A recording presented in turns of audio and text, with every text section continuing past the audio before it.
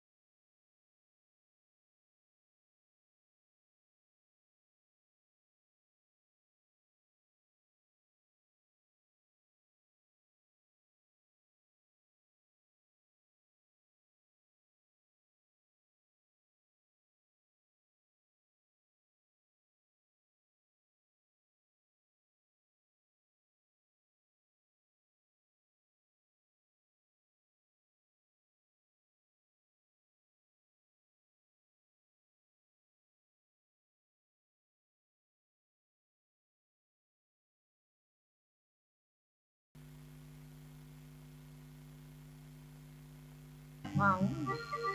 สุดคมคืนเห็นชายอื่นเขา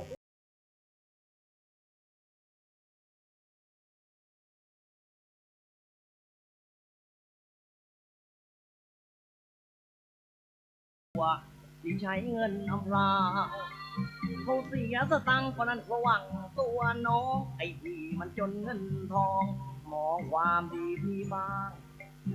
จะปิดประตูหัวใจไม่ให้เขาพี่เต็มใจนอนเฝ้าทั้งทางประตูหน้าต่างถึงแม่น้องจะถือหน้าไปเหนือแต่ตัวเอง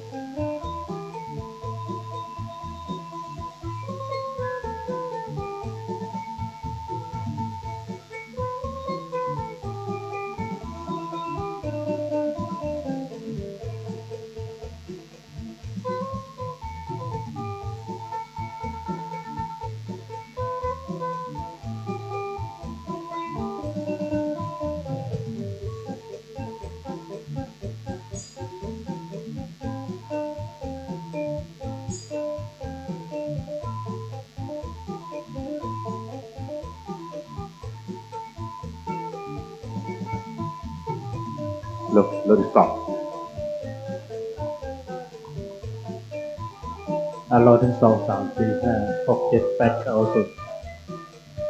แล้วก็ฮัลโหล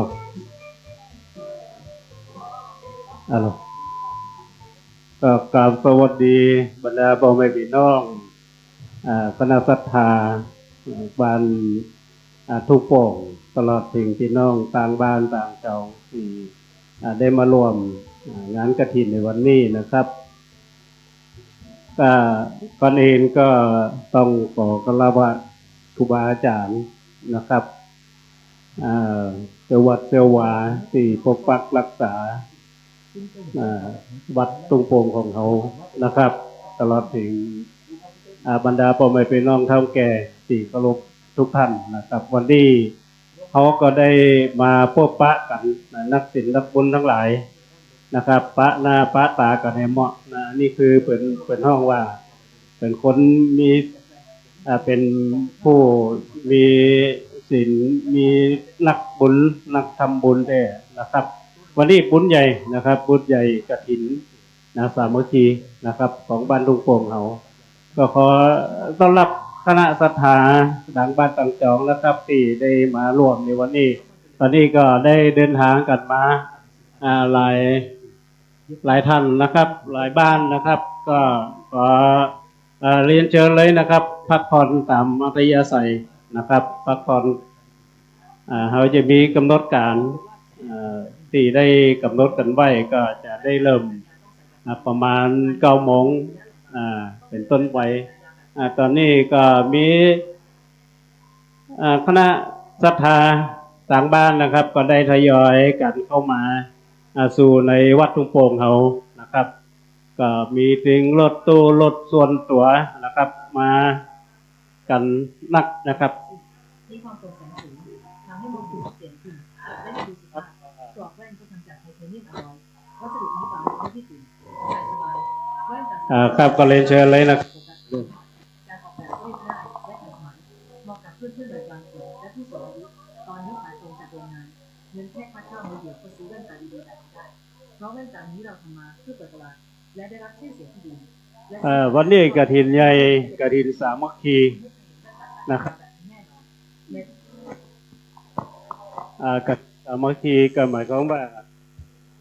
มีคณะเจ้าภาพหลายคนนะฮะหลายเจ้าภาพนักนะหารหมดกัน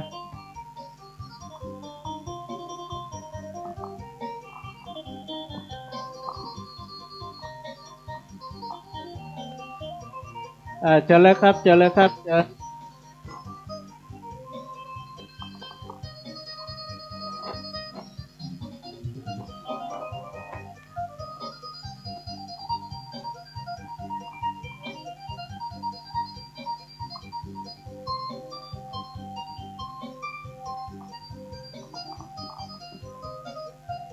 อันนี้กับพี่น้อง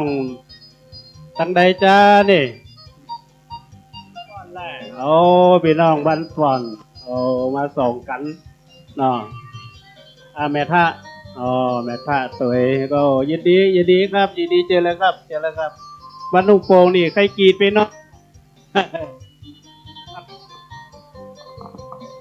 อะไร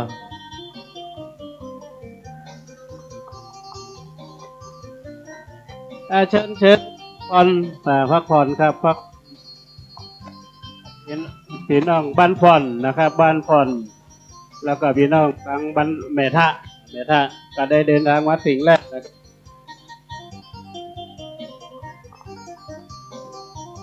ก็พี่น้องบ้านดุกโป่งก็ยินดีรับนะครับ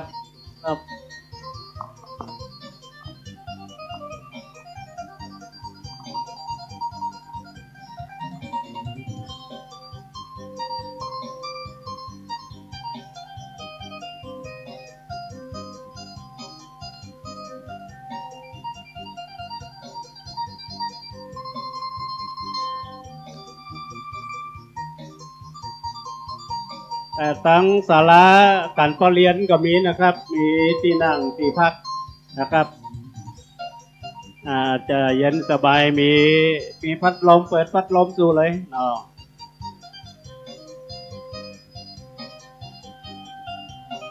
วันนี้วันสำคัญแต่วันปิยมหาราชโดย23 ตุลานะครับของทุกปีวันปิยมหาราชนะครับก็ปีน้องต่างบ้านต่างจองก็เดินทางมาถึงกันหลายบ้านหรอกหลายบ้านได้ความศรัทธาตัด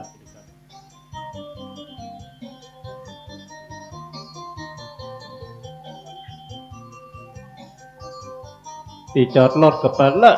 ทั้งลุ่มทั้งสนามโรงเรียนนะครับที่จริงบริเวณวัดโรงเรียนนี่ก็ใจรวมกันนะครับใจรวมกันนะบริเวณวัดบนวัดนี่เขาอาจจะแคบนะแคบแต่ว่าเป็นการทำบุญก็สถานที่อาจจะบ่ค่อยสะดวกแต่ว่าอยู่ที่ใจเนาะอยู่ที่ใจที่เขาจะได้มารวมทำบุญกันนะครับ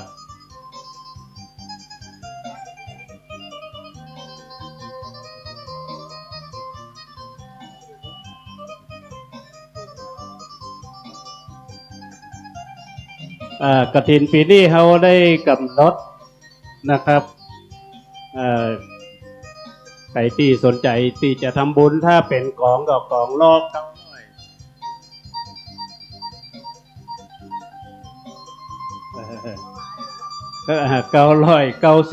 บาทนะครับ1กองนะครับแต่ถ้าว่าเอาจะทำบุญกันตัวใดก็ได้นะครับทำบุญพระป่ากฐินนี่นะครับตามจิตศรัทธานะครับที่สำคัญก็คือจิตใจเนาะใจนี่สำคัญนะครับเป็นกฐินที่เฮาได้กำหนดกฎเกณฑ์กันไว้มาได้ว่าในหมู่บ้านเฮาเนี่ยนะครับด้วยความสมัครสมานสามัคคีกลมเกลียวกันในหมู่บ้านเฮาก็เลยกำหนดเป็นกองไปมันจะง่ายดีนะจะง่ายดีถ้าเพิ่นบอกว่าเอากองนึงเด้อก็999 บาทนะครับก็มีคณะศรัทธาบ้านเฮานี่ก็ฮับกันก็นักหลายกองเนาะหลายกองแล้วก็จะมีศรัทธาใหญ่เป็นศรัทธาใหญ่ที่เป็นศรัทธาคนห้องว่า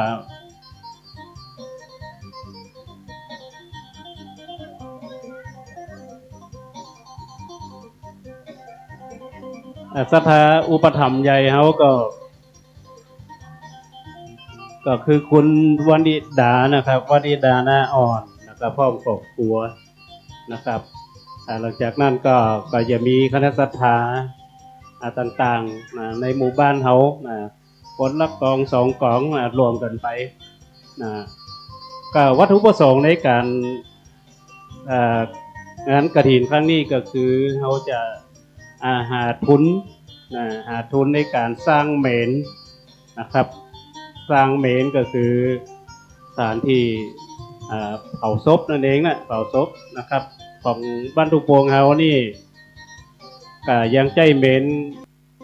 แบบเก่าอยู่เนาะยังใจฟืนใจอย่างอยู่นะครับเขาก็ตามสถานการณ์นะบ้านเมืองเฮาสมัยนี้เพื่อความสะดวกหลายสิ่งหลายอย่างนะสะดวกในการดำเนินการชาปนกิจ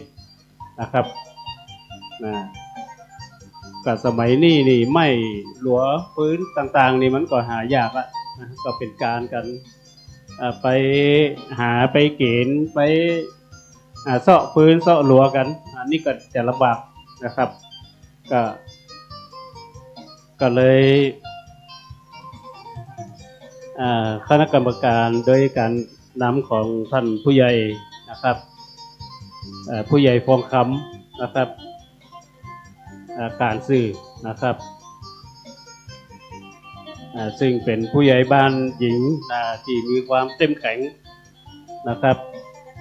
ในการพัฒนาหมู่บ้านบ้านเฮานะครับตอนนี้ก็มีเจ้าภาพลงทานงานกฐินวันนี้นะครับก็มี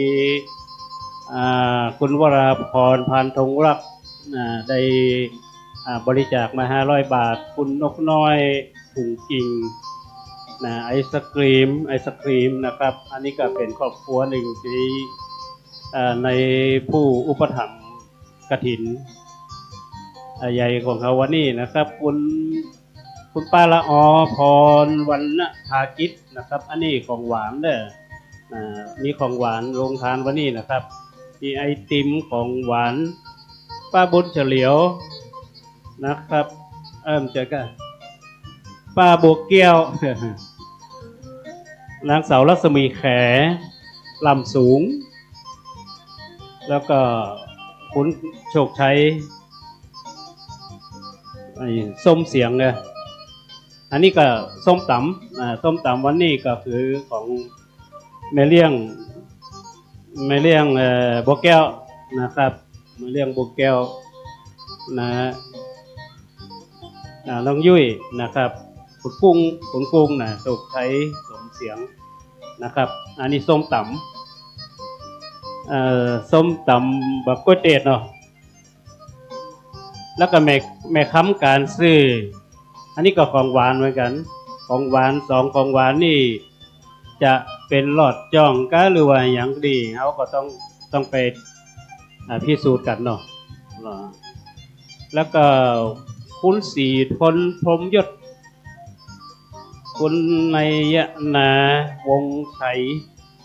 นานี่อีกเป็นเงินเนาะอีก500 บาทสมทบทุนกันเข้าไปนะครับวันนี้สำคัญก็คือผู้ใหญ่พวงคำนอกจากจะเป็นประธานในการดำเนินการจัดงานในวันนี้ก็พร้อมกับป่อบ้านนะครับคุณมงคลนะครับคุณมงคลหลาบมากพ่อกับผู้ใหญ่พวงคำเนี่ยก็ได้บริจาครถตู้สำหรับใช้ในกิจการบ้านเฮาในวัดในบ้านหมู่หนึ่งของเฮานี่เป็นรถตู้1 คันโอ้วันนี้เฮาจะมีรถตู้ใจละเด้อ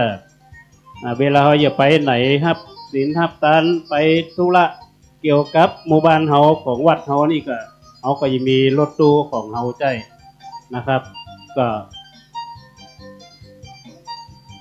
แล้วก็ผู้ใหญ่ยัง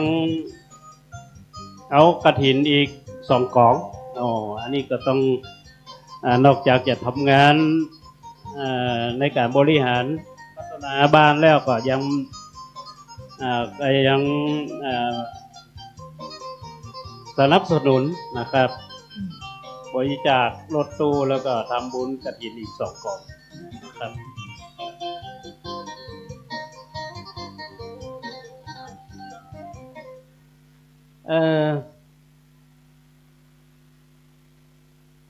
สำหรับเจ้าภาพกฐินในวันนี้เนี่ยที่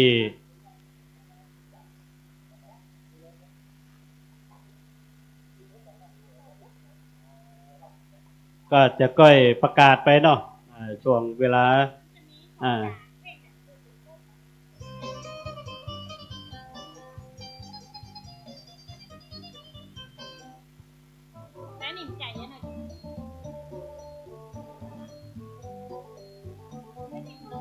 เอาแล้วครับเจ้าภาพ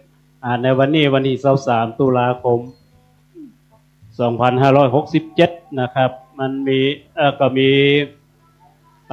นอกจากวันนี้วันที่23 ตุลา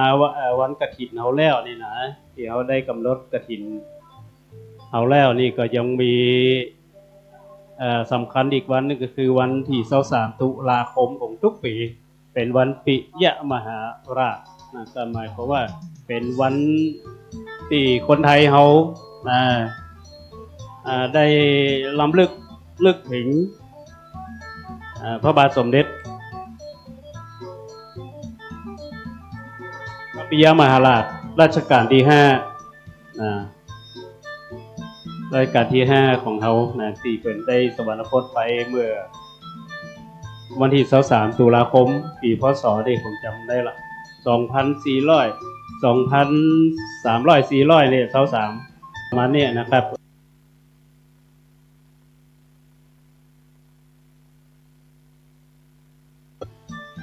ก็เป็นวันสำคัญนะครับ อีกวันหนึ่งนอกจากเดือนนี้เป็นวันมีวันสำคัญนักนะครับ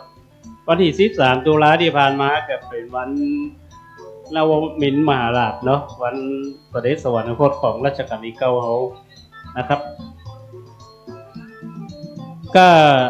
เจ้าภาพกฐินนะครับมีเริ่มตั้งแต่ป้ายประชาสัมพันธ์ถ้าเขาจะมีกิจการงานต่างๆเนี่ยถ้ามีป้ายประชาสัมพันธ์นี่ก็ว่าไผก็โมโหเนาะไผก็โมโหนะก็จะเป็นบ้านลูกโป่งนี่จะมีร้านป้ายไวนิวนะไวนิวบนห้องว่าที่จะบริการคือทุกฝ่ายทุกคนที่ต้องการที่จะทำป้ายประชาสัมพันธ์นะครับร้านป้าย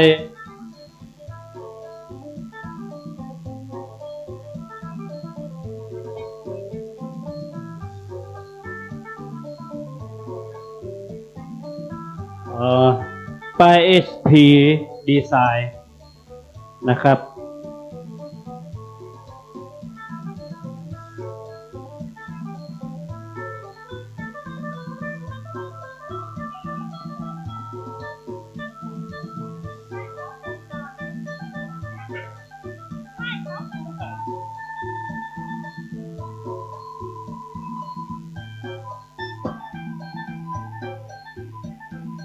ป้ายทั้งหลายนะเกี่ยวกับกฐินงานกฐินวันนี้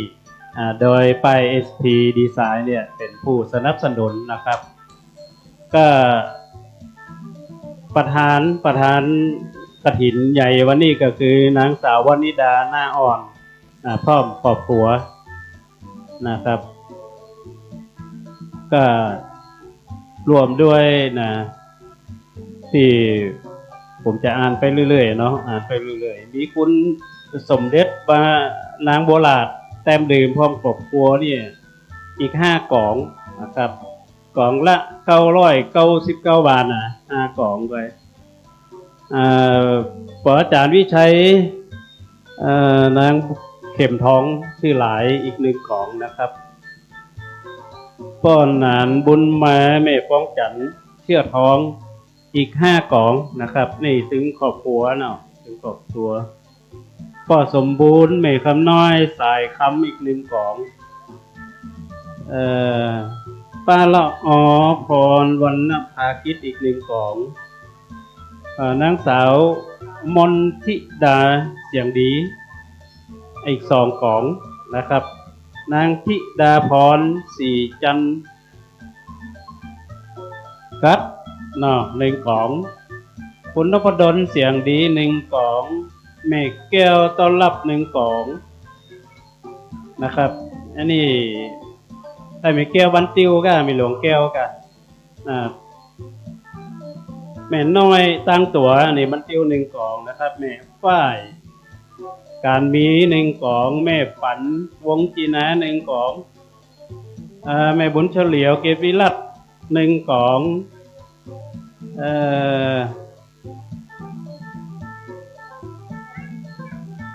แม่พรนะครับประจักษ์1กล่องดาบตำรวจวิเศษต้อนรับคุณหมอสุนทรีนะครับงามเหลือ1กล่องคุณบุญทองคุณจัญญานางสาวจิตรุไทยที่สม1กล่องแม่โบแก้วที่สม1กล่องคุณวัฒนานางกันนิกาเชื่อท้อง1กล่องนะครับแม่คำแต้มกลมแม่คำแต้มกลมอันนี้ก็เป็นแม่ของท่านพระมหาชาติตาปัญโยนี่10กล่องนะครับ10กล่องปอดจูต้อนรับนี่กรรมการวัด1กล่องดวงไทยแก้วคัดไม่เรียกดวงไทย1กล่องคุณกสิเดชนาง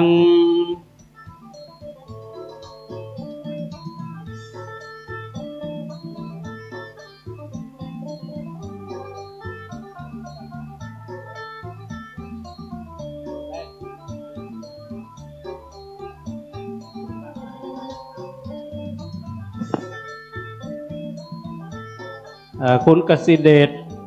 คุณทักขรักษ์ตั้งตัวหนึ่งกล่องนะครับ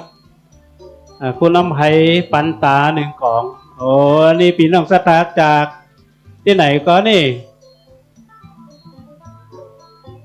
บ้านสันติภาพบ้านวัดบรรพตเนาะในวัดบรรพตแต่ว่าพัฒนาถนนกันอยู่นี่เนาะโอ้ก็อนุโมทนาสาธุกับพี่น้องเซนเนอร์เข้ามาแอววัดบ้านตุ่งโป่งตัวมาพอบ้านตุ่งโป่งเป็นยังไงเนาะนะครับบ้านวัดน้อยนะวัดน้อย แต่ตีมันก็จะเยอะมีเป็นเนินเห็นน้อยแต่ว่าเปิ่นชอบมาทำบุญกันหลายบ้านหลายจองมาทำบุญกันนะเดี๋ยวนี้ท่านมหาชาติปุ้นอยู่กุฏิน้อยปุ้นนะอันตัดหญ้าอยู่ปุ้นน่ะได้จากกุฏิสนามไปเหมือนน่ะวันนี้หันก็เลยหันเครื่องตัดหญ้าว่างก็เลยเอาอย่างน้อยนะครับพี่น้องบ้านสันติภาพนะครับที่บรรพตสถิตนะครับกำลังมาถึงนะครับก็เชิญพักผ่อนกันนะครับห้องน้ำอยู่ทางเหนือเนอะทางโรงเรียนบนเนอะห้องน้ำนะครับ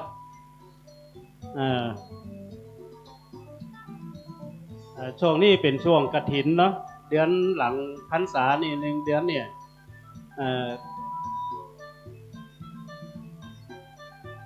กฐินนี่เพิ่นจะเริ่มตั้งแต่แรม1 ค่ำเดือน11ไปนะครับจนถึง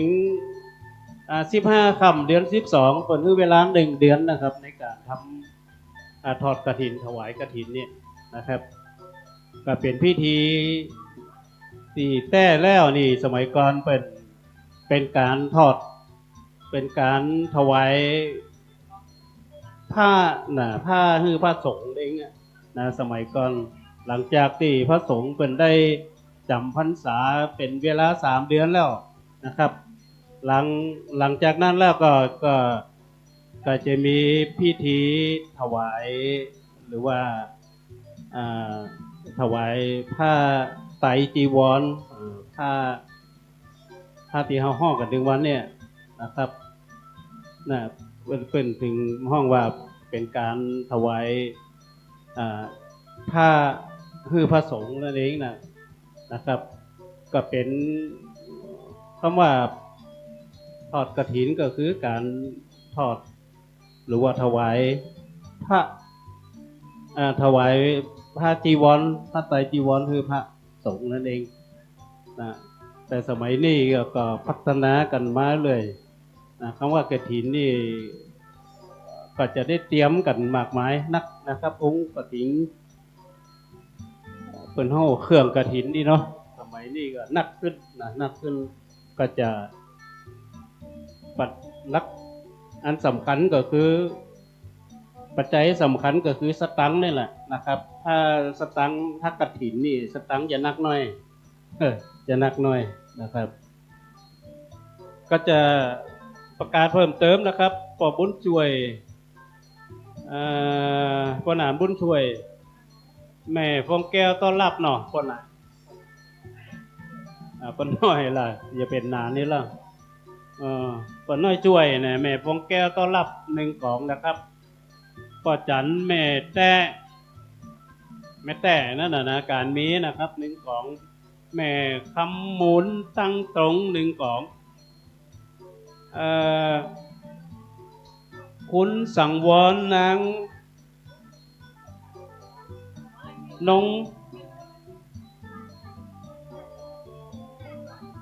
งพังงาเนาะหาโสม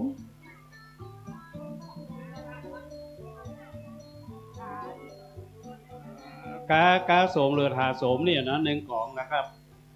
อ่านพิษก็ขอสุมาไว้แล้วครับเดี๋ยวผมคุณสังวรน้องพังงาทาโสมนี่นะทาโสมนี่นะ1 กล่องคุณป่อชินวันนะครับคุณพรประภาเพื่อคำ1 กล่องอันนี้พวกแกวัดพวกแกวัดเสริม นะครับปอหอมแม่พรจำลักอันนี้บันติวหนึ่งของแม่สุดาลาบมากอันนี้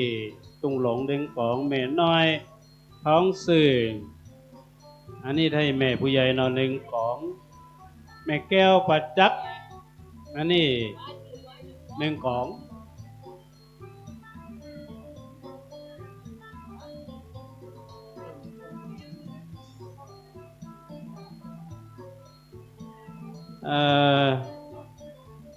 แม่แก้วปัจจักหนึ่งของแม่เจียมจัน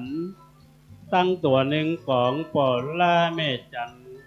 คำที่สมหนึ่งของนางสาวท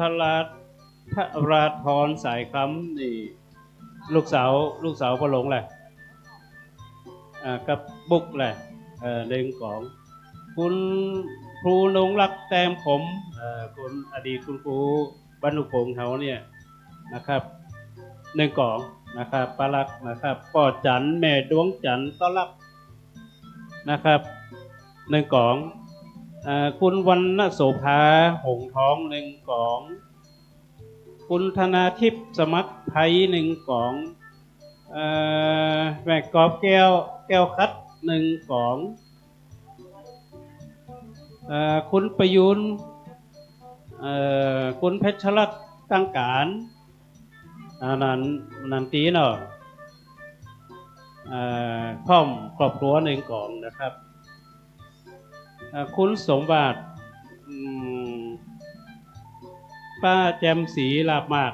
เนาะสมบัติป้าสมบัติแจมศรีคนหนึ่งลาบมากหนึ่งกล่องนะครับสุมัชชาแก้วหมาหนึ่งของอริวันสิงแสงป้าน้อยมาเลี้ยงน้อยหนึ่งของคุณบัวแก้วรัศมีแขที่โรงทานตะกี้อีกหนึ่งของรัศมีแขลำสูงมาเลี้ยงนิวครับมาเลี้ยงยุ่ยคุณคำผงคุณเฉลิมพลอนุพงษ์นันตะโกนหนึ่งกล่องนะครับปอเลี้ยวแม่จันเพ้นจำกัดหนึ่งกล่องคุณเจริญคุณยุพินจีละพันการมีและอนุสรณ์ตัวท้าสิงคำหนึ่งกล่องนะครับก็บางครอบครัวมันก็มีหลายคนมันก็หรือ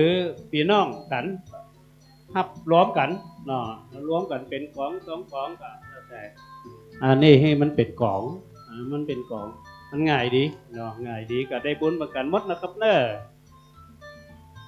ผู้ช่วยชิดชอบวันนิสาช่อทับทิมนี่หนึ่งของนะครับคุณขอบคุณวิไลหนึ่งของเรื่องขอบคุณคุณแม่หลวงปัดอายุครบหนึ่งของคุณขจิตทวีตั้งตรงคุณทวีตั้งตรงนี่นะนี่หนึ่งของไทยบันติวเนาะผู้ช่วยบุญนัก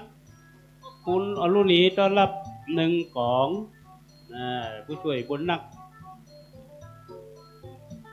ผู้ช่วยบุญนักผู้ช่วยล่าไทยเนาะนางละเอียดทวีบุญคุณละเอียดทวีบุญพร้อมครอบครัวหนึ่งของนะครับคุณประสงค์คุณจำนงนะครับนางสาวลุงอรุณเสนออันนี้หนึ่งของนะครับอันนี้ก็ครอบครัวเสนอนะครับคุณพันนางคุณสีทรไม่เรียงสีทรโพจนาหนึ่งของนะครับบ้านตุงหลงนะครับคุณสมบูรณ์จำกัดสมบูรณ์ห้วยเล่มเย็นหน่อหนึ่งของคุณบุญทรงกัลยาณีเสนอคุณกัลยาณีกรรมการวัดเมืองกันนะครับเสนอหนึ่งของ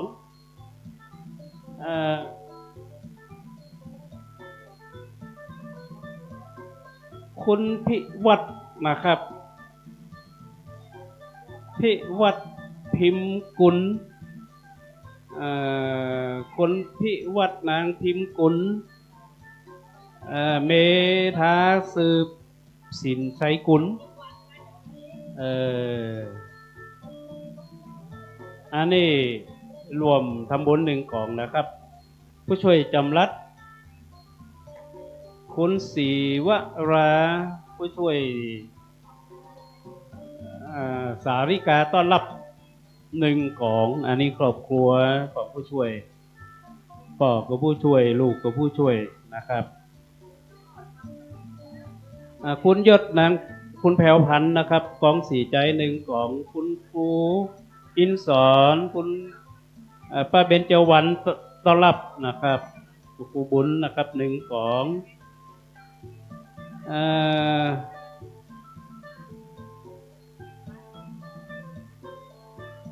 นายชิด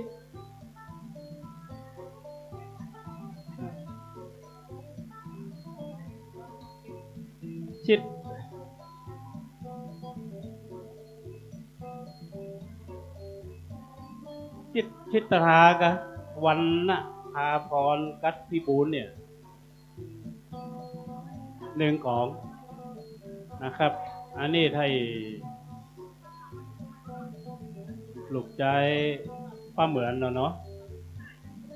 คุณอรุณศักดิ์คุณอชะไพต้อนรับอันนี้อีกหนึ่งของนะครับอันนี้ครอบครัวของครูบุญเนาะครูบุญต้อนรับนะครับสามกองด้วยกันคุณประนอมคุณจำลองนางสาวณภัสสรหน้าใหญ่อันนี้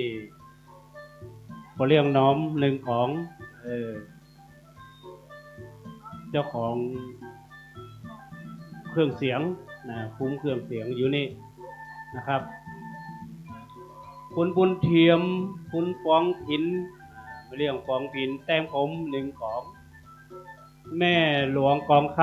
ำนางสาวซอยสุดาเขือคำอีกหนึ่งของนะครับคุณปิติภูมินางสาวกัญญาคำอ้ายกาวินหนึ่งของคุณวราพรพานทองรักอีกหนึ่งของคุณณรงค์คุณอำไพแก้วคัดบ้านนาป้อบุญเด้อณรงค์อำไพแก้วคัดหนึ่งของ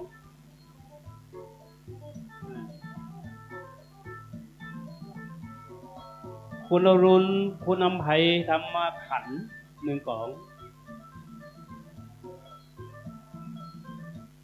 คุณอารีโภชนาหนึ่งของแพทย์กัลยา3 นัดหนึ่งของอันนี้ก็หลายจีผู้ที่ร่วมทำบุญ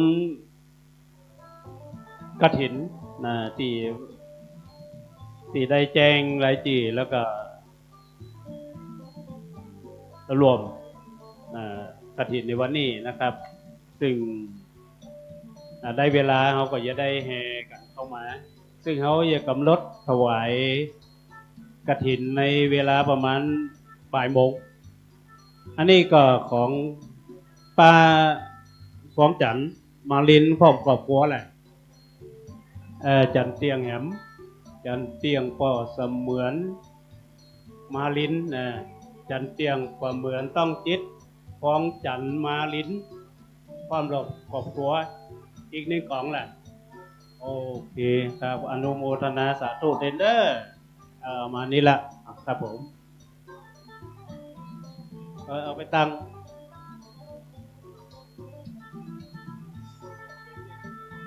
เนี่ยก็อนุโมสาธุกันเพื่อนเด้อก็ขอบคุณ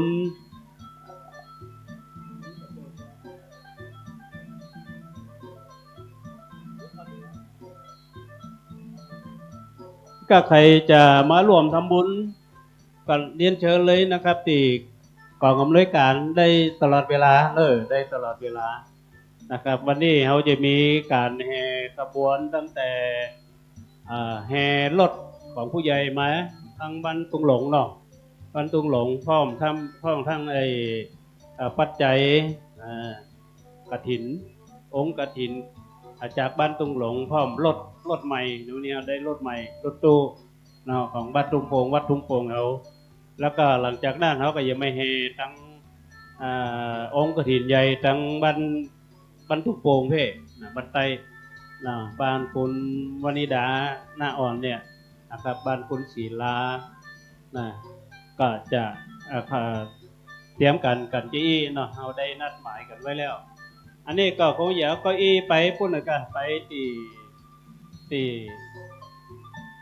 เอาไปรุมแหละโอ้ครับขอบคุณมาก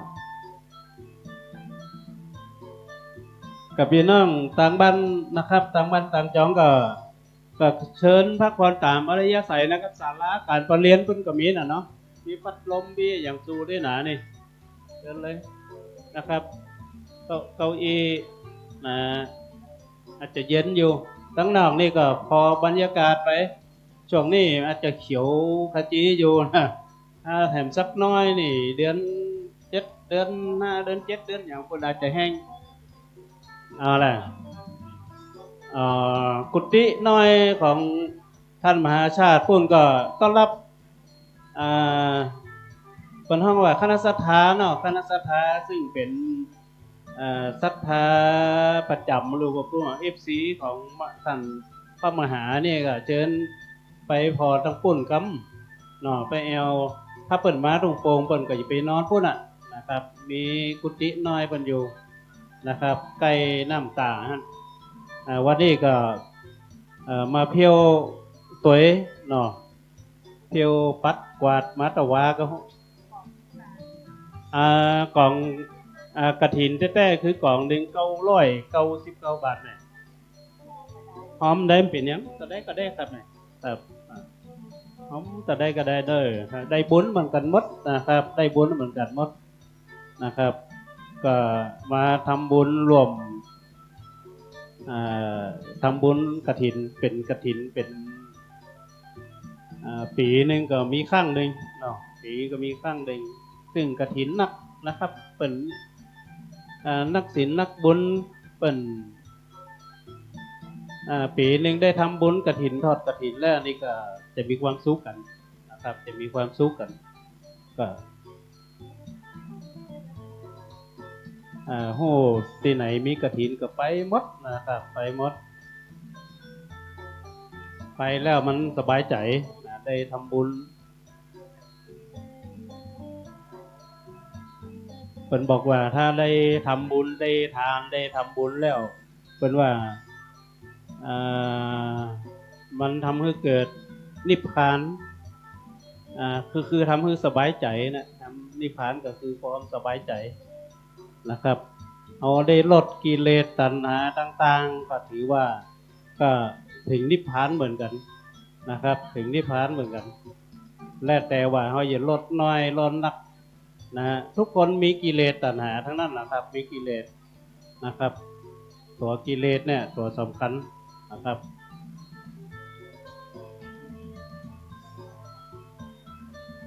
มีกิเลสนักก็อาจจะห้อนเนาะจะห้อนถ้ามีกิเลสน้อยใดต่อใดดีแต่ท่านถึงบอกมีกิเลส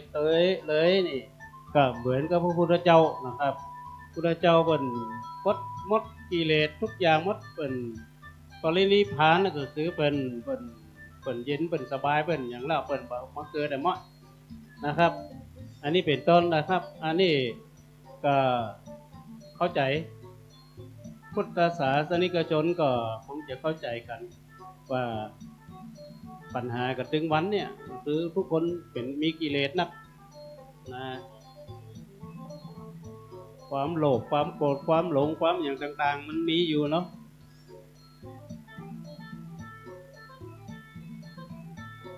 ตอนนี้9 โมงป่ายกับ10 โมงป่ายมันนี่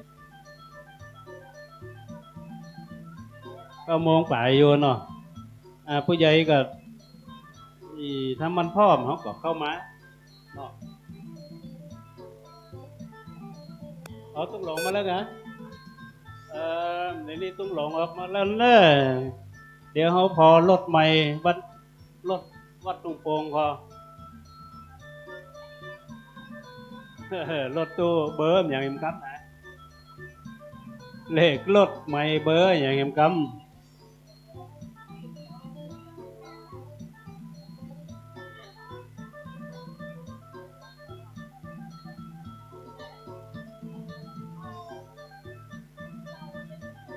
ก็จะได้อ่านต่อนะครับคณะศรัทธาที่ได้หับกองกฐินกันไปต่อจากตะกี้นะครับปอกแก้วแม่ฟ้องเงาอักขจร1กล่องนะครับ1กล่องก็คือ999 บาทนะครับหรือ 1,000 นะคุณอำไพอินถนนนี่แม่เลี้ยงอำไพ1กล่องนะครับปอดท้องแม่ท้องดีแก้วคัดอันนี้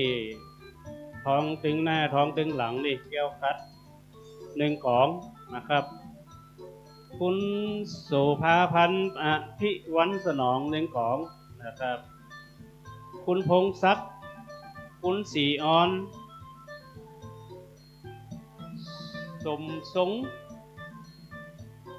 แล้วก็ว่าที่ร้อยตรีสุการดาสมสงคุณสุวิมลเด็กชายจตุพรจำแปงเนาะอันนี้บ้านโซฟาบุญโซฟาเจโฮมเนาะ1ของอันนี้ครอบครัวสมสงนะครับคุณราวินพวงคำนันตัง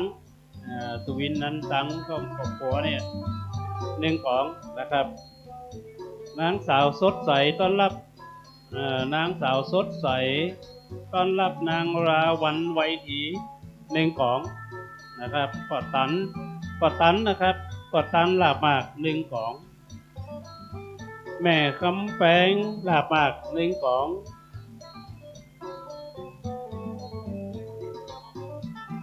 คุณบุญรวยนางขันเงินเหรียญทอง1ของคุณวรัญญาจำกัด1ของนะครับผู้ช่วยบรรจงนางสาวบรรดิตาตั้งตัวนี่1ของนะครับนี่ผู้ช่วยบรรจงห้วยน้ำเย็นคุณบันเทิงนางฟองจันจัดสวยบุญเถิงนะครับก็บุญเถิงเนาะก็บุญเถิงเมฆฟองจันจัดสวย1ของนางในนาทีนะครับคุณบางอ่อนตั้งอยู่นาทีบางอ่อนตั้งอยู่นี่1ของพิเศษสิงเชื่อการประภาวงจีนาอันนี้1ของนะครับบริบูรณ์คุณสนองแม่เลี้ยงบริบูรณ์แม่เลี้ยงสนองวงจีนา1ของนะครับคุณบุญรอดนางพันนี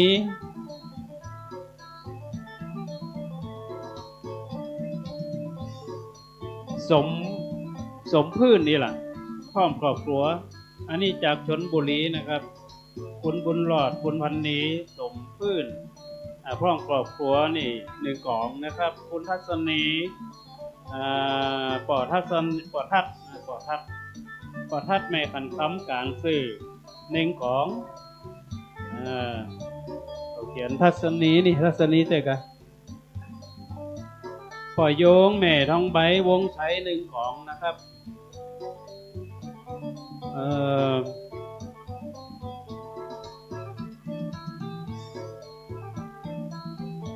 แม่หลวงเกศรนะพี่วันสนองนะพร้อมครอบครัวแม่กำนันเกศรพี่วันสนองพร้อมครอบครัว1ของนะครับพ่อสีไว้แม่เซ็งชื่อหลาย1ของ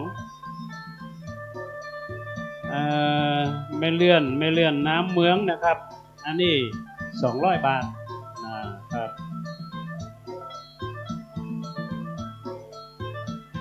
อันนี้กฐินตั้งบ้านตุงหลงนี่ขบวนได้ออกมาแล้วเนาะลงมาถึงแล้วออกมาแล้วนะครับออกมาแล้วบ้านตุงหลงเสร็จแล้วตุงหลงเข้ามาแล้วก็เขาก็จะเอาตั้งตุงโป่งนะฮะตุงโป่ง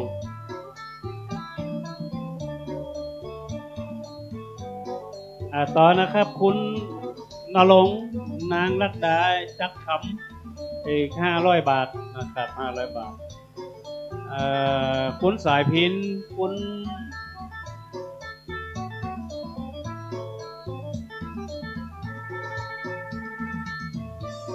สายพินนางสาวสุธัญญาจำกัด1 กล่องนะครับ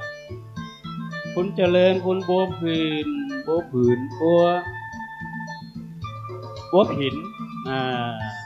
นางสาววนิดาตาติบ1 กล่องคุณธีรพัฒน์สุขพันธ์แล้วก็นางสาวลุงทิวาตาติบอีก1 กล่องปอแก้วแม่คำหารแต้มขมนะครับ1 กล่องนางแก้วปัญญาทิพย์พร้อมครอบครัว1 กล่องนะครับ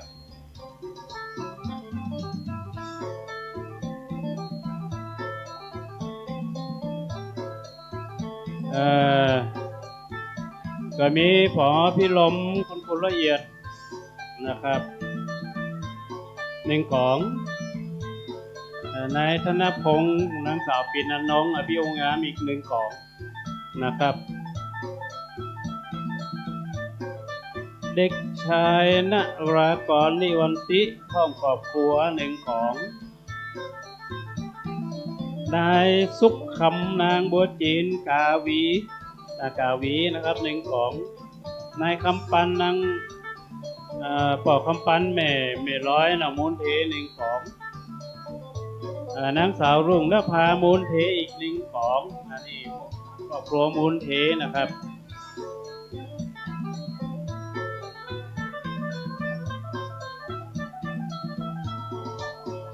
อันนี้ครอบครัวอยู่เย็นนะครับคุณนายสุภาพนางช่อกินนางซ่อนกลิ่นซ่อนกลิ่นนะครับนายสิทธิกรนางพมรรัตน์นี่อยู่เย็นนะครับอันนี้ครอบครัวอยู่เย็นอีก1 กล่องนะครับนายเดินนางช้อนต้อนรับ1 กล่องนายอินทูลนางติบต้อนรับ1 กล่องนายจินนางอ้อยใจจันจ้อย1 กล่องนางพรสิริแก้วคัดพร้อมครอบครัว1 กล่องพ่อหลวงสงวนพ่อหลวงพ่อนะพ่ออาจารย์สงวนสุปภาโส1 กล่องพระบุญยฤทธิ์บุญยะพะโล1 กล่องพระสุพจน์ปัญญาวโรสุพจน์คำผิว2 กล่องนางจำลอยยังประเสริฐพร้อมครอบครัว1 กล่องนายสุขำนางดวงเดือนนางสาวทิตยาแต้มผม1 กล่องนางสีวันนางสีพันนางวงจันทร์เครือคำ1 กล่องแล้วก็นางสาวกุลธิดาตัวเครือคำนะครับอันนี้ครอบครัวเครือคำ1 กล่องนายอ้ายนางดวงพรจิลินพร้อมครอบครัวเพ่ง1 กล่องนะครับก็ยังมีนะครับมี100 กว่ากล่อง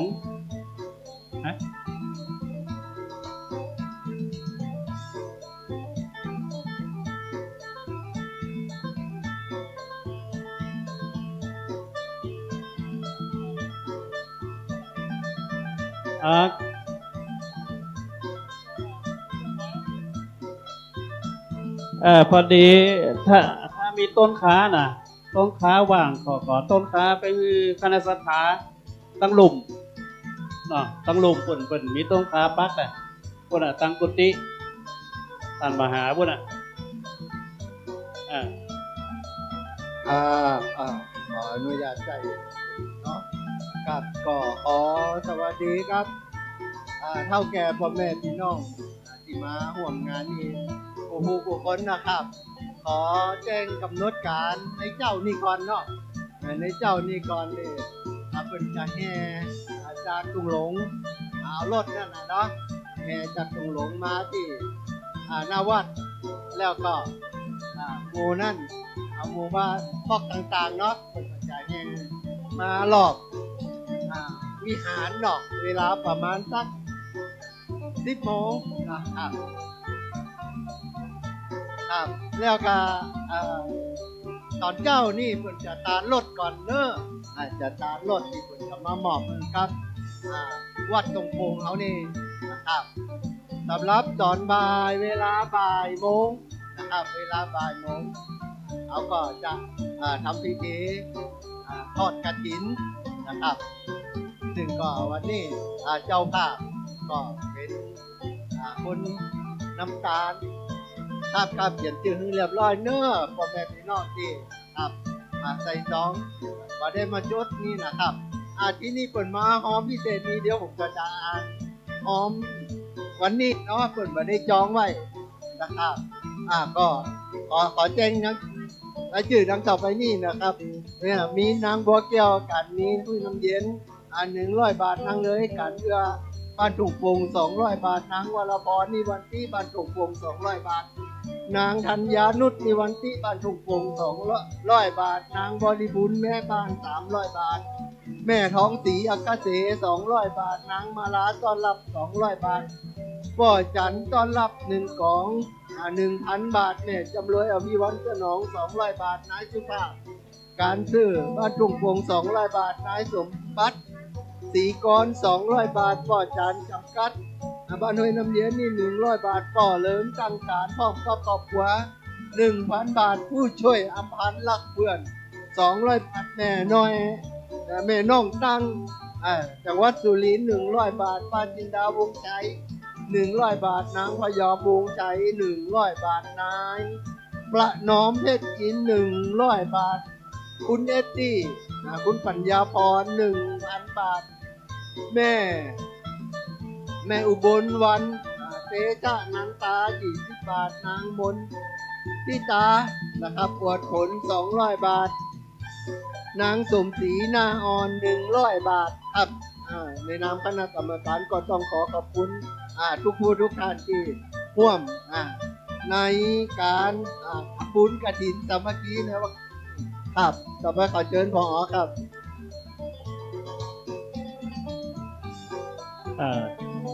ตะกี้เป็นบริจาควันนี้นะครับบริจาควันนี้ถ้าใครจะร่วมทำบุญบริจาคก็เชิญ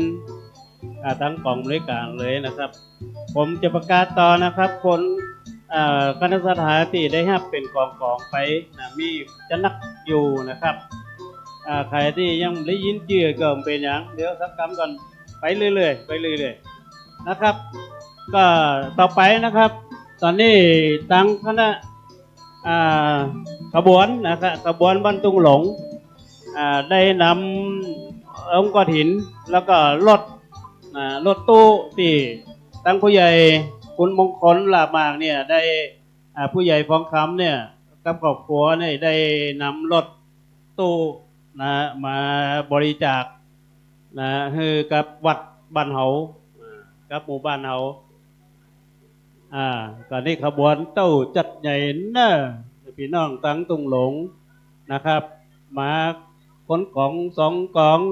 อันนี้คือคืนบุญคืนมหาชน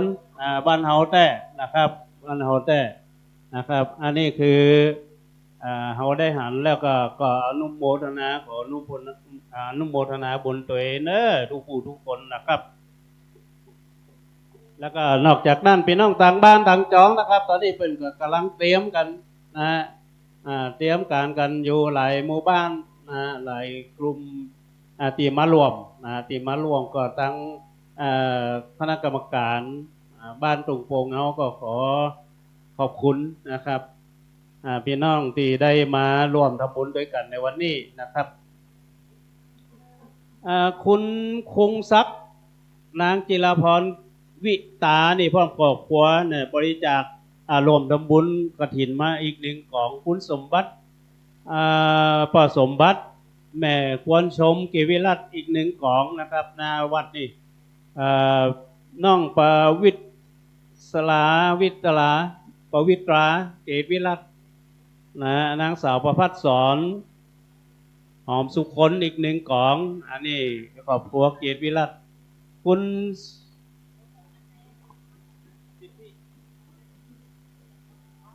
สุวชัยนะครับสุวชัยนางสาวลักษณ์นางสาวประภาดาจงประเสริฐอีกหนึ่งของจ่าสิบเอกพงศธรนางพัทราเกตวิรัตพร้อมครอบครัวอีกหนึ่งของนี่คือจ่าป๊อบนะกับครอบครัวนางสาวศรีสุดาเกตวิรัตหนึ่งของคุณอัชราตั้งตัวตะกี้ครอบครัวเกตวิรัตนะครับถึงปอดถึงแม่ถึงครอบครัวถึงหมดนะครับเกตวิรัตนะครับแล้วก็มีนางอัชราตั้งตัวนี่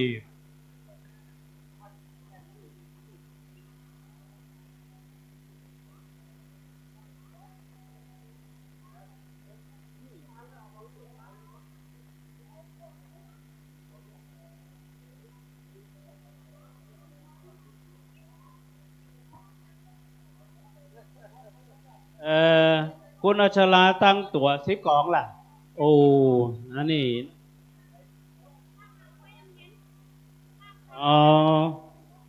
ปลาคำล่ะปลาคำห้วยน้ำเย็นมาเลี้ยงคำโลอัชราตั้งตัวนะครับตั้งตัว10 กองนะครับในสงวนคุณม้อนจันทร์สงวนม้อนจันทร์แก้วคัด1 กองนะครับบุญศรีลุงศรีสังยมป้าสังยมจงกลห้องปกตัว1 กองนะครับคุณอุดมนั้นใช้อันนี้เปิ่นโอนมาตั้งบัญชีเนาะ559 บาทนะครับนางสาวนาริศราสิงห์แสง1 กองนะครับนายบุญธรรมนางรัชนีกำลังเหลว1 กองใช้เจริญอรณีตั้งตรงพร้อมครอบครัวอีก1 กองคุณสุวรรณจัดสวยพร้อมครอบครัว1 กองผู้ช่วยเนาะผู้ช่วยสุวรรณนะครับอดีตผู้ช่วยบ้านเฮาคุณสะอาดวุฒิพงษ์วุฒิไกรวุฒิสะอาดวุฒิพงษ์วุฒิไกรวุฒิไกรจำรักนี่1 กองสุริยันคุณสุริยันคุณวิไล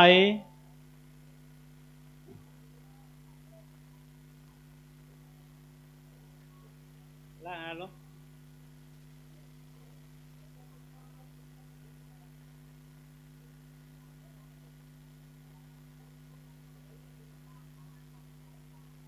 สุริยันวิไลคุณสุริยันคุณวิไลประตังฐานีเนาะอ่านผิดก็ขอสุมาเลย1 กองนะครับคุณชานชัยกินท้องห้องครอบครัว1 กองครูสายพินพวงหม้อ1 กองคุณบุญทรัพย์คุณกฤษณา1 กองการมีนะครับบุญทรัพย์กฤษณาการมี1 กองพ่อรวยแม่จันสมต้อนรับพร้อมครอบครัว1 กอง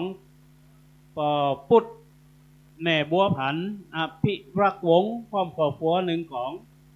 แม่พุทธพ่อพุทธเนาะนายศรีวุ่นจันฟ้องนายศรีวุ่นนางจันฟ้องจัดสวยพร้อมครอบครัว1 กองพ่อศรีวุ่นแม่ดวนนางบัวเลียวยอดเงินแม่บัวเลียวยอดเงินนะครับ1 กองคุณนิธิติพงษ์นางวงเดียนเรือกงามนี่1 กองเนาะ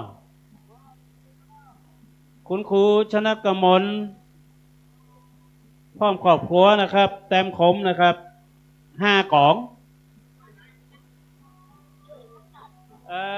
รถ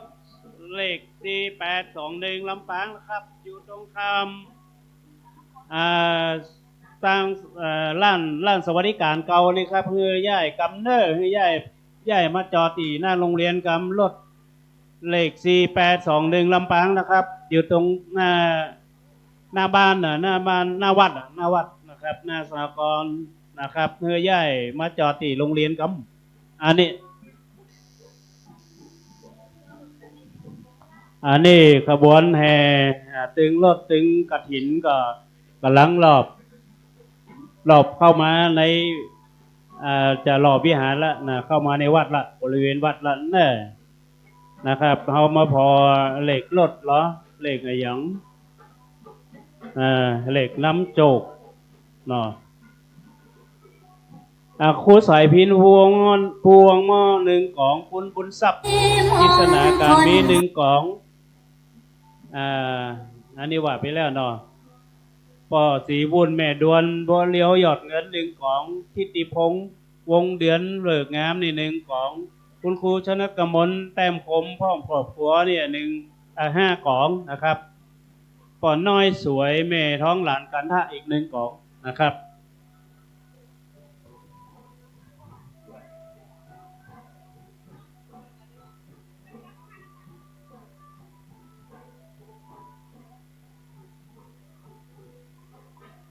ก็คงจะรอบวิหารสักเอากี่รอบดี10 รอบเนาะ3 รอบดูว่า10 รอบอีกเอา3 รอบนะเอารอบวิหาร3 รอบพระพุทธพระธรรมพระสงฆ์พระพุทธพระธรรมพระสงฆ์ก็ช่วงเปิดแห่ขบวนรอบพระวิหารนี่ก็จะประกาศต่อนะครับมีเปลือกนะครับไปที่เปิดห้ากฐินนะอันนี้คือนักศีลนักบุญเขาแต่เพื่อที่เขาจะหาทุนสร้างเมนนะครับสร้างเมนบ้านถูกโป่งเขานะครับคุณ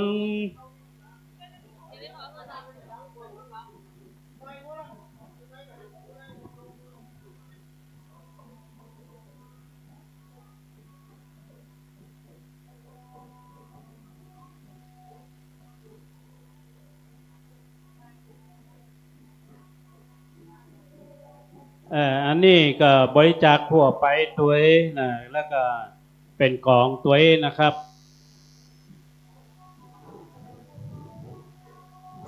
ทดสอบครับก็ตอนนี้นะครับขบวนแห่รถที่เพิ่นจะเอามาถวายไว้กับวัดตรงโปงนะครับก็คงจะแห่3 รอบเนาะครับแห่3 รอบแล้วก็จะเอามาตั้งไว้ตีตั้งหน้านี่เลยเนาะแห่3 รอบแล้วเอามาตั้งไว้ตั้งหน้านี้เพื่อจะเขาจะถวายตาลก่อนในตอนเจ้านี่ครับสำหรับรถนี่นะเสร็จแล้วถวายตาลเสร็จแล้วก็เขาก็จะถวายเพลแด่พระคุณเจ้าในวัดเขานี่พร้อมกับพระคุณเจ้าที่เปิดมาร่วมงานกับท่านพระมหาสมชาติอีกประมาณ5-6 รูปนะครับรวมกันแล้วประมาณ7 รูปนะครับก็สถาเขาก็เดี๋ยวเขาก็ได้บุญในเรื่องการถวายรถไว้กับวัดนะครับโดยการนำของคุณมงคลนะครับมงคลลาภมากซึ่งก็เป็นนะครับป่อบ้านของผู้ใหญ่ฟองคำทองเสือนะครับเป็นผู้สนับสนุนผู้อยู่เบื้องหลังการทำงานของผู้ใหญ่ฟองคำทองเสือนะครับก็คณะสถาเขาก็ได้บุญได้กุศลขออนุโมทนาบุญครั้งนี้ที่คุณมงคลลาภมากได้เอารถนะครับมาถวายไว้กับวัดตรงโปงเขาก็อนุโมทนาสาธุด้วยเนอะ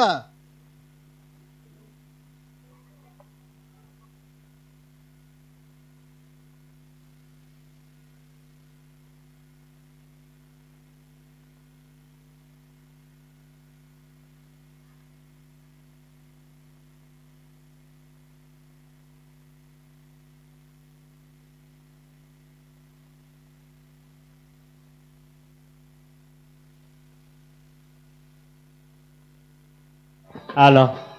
เอามาแล้วนะรถใหม่รถโตรถบัสตุ่งโป่งบ้านหมุนเด่งเหา2003แหละ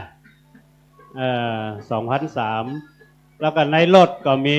บุคคลสำคัญนั่งในรถนั่นเนอะผู้บ่าวสาวสมัยก่อนตั้มเดียวนั่งอยู่ในรถนั่นคนขับรถก็คือคุณมงคลหลาบากมงคลหลาบากปอเลี้ยงจากเมืองน่านนะฮะก็อันนี้จังฟ้อนคณะกลุ่มหนุ่มสาวเมื่อสาวปี30 ปีก่อนเอานี่ไปหากินมาหลายงานละเนี่ยเอายาวเหยียดมานี่พิเศษนะครับอันนี้กฐินใหญ่งานบุญงานใหญ่งานหลวงเด้อกฐินสามัคคีนี่ก็ถือว่าเอามาทำบุญร่วมกันสมัครสมานสามัคคีร่วมกลมเกี่ยวกันพอจังฟ้อนดีๆนะซ่อมมาถึงวันปลุกคืนนะแล้วถ้าไผ่พิษมานี่ปั๊บถ้าฟ้อนพิษปั๊บกำนะอันนี้ยังเป็นขบวนแหลกอยู่นะครับขบวนแหลกอยู่นะเดี๋ยวขบวนตังบันไตแหมอันนี้ไปหากินแถวเชียงใหม่มาแล้วนี่ไปฟ้อนไปล้ำแถวแม่ลิ้มแม่แตงมาแล้ว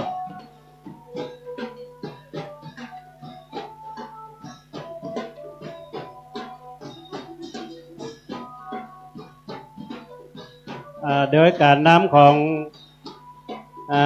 ผู้ใหญ่นะครับถ้าผู้ใหญ่เป็นมาติดงานนี่เป็นก็เป็นผู้นำหน้าวัน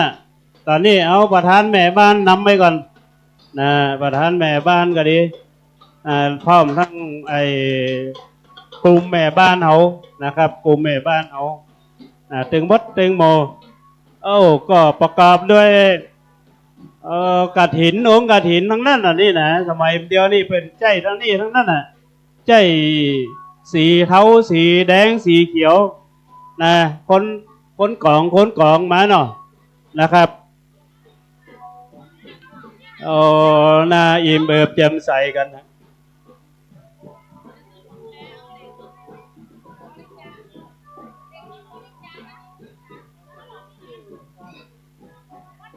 ตอนนี้มัน10 โมงป่ายแล้วนะก็ปรึกษากันว่า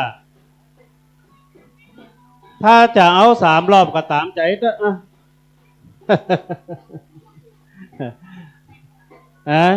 กี่โมงเลยเดี๋ยวเขาอย่าไปทางบันไตแหมยาวอยู่นะครับถ้า3 รอบนักกล่อมไปก็เอารอบเดียวก็ได้นะรอบเดียวแล้วก็มาถึงแล้วก็มาตั้งหน้านี่เลยก็ได้นะครับก็ยืดยืนไปตามนั่นยืดยืนไปตามนั่น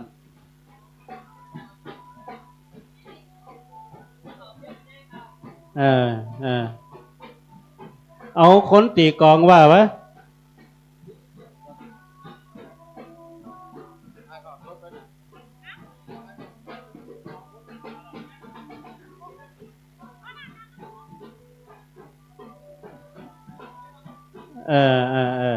กับก็แล้วแต่นะจากอันนี้ถ้าตึงบ้านเขากลับมาค้นกล่องเด้อจะยาวตั้งแต่ตุงหลงมาวัดไปหน่อยนี่เนาะเดี๋ยวเขาก็มาวางกันโต๊ะนี่นะ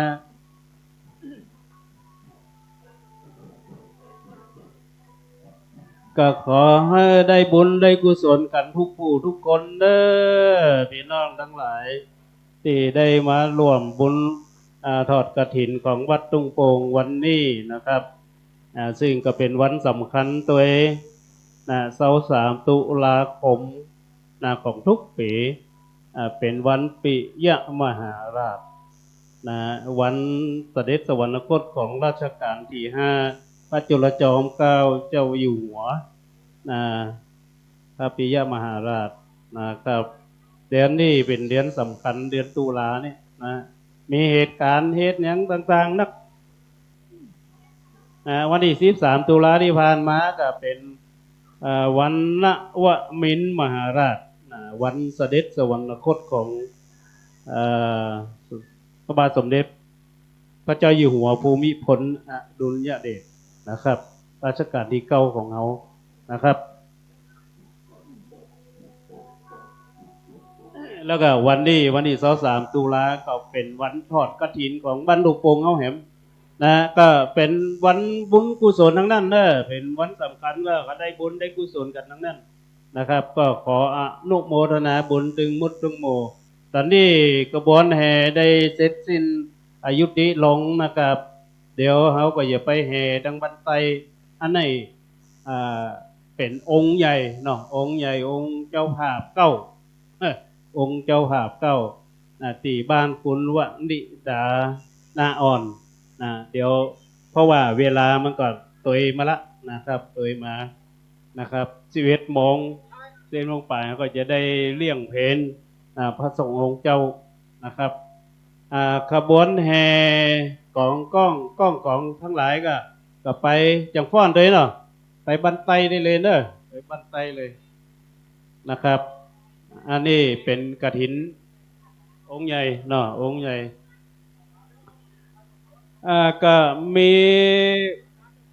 คุณอาภรณ์ประจักษ์ในองค์กฐินก็ได้บริจาคฝ่ายเนาะฝ่ายในงานนี้คุณบุญยิ่งคุณปาสว่างเครือแก้วนี่ก็เรื่องได้บริจาคเนาะบริจาค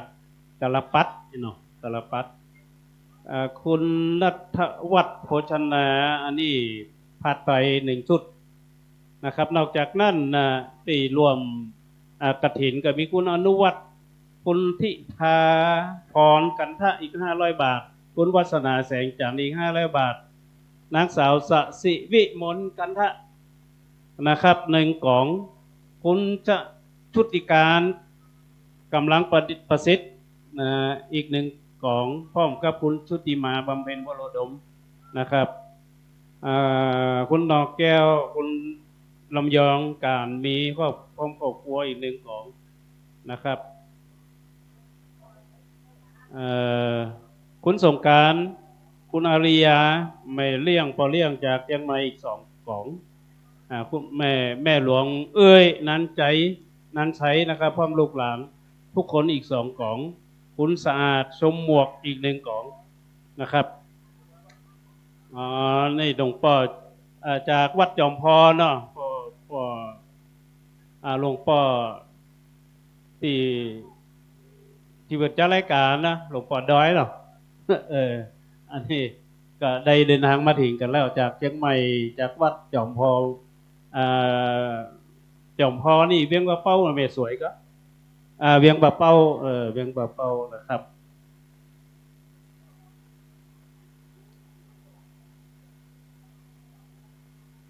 เดี๋ยว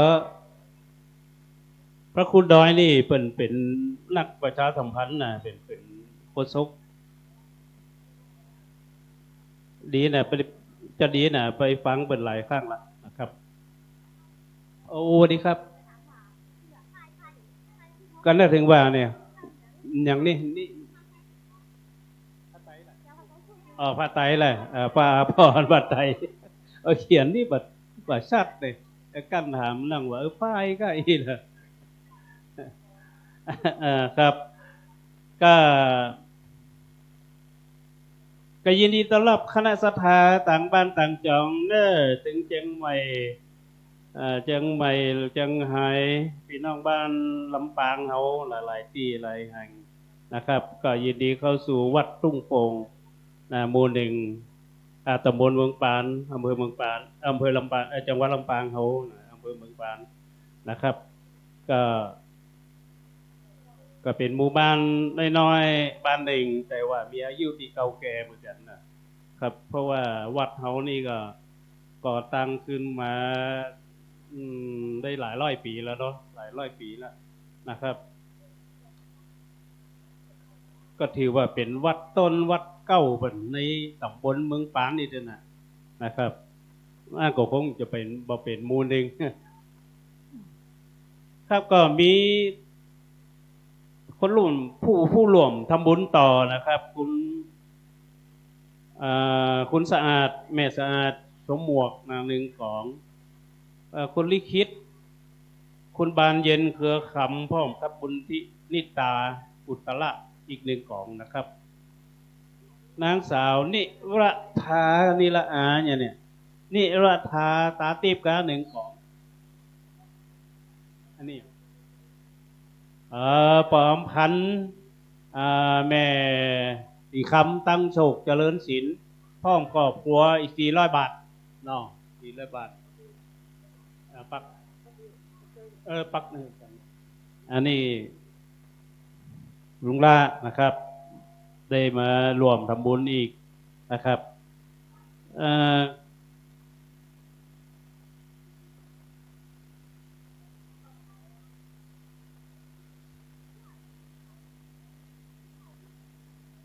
นิรชาตาติบหนึ่งกองสีจันคุณสีจันคุณสิงโตต้อนรับ300 บาทนะครับคุณจันคำจำกัด500 บาทเชิญท่านมหาชาติครับ อ่านเนาะชื่อนักลำไป ดีใจโอ้ท่านสทพี่น้องบ้านเฮาเอากันคน10 กล่องบนโอ้โหจำโมเนาะดีใจวันนี้ถ้าจะขึ้นมาเนาะแต่ตู้โยมแม่เดี๋ยวไปเอาลุ่มบนเนาะถวายการต้อนรับหลวงปู่พระครูปฏิภาณธรรมทินหลวงปู่ดอยศรัทธาแม่แก้วหันแล้วยังแม่แก้วหันหลวงปู่แล้วกะตักแล้วกะเอาเมียงมาก่อนโอ้จบข่าวหลวงปู่มาเห็นว่ากำนี่บุญมีมตายเราเขาควายลังว่องหลวงปู่เนาะก็ขอบคุณครับพี่น้องบ้านเฮาเด้อตอนนี้ต่างพี่น้องต่างบ้านต่างจองมาจากต่างในเวียง7-8การรถตู้มาจากเชียงใหม่แฮมวันนี้จะมีจังฟ้อนนาฏศิลป์จากมหาวิทยาลัยนาฏศิลป์เชียงใหม่มาฟ้อนโดยเนื้อสตาก็เดี๋ยวได้พอกัน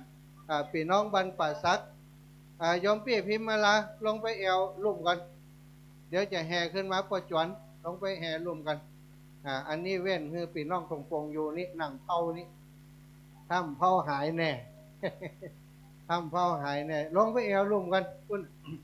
เดี๋ยวจะฟ้อนขึ้นมาคุณเนี่ยเมียปะหลวงปู่กับไปพวกเอาเมียลงไปด้วยเอายาลงไปด้วยเนอะไปตั้งลุ่มไปเอวพักผ่อนก่อนไปพอน้ำพอท่าพุ่นแต่เจ้าลุกมาตี3ตัดยาคนเดียวนั่นเนี่ยกว่าสถาเต่า ยายแก้วเนี่ยคือเนาะขอบคุณครอบครัวหลายๆครอบครัวเอาคนละ10 กล่องละ999เนาะอันนั้นแม่เลี้ยงลูกบ้านนั้นหนองยางมาเนอะ น้องสาว ปีหน้าจะเป็นเจ้าภาพกฐินทุกปี บุญที่ลายโยธาเจริญพรเอามาแหมกันเนื่องเอาอันนี้อย่างไรลงมาหมักเอกนักจะตังกันจะตังนักหรอลดโรงเรียนละอ่อนที่นั่งมันใจนักเรียนนี่เอานักเรียนผู้สูงอายุลงไปอีแม่ลงลุ่มไปเลยลดลงลุ่มเลยเนอะอีแม่หลวงปู่ลงลุ่มไปละแม่บัวเย็นจะเท่าปีน้องสีบนเก้าเจริญพรคุณครูได้ไหนบรรจุไหนลงแอวลุ่มก่อนก็ว่าจะฟ้อนก่อนก็ได้บานเย็นบัวเย็นบานเย็นแม่คำมีโอ้ได้ว่ามา อีแม่ได้ไปอีเราเปลี่ยนใจนาทีสุดท้ายพี่น้องกาบแก้วขันแก้ว กาบแก้วสีอินแก้วมาแล้วเอารถไปจอดลุมกันเลยเอาโฮมโจนกะมาถึงกะไปเจ้าไปถอยโอเคแม่บัวเย็นจันทบเอาไปปักลุมเป็นจะแห่จากลุมมาปุ่นนะพอมูข้องไปปัดมูลูกเวียงมาเป็นอยู่ลุมบนแม่ไปลุมปุ่นอันนี้มูตรงปอมต้องตักเติมไว้ก่อนปุ่นไปลุมปุ่นนะเป็นหลวงปู่ครับขออนุญาตใจเสียงกำนอกำเดียว ก็ขอเชิญทางคณะผู้ใหญ่นะคุณมงคลทางญาติพี่น้องลูกหลานนะครับ เข้ามาในวิหารนี่เนาะเดี๋ยวเขาจะประกอบพิธีในการตาลรถตานะไหวกับวัดตรงปงของเขานะครับก็ขอเชิญในวิหารแล้วก็ขอนิมนต์พระคุณเจ้านะครับที่ได้นิมนต์ไว้นะครับเข้ามาในวิหารเดี๋ยวเขาประกอบพิธีเสร็จเขาก็จะได้ถวายพัฒหารเพนแด่พระสงฆ์องค์เจ้าแม่ขวาที่อยู่ตั้งลุ่มเน้อจัดไว้ของที่เปิ่นเอามาถวายองค์เป็นองค์ตาลนั่นก็เอามาจัดโต๊ะที่ศาลาการประเรียนไว้เลยเนาะพร้อมกับพระคุณเจ้าที่เปิ่นมาจากต่างวัดนะครับก็ขอช่วยเนาะในบ้านต่างที่อยู่ห้องครัวหรือว่าคนที่จะเอาของมาถวายเป็นหงทานนะครับครับก่อนนี้ก็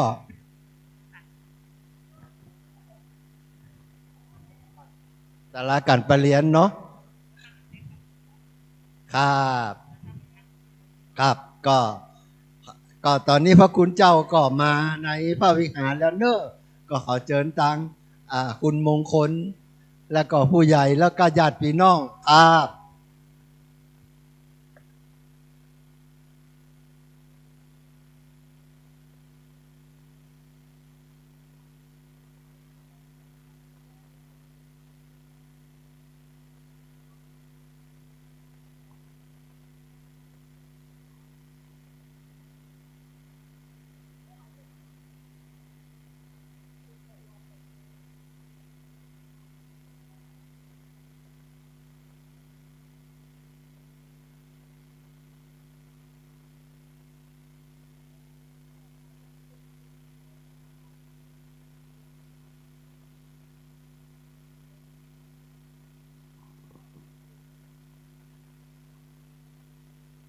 ครับก็ช่วงนี้ก็จะทำพิธีทางพระวิหารในพระวิหารเนาะจะได้ถวายทานรถมาถวายรถกระปัดนะครับก็คงจะทำพิธีทางในพระวิหารก่อนเนอะ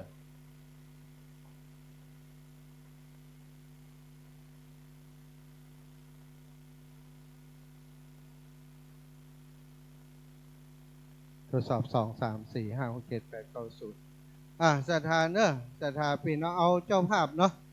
เพื่อนจะตาได้ตาเหี่ยก่อนก็เดี๋ยวจะได้ใจแล้วนะครับตูเจ้าแล้ววันนี้ ตาเฉพาะตูเจ้าครูบาอาจารย์ที่อยู่วัดเฮาเนี่ยนะตาไว้กับวัดก่อนนี่3 รูปพอดี3 รูปพอดีเอาเนี่ยนั่งตามลำดับด้วย3 รูปได้3ท่าน3บเอา3พอละ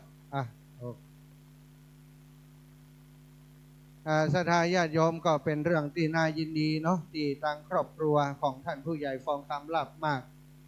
ผู้ใหญ่บ้านหมู่ที่1คนจงกลลับมากมงคลก็ว่าจงกลก็มงคลไอ้มงคล มันมีถึงจงกลถึงมงคลหลายท่านเพื่อนก็ทำธุรกิจเกี่ยวกับการทำเรื่องของรถเพื่อนก็หันว่าวัดตุงโปงของเฮานี่ขาดเรื่องรถเพื่อนก็ได้ขวนขวายจัดหารถตู้ทำเอามาทำให้เป็นรถตู้ที่พร้อมจะใช้งานศรัทธามีรับประกันด้วยรับประกันดูแลให้ตลอดชีพ เปิดเป็นเจ้าของอู่ก็จะได้มอบถวายไว้ในพระพุทธศาสนาเนอะ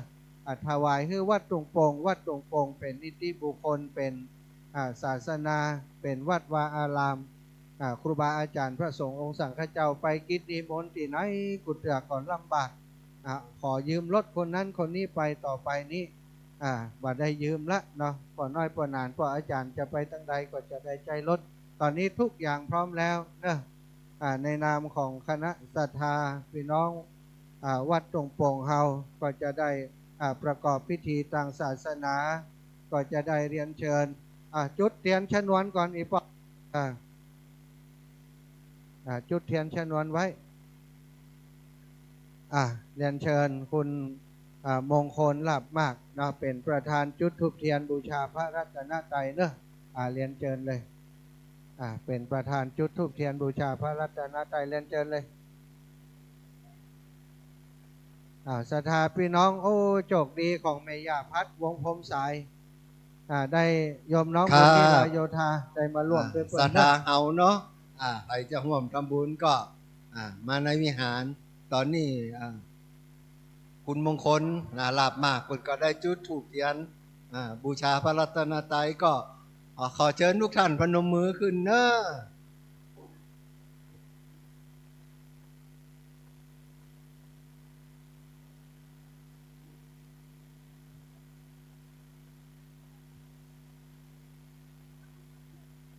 เดี๋ยวก่อน เดี๋ยวก่อนมงคลอย่างนั้นก่อนทำจุดธูป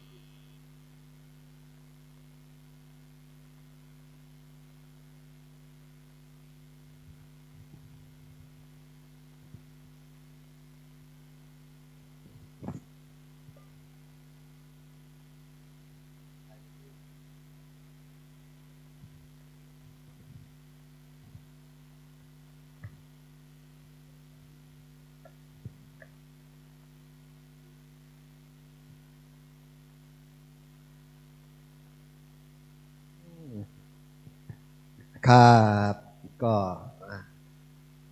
ตอนนี้คุณมงคลนะครับลาบมากก็ได้จุดธูปเทียนบูชาพระรัตนตรัยเรียบร้อยแล้วนะครับในนามคณะศรัทธาบ้านตรงโป่งก็ต้องขอขอบคุณคุณมงคลเป็นอย่างมากเนาะที่ได้นำรถยนต์มาถวายไว้กับวัดตรงโป่งต่อไปเขาก็จะได้กล่าวคำบูชาพระรัตนตรัยไหว้พระแล้วก็หับศีลตามลำดับครับอิมินาสกกาเลนะพุทธังนาภิปูชยามอิมินาสกกาเลนะธัมมังอภิปูชยามอิมินาสกกาเลนะสังฆังอภิปูชยามอะระหังสัมมาสัมพุทโธภควาพุทธังภควันตังอภิวาเทมิสวากขาโตภควตาธัมโมธัมมังนามัสสามิสุปฏิปันโนภควโตสาวกสังโฆสังฆังนามามิมายังพันเตติสาลาเนนะสาหะศีลานิยาจามาตุติยามปิมายังพันเตเนนะสาหะปัญจศีลานิยาจามาตาติยามปิมายังพันเตลาเนนะสาหะปัญจศีลานิยาจามานะโมตัสสะภะคะวะโตอะระหะโตสัมมาสัมพุทธัสสะนะโมตัสสะภะคะวะโตอะระหะโตสัมมาสัมพุทธัสสะนะโมตัสสะภะคะวะโตอะระหะโตสัมมาสัมพุทธัสสะนะโมตัสสะภะคะวะโตอะระสัมมาสัมพุทธัสสะนะโมตัสสะภะคะวะโตอะระหะโตสัมพุทธัสสะนะโมตัสสะภะคะวะโตอะระหะโต มพุทธัสสะ พุทธังสรณังกัจฉามิ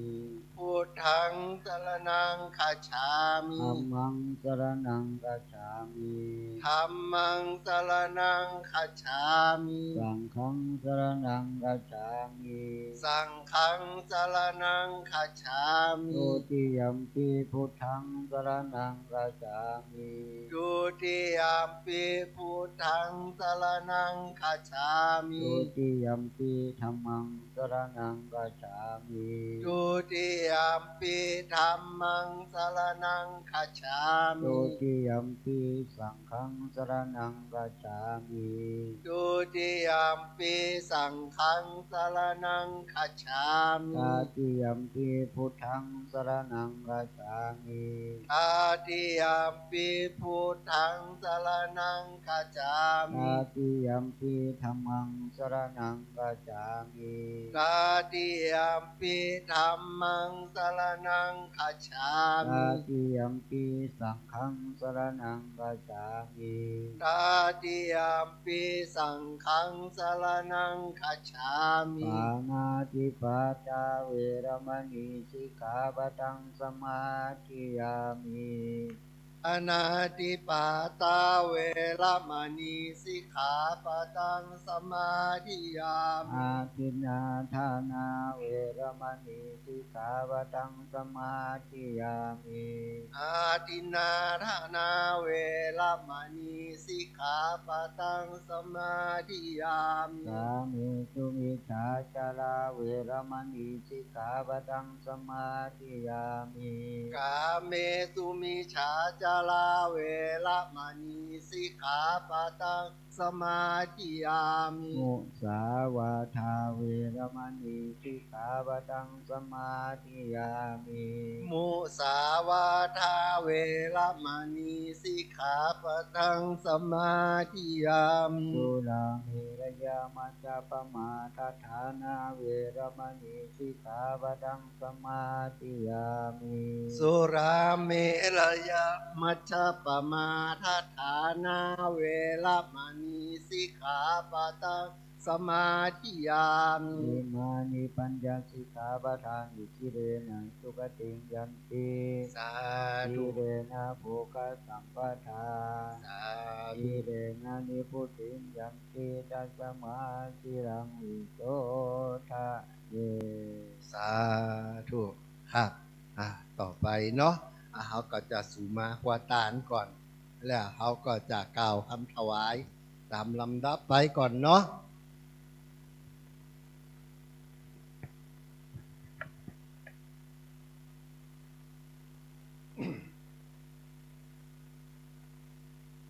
อาหังวันตามิสัพพวะทุตานังสัพพังโตสังฆาธามิพันเจ สาธุโอกาสาขาเดสัพพยังเครื่องกวาตาน สหบริวารหลายหลากพร้อมทุกภาคนานาอันหมู่ศรัทธาผู้กาตั้งหลายได้ผู้ฝ่ายมาตกแต่งสปะแห่งตานาอันหามาได้โดยชอบประกอบด้วยเจตนาย้ำเมื่อดาแต่งหาง ได้กึดลำสั่งของตานบ่ได้แปลงผันยุดย่อน ร้อนได้กินก่อนตานลุ้นบ่ได้กองฝุ่นเป็นส่วนร้อนได้ด่วนยุบเอาย่าเมื่อมัวเมาตกแต่งขอเครื่องวิเศษณะตานเจ้าโปรดหายกลายเป็นอโหสิกรรม อย่าฮือเป็นนิวรธรรมกรรมไปปลายหนาแก่ศรัทธาผู้ขาตั้งหลายจู่ผู้จู่โกนจู่ใหญ่น้อยจะยิงนั่นจู่จักนี้อย่างแต่ดีหลี กายะตัวเลวจีตัวเลมโนตัวเลสันติจาอาสันติจาอาติตาโตสังอนาคตาโตสังปัจจุปนะโตสังสัพพังโตสังขามังตุโน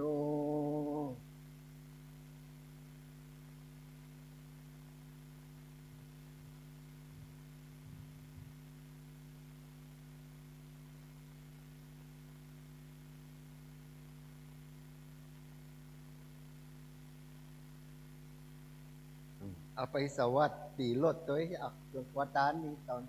ที่พระพูดนี่ก่อนอันนี้มันของเป็นของบริสุทธิ์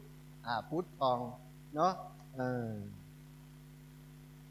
ของตานทั้งหลายเนาะ รถกันเนอร์ครับกำเดียวเขาก็จะกล่าวคำถวายเนาะแล้วก็หลังจากนั้นพระคุณเจ้าก็จะฮือป้อนนะครับ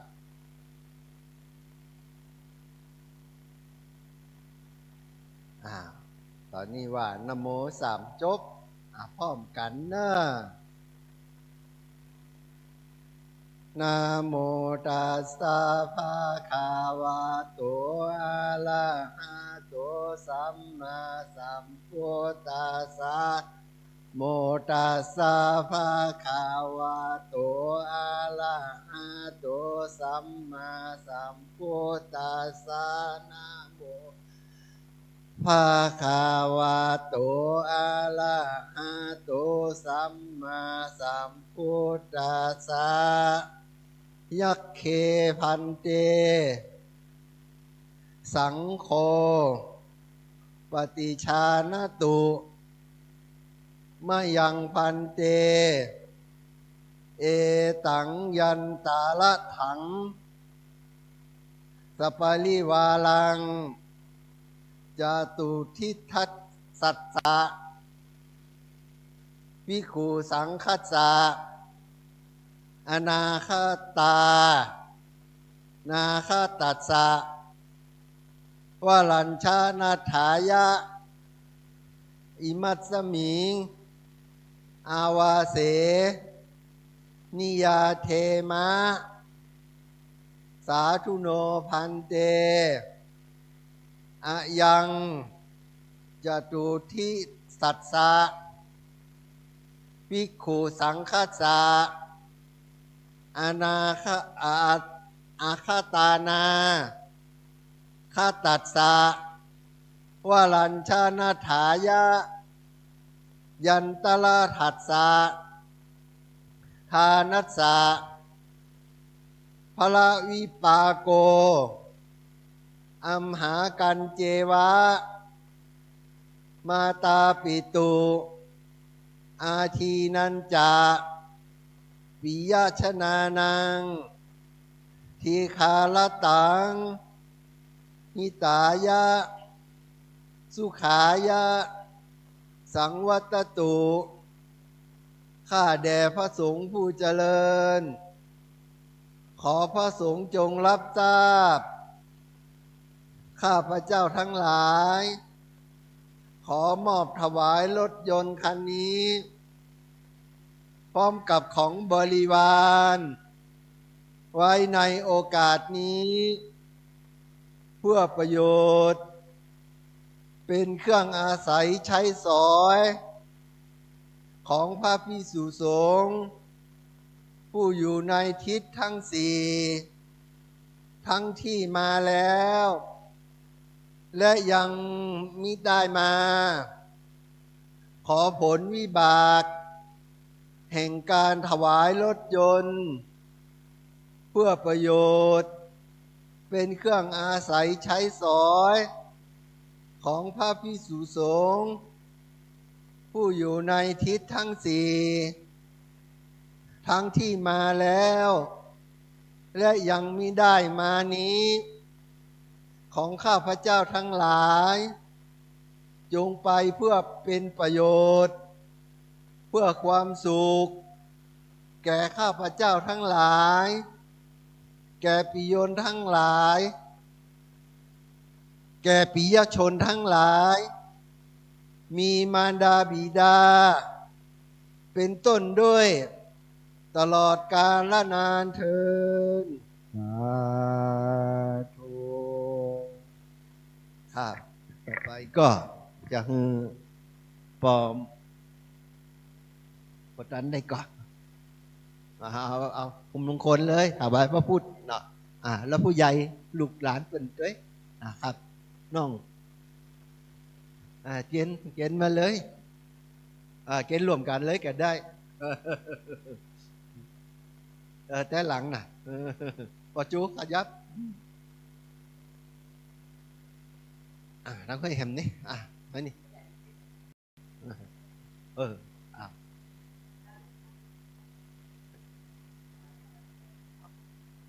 เอาพายในปอบเอาแปลงคันสันขันนะ พอเอาขันนั่นด้วยพอจุ๊บขันเนี่ยไป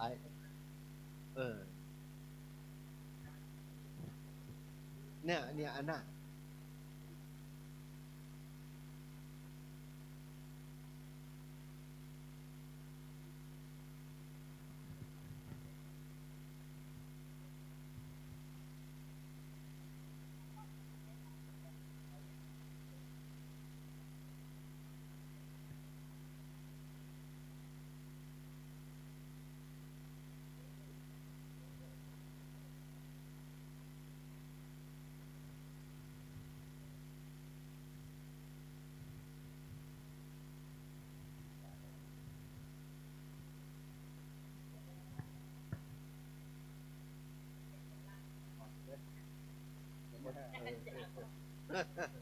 ครับ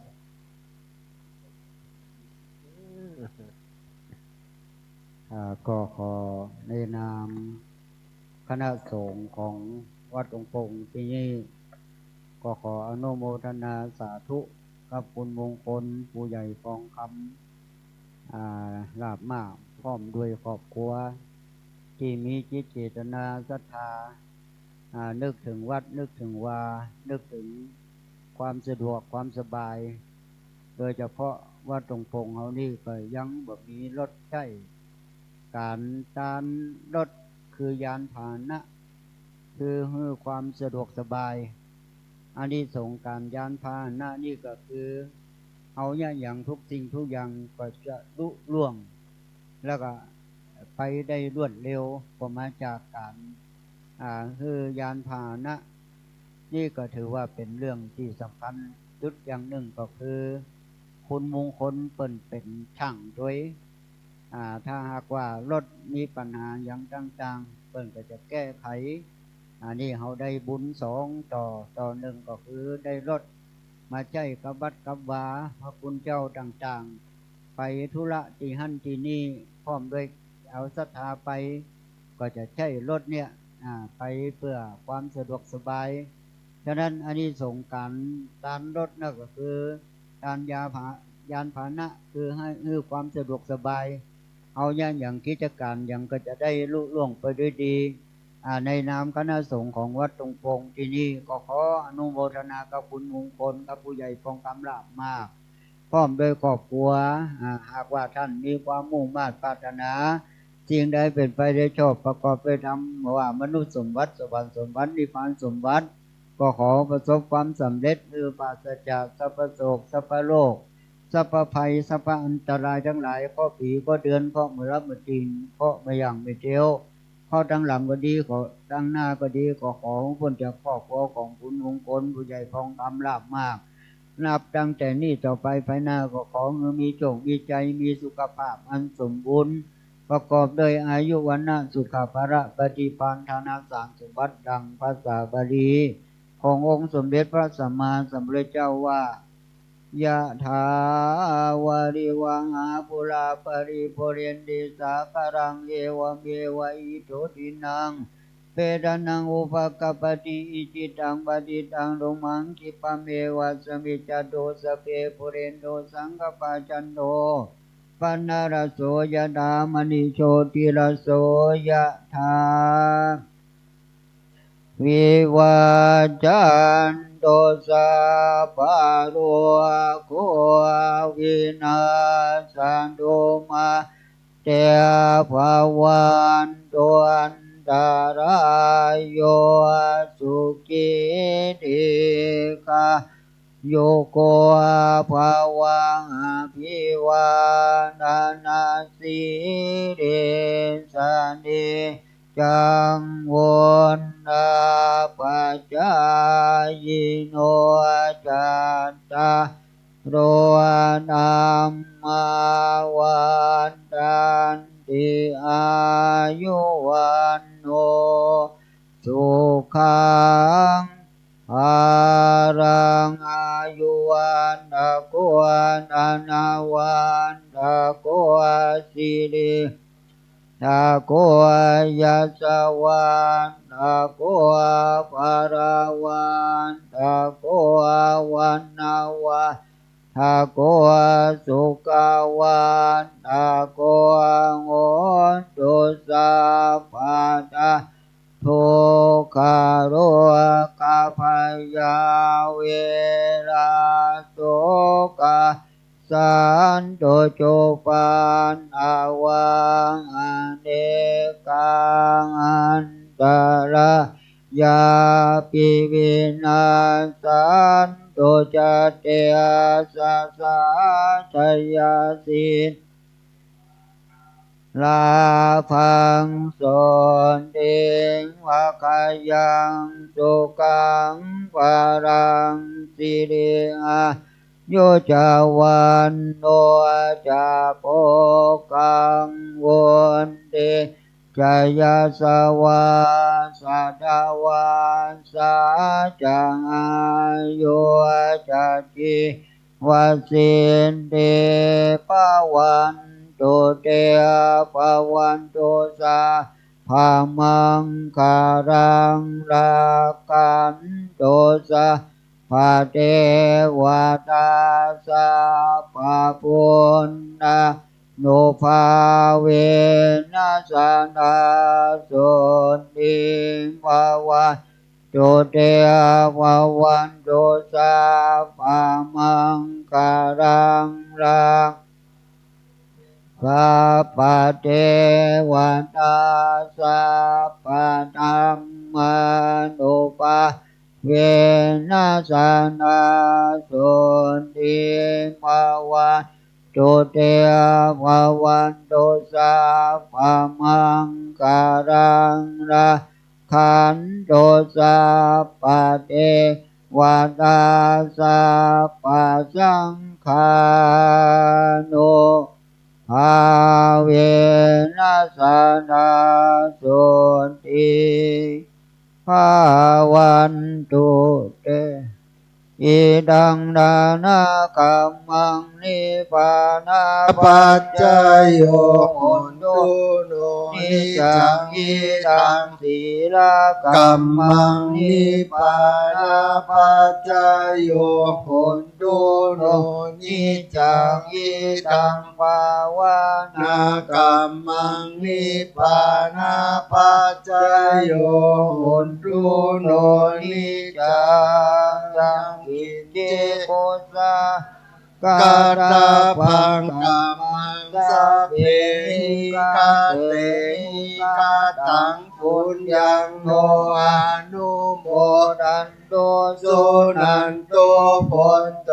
เยเทวาอาสามิงคาเนอาทิกาตาทิกายุกาสัทธาหุนโต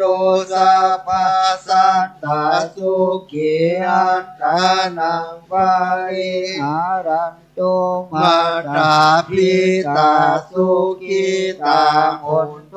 โลกาปามุนจันโตสัพเพยาติกาสุขิตาหุนโตโลกาปามุนจันโตสัพเพยาติกาสุขิตาหุนโตโลกาปามุนจันโตสัพเพปิสาสัพเพยาสัพเพตาสุขิตาหุนโตโลกาปามุนจันโตสัพเพนาคาตาสุขิตาหุนโตโลกาปามุนจันโตสัพเพเทวาสุขิตาหุนโตทุกขาปามุนจันโตสัพเพอาจาริโยปัจจายาสุขิตาหุนโตทุกขาปามุนจันโตสัพพะสัมปตินังสามิจันตุโวเอาไว้พระแห่มรอบเนออะระหังสัมมาสัมพุทโธภควาพุทธังภควันตังอภิวาเทมิสวากาโตภควตาธัมโมธัมมังนัมสสามิ สุปฏิปันโนภะคะวะโตสาวกสังโฆสังฆังนามามิครับก็เป็นอันเสร็จพิธีในการถวายรถยนต์ไหว้กับวัดตงพงตอนนี้ก็ขออนุโมทนาบุญกับคุณมงคลลาบมากและผู้ใหญ่ฟองคำทองสื่อตัวเนาะตอนนี้ยกคือทั้งลุ่มเลยเนอะครับ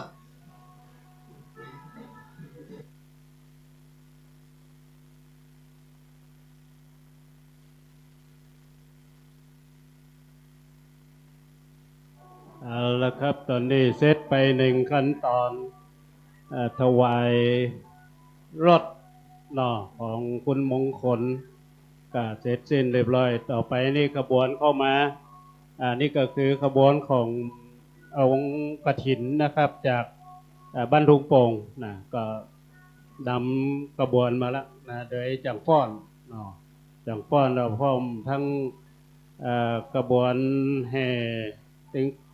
ติงกล่องดนตรีอิเล็กโทรนจากหันป้ายติดจากแม่เมาะเนาะจากแม่เมาะก็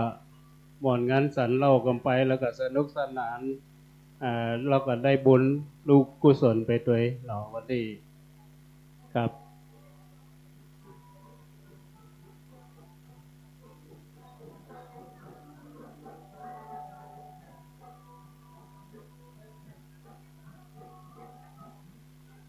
ก็ยังมีอีกหลายคณะอยู่นะครับคณะศรัทธาจากต่า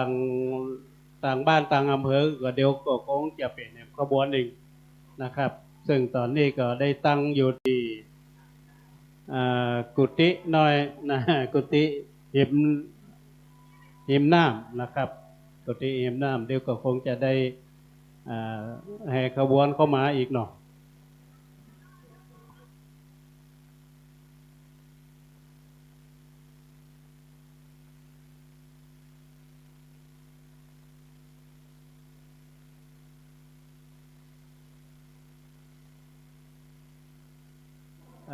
คณะจากต่างบ้านเนาะที่เป็นจุกันรวมกันตีกุฏิหิมน้ำนั่นก็มีหลายคณะเนาะมารวมกันท่านก็เป็นมีขบวนแห่มีจังฟ้อนด้วยนะครับจากในเวียงจากในเมืองจากแม่เมาะแม่ทะนะครับอันนี้นี่ติดลำหน้ามานี่ก็คือแม่บ้านแม่บ้านของกรุงโป่งนี่รอบสองแล้วรอบสองล่ะเดี๋ยวเห็นรอบสามให้ได้3 รอบ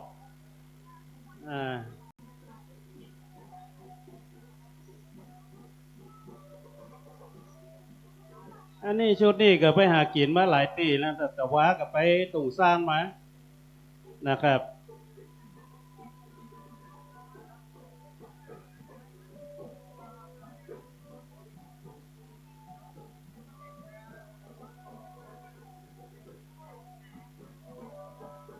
อัน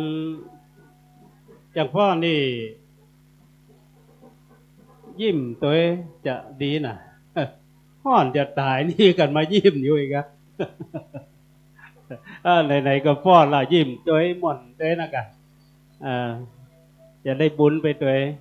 หน้าเศร้าตักเข้ามานี่เหมือนกับอิดขนาดนี้เลยเนาะอันนี้ก็เห็นคณะในนี่คณะจากในเวียงนะครับนี่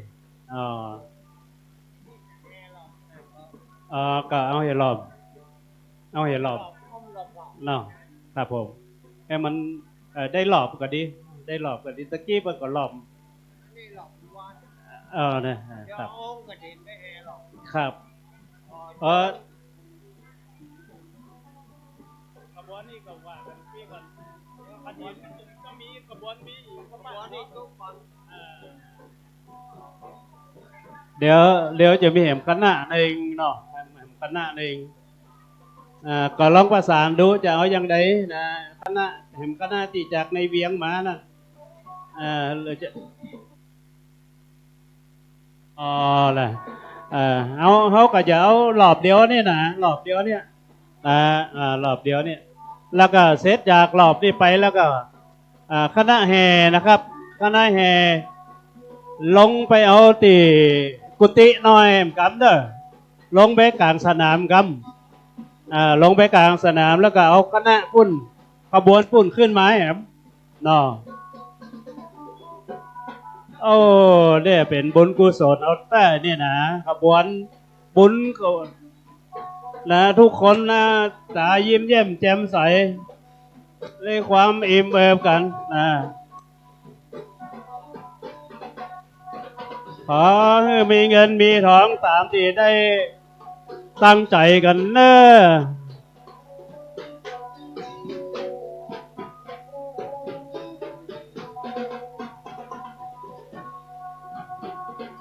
บ้านใหม่ห้วยรากไม้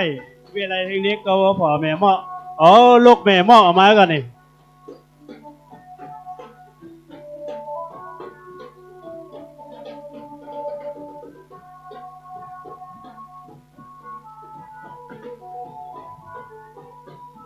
ทุกคนที่เข้ามารวมงานกฐินทอดกฐินครั้งนี้นี่ได้บุญกุศลหมดนั่นนะครับ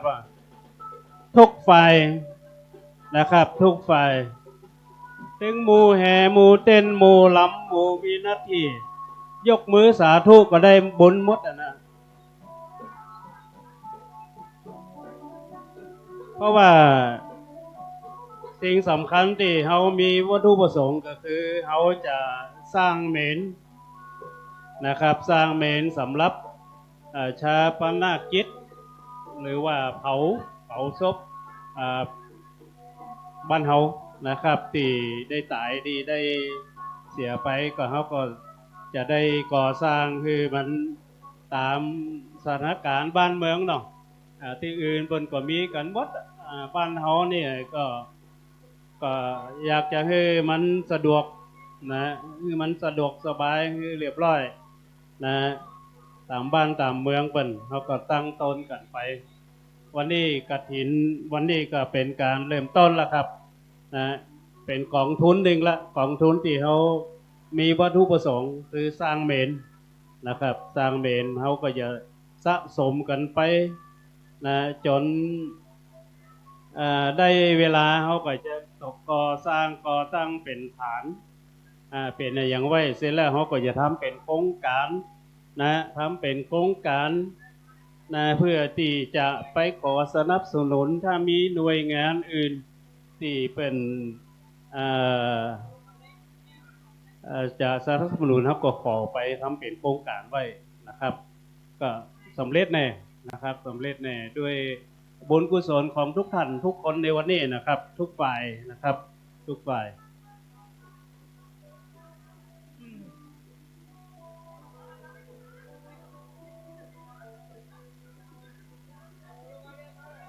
อันนี้เด็กเขาก็จะไปเอาขบวนจากพี่น้องเป็นห้องว่าสมัยนี้ถ้าทันสมัยน้อยก็คนห้องพี่น้องFC เนาะ FC แฟนคลับคณะศรัทธาของพระอาจารย์ท่านมหาสมชาตินะครับที่ได้มาร่วมบุญกุศลกันวันนี้นะครับก็มามักนักนะครับมากหน้าหลายตานะครับซึ่งแต่แล้วจริงแล้วนี่กฐินปีนี้นักนะครับหลายที่หลายแห่งนะครับมีคณะจ้างฟ้อนคณะดอกตะล่อมเนาะดอกตะล่อมจากในเมืองนะครับนี่ก็จะฟ้อนเป็นพุทธบูชามาถวายเทวบุตรเทวดาสิ่งศักดิ์สิทธิ์ที่วัดตุ่มผงเฮาดีนะครับก็จะมีฟ้อนเล็บเพลงเสน่ห์เขล้างกับเพลงกฐินรวมบุญนะครับอันนี้เฮาก็ต้องรอพอนะครับพี่น้องบ้านเฮาก็รอพอคณะจังฟ้อนคณะดอกตะล่อมนะครับจากในเมืองเป็นมาร่วมวันนี้นะครับเปิดจะมาฟ้อนเปิ้นจะมาฟ้อนเป็นพุทธบูชาพุทธเจ้า ถวายเป็นเทวบุตรเทวดาสิ่งศักดิ์สิทธิ์ทั้งหลายที่อยู่ในวัดทุ่งโป่งของเขาที่รักษาปกป้องคุ้มครองวัดทุ่งโป่งของเขาเนี่ยซึ่งเป็นวัดที่เก่าแก่นะครับเป็นวัดเก่าแก่สร้างมาเมื่อปี 2,300 นะครับก็ครูบาอาจารย์นะครับที่เป็นปกปักรักษาตลอดถึงเทพบุตรเทวดาที่รักษาอยู่นี่นะครับคณะจังฟ้อนนี่เปิ่นก็อย่ามาล้ำถวายเพราะฉะนั้นนี่หมู่เฮาถึงคณะจังฟ้อนถึงคณะศรัทธาที่มาร่วมกับวันนี้นี่ก็จะได้ถวายด้วยกันทำบุญร่วมกันทำบุญถวายเทพบุตรเทวดาดวงวิญญาณของครูบาอาจารย์ที่ในวัดนี้ตัวเองนะครับไม่มีถึงฟ้อนเล็บนะฟ้อนเขาจะได้พอรู้นะว่าคณะจังฟ้อนจากเวียงเนี่ยกับบ้านเฮาเนี่ยมันต่างกันตรงไหนนะครับเอามาพอนะครับตอนนี้คณะดนตรีแม่เมาะนะครับก็ไปครับขบวนตั้งรูปมาละที่สนามนะครับเดี๋ยวเขาก็จะขบวนแห่ขึ้นมานะแล้วก็หลังจากนั้นเขาก็จะได้แห่องค์กฐินเนาะ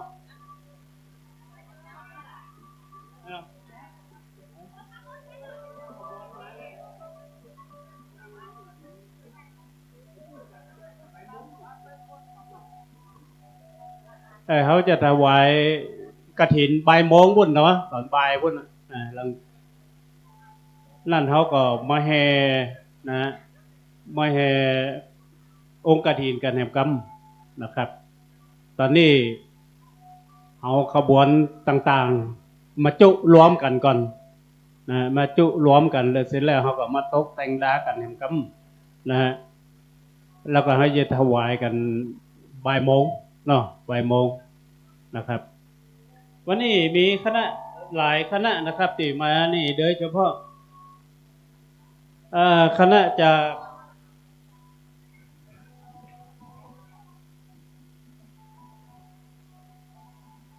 คณะจากหม่อนจอมพอนะครับโดยหลวงปู่ท่านพระครูปฏิภาณธรรมทินจากวัดลันวิ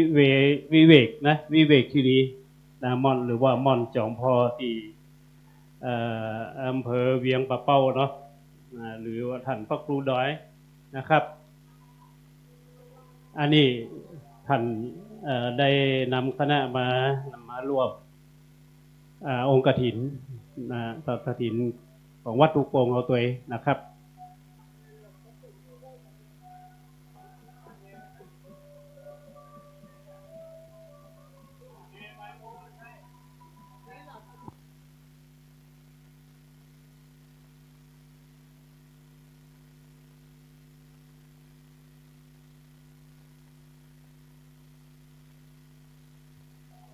ก็ขบวนขึ้นมารวมจุกันที่แล้วเนาะเสร็จแล้วเขาก็ตอนบ่ายเขาก็จะได้แห่องค์กฐินแล้วก็ทอดถวายกันตามนี้โอเคครับผมเขาก็อย่ามาพอว่าขบวนแต่ละขบวนที่นำมาวันนี้เขามารวบรวมตั้งปัจจัยทั้งหลายตลอดถึงองค์พระกฐินทั้งหลายนะเขามาดูว่าเต้น2-3หลังเนี่ยจะเต็มก็ จะเต็มก็ ในวิหารพวกก็มีอยู่ก็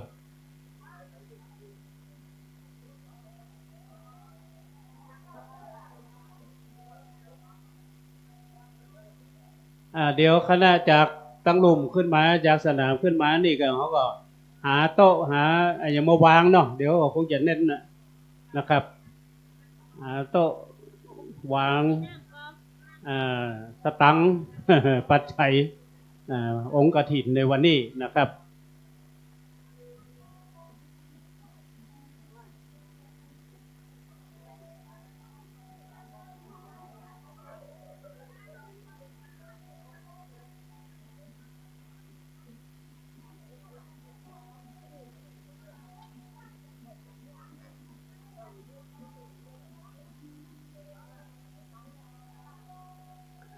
วันนี้ทางคณะกรรมการได้จดเอารายหมายเอาจี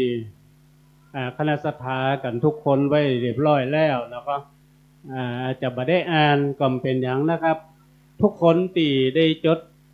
ไว้หมดนี่ก็ถือว่าได้มาทำบุญได้บุญกุศลกันหมดเนอะครับเนอะตั้งจิตอธิษฐานเวลา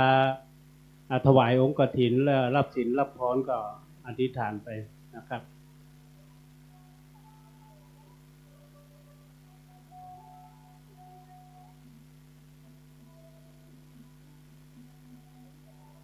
ก็กฐินครั้งนี้นี่เขาก็ได้รับการสนับสนุนจากโดยเฉพาะคุณวนิดาลาอ่อนของครอบครัวที่ได้ตั้งจิตอธิษฐานไว้ว่าจะได้นำองค์กฐินเข้ามาถอดถวายที่วัดทุ่งโป่งเพื่อจัดสร้างเมนในครั้งนี้นะครับก็ขออนุโมทนาบุญแล้วก็ตลอดถึงพี่น้องคณะศรัทธาบ้านเฮาแล้วก็ต่างบ้านต่างจองที่มารวมกันวันนี้แล้วก็โดยเฉพาะท่านพระมหาสมชาติชาตปัญโยนี่ก็ได้ทำทุกวิถีทางเนาะที่จะกระจายข่าวสารไปบอกบุญไปยังคณะศรัทธาต่างบ้านต่างจองตัวอย่างตัวนะก็หลายท่านในคณะกรรมการตัวบ้านเฮาก็ได้เป็นมตินะที่เดียวกันว่าเขาจะได้เขาจะมีวาระในการสร้างเมนกันขึ้นตอนนี้ก็เป็นการเริ่มต้นคือก่อนนั่งก็เริ่มต้นกันมาละตอนนี้ก็ปีนี้ก็จะเป็นปีที่เขาได้หมายความว่าเป้าหมายที่เขาตั้งกันไว้นี่มีเปอร์เซ็นต์เป็นไปได้สูงขึ้นมาละเนาะเพราะฉะนั้นนี่ก็ต้องขอบคุณคณะกรรมการทุกท่านทุกคนตัวที่นักสาหัสน้อยก็คือท่านผู้นำทั้งหลายผู้นำท้องที่ก็โดยเฉพาะท่านผู้ใหญ่ฟองคำลาบมากผู้ใหญ่ฟองคำการสื่อเนี่ยนะครับตลอดแล้วก็ผู้นำท้องถิ่นทั้งหลายท้องสื่อนะครับท้องสื่อเอาการสื่ออะไรท้องผม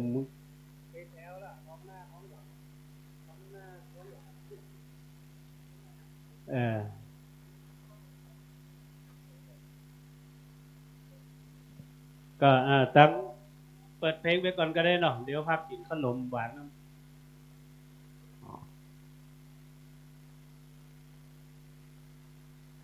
ทดสอบก็ขอชี้แจงกันเนาะเกี่ยวกับการแห่เนาะแห่องค์กฐินนี่เขาจะแห่ตอนบ่ายโมงเนอะตอนบ่ายโมงตอนนั้นแสดงว่าเจ้าภาพเจ้าของเนี่ยเปิ่นมาพร้อมนะครับเพราะว่าเขาได้กำหนดการไว้เขาจะตอดบ่ายโมงเกิงเนาะก็ตีจะตอดนะครับตอนนั้นเอาพระคุณเจ้าตอนนี้ก็ได้เวลาฉันเนาะฉันเพลของพระคุณเจ้า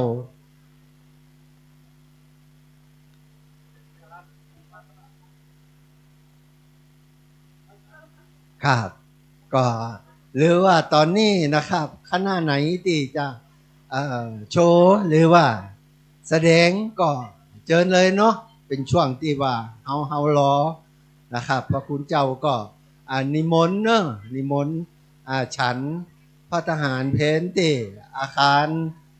ที่ศาลาการประเรียนนะครับก็ขอชี้แจงเกี่ยวกับเรื่องกำหนดการในตอนบ่ายนะครับตอนบ่ายนะเขาจะแห่องค์กฐินเต็มรอบเนาะตอนนี้เขาเอากฐินนะครับมาตั้งไว้ที่หน้านี่หน้าศาลาหน้าเต้นนี่เนาะ ก็นะกองอำนวยการเพื่อความพร้อมในตอนบ่ายนะครับตอนนี้ขอแจ้งรายชื่อผู้ที่มาร่วมนะครับมาร่วมในวันนี้นะครับบัจจัยตีจองไว้ก่อนเนาะก็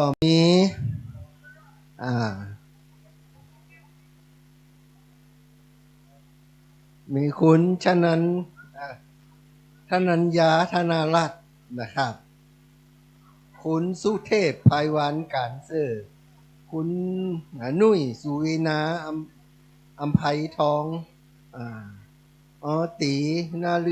าลือพลพานทองนะครับคุณอ้วนอันนี้รุดคุณเอแมลงเพลงคุณหมวกสุรชัยคุณชูจิตหวานดีพ่อภูมินยิ้มพงและครอบครัวน้องเก๋น้องคานนะครับถึงมดเนี่ย14ท่าน6กองนะครับครับนิมนต์พระคุณเจ้าทุกรูปเลยเนอะมาฉันเพลในศาลาการประเรียนเนี่ยครับตอนนี้คณะสถาบันตรงปงก็จัดดาไว้เรียบร้อยแล้วเนอะพระคุณเจ้าตีมาร่วมงานกฐินในวันนี้ก็นิมนต์ทุกรูปเลยเนอะครับมาที่ศาลาการประเรียนเนี่ยตอนนี้คณะสถาก็จัดดาเตรียมไว้นะครับที่จะถวายภัตตาหารเพลในวันนี้นะครับ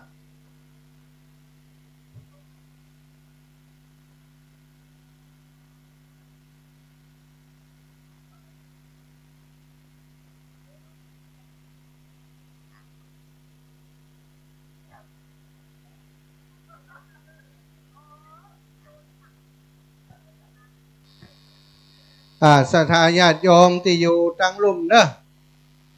แจ้งกำหนดการสำหรับพิธีที่จะทอดกฐินเนาะตอนนี้ครูบาอาจารย์ตั้งคลื่นสีขาวจากตังเชียงใหม่กำลังเดินทางมาเซตงานปุ้นกำลังเดินทางมาซึ่งของเฮานี่นะกระเดียวตอนนี้จะฮือจังฟ้อนกินข้าวก่อนกินข้าวกินป่าพระคุณเจ้า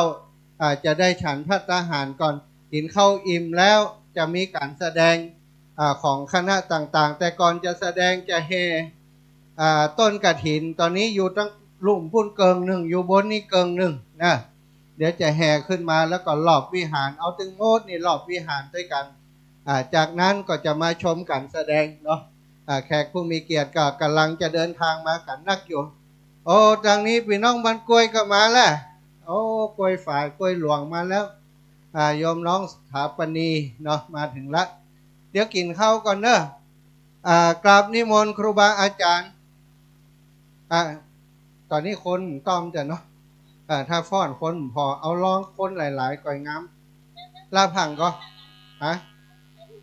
โอ้เจ้าเดี๋ยวเดี๋ยวก็เดี๋ยวตุลุงจะกราบนิมนต์ครูบาอาจารย์เอาไปรูปเลยเอาไปรูปเสียบตัวรูปนี่จะไปอุลุมกราบนิมนต์ครูบาอาจารย์หลวงปู่เนอะหลวงปู่นิมนต์ที่วิหารเลยครับกราบนิมนต์หลวงปู่และครูบาอาจารย์จากตังเวียงป่าเป้าแล้วก็จากวัดฝ่ายหินทุกรูปทุกองค์เนอะกราบนิมนต์ครับหลวงปู่ครูบาอาจารย์ที่ได้กราบนิมนต์มาเปิ่นอยู่ในวิหารแล้วก็รอฉันเพลครับหลวงปู่อยู่เนอะกราบนิมนต์ครับศรัทธาญาติโยมที่อยู่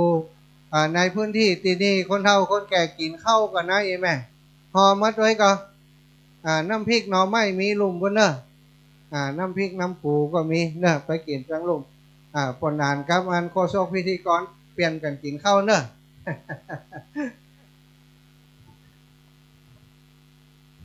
ครับตอนนี้ขอแจ้งแห่งกำเนาะผู้ที่ต่อตะกี้เนาะต่อตะกี้ว่ามีคุณกฤษเกียงไก่คุณกตัญญูหลักวงคุณธัญพรหลักวงคุณถาวรหลักวงนะครับ14ท่าน6กองแล้วก็มีป่อสุคำแม่ลุนคำปิ๋วแหมนี้703 บาทแล้วก็มี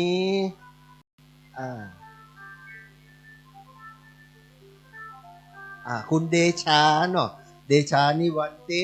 แถม300 บาทคุณบุพชาติดวงสุพร200 บาทพ่อแก้วแม่มีดวงสุพร100 บาทนางสาวนาริชาสมฟองสมฟอง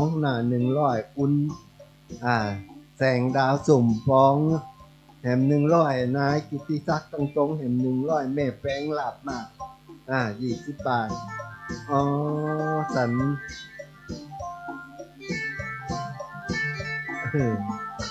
สัญญาภาพนะครับมนทการมาเชื่อ100 บาทครับก็ในนามคณะกรรมการก็ต้องขอขอบคุณอนุโมทนาบุญกับพี่น้องสถาบันตุงโป่งผู้คนครับ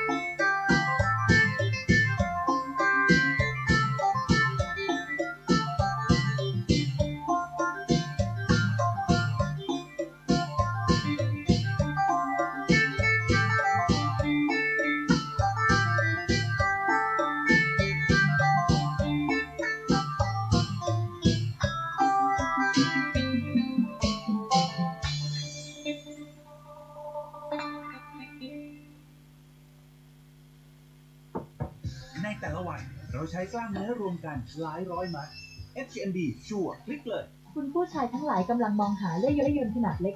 แต่ทรงพลังและทนทานสุดๆอยู่หรือเปล่าวันนี้ทางร้านได้รับเลื่อยขนาดเล็กจากญี่ปุ่นมาอีกเพิ่มกว่า300ชิ้นใบมีดคู่ดีไซน์ใหม่ล่าสุดแบบคมสุดๆคมและทนทานทำจากสแตนเลสและเพชรเทียมอายุการใช้งาน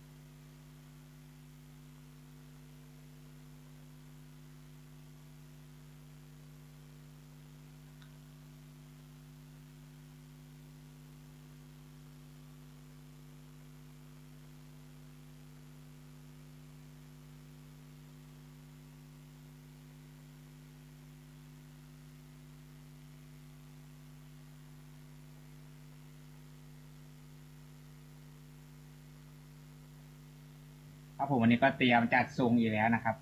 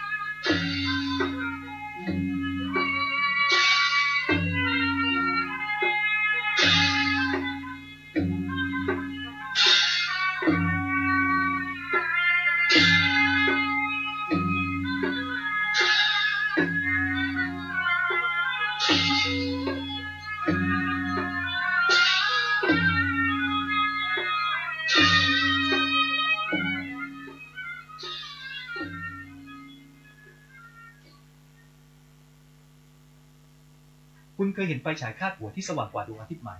นี่คือไฟฉายคาดหัวพลังสูงจากเยอรมันจริงๆสามีของฉันไม่เชื่อว่าวิดีโอนี้มีพลัง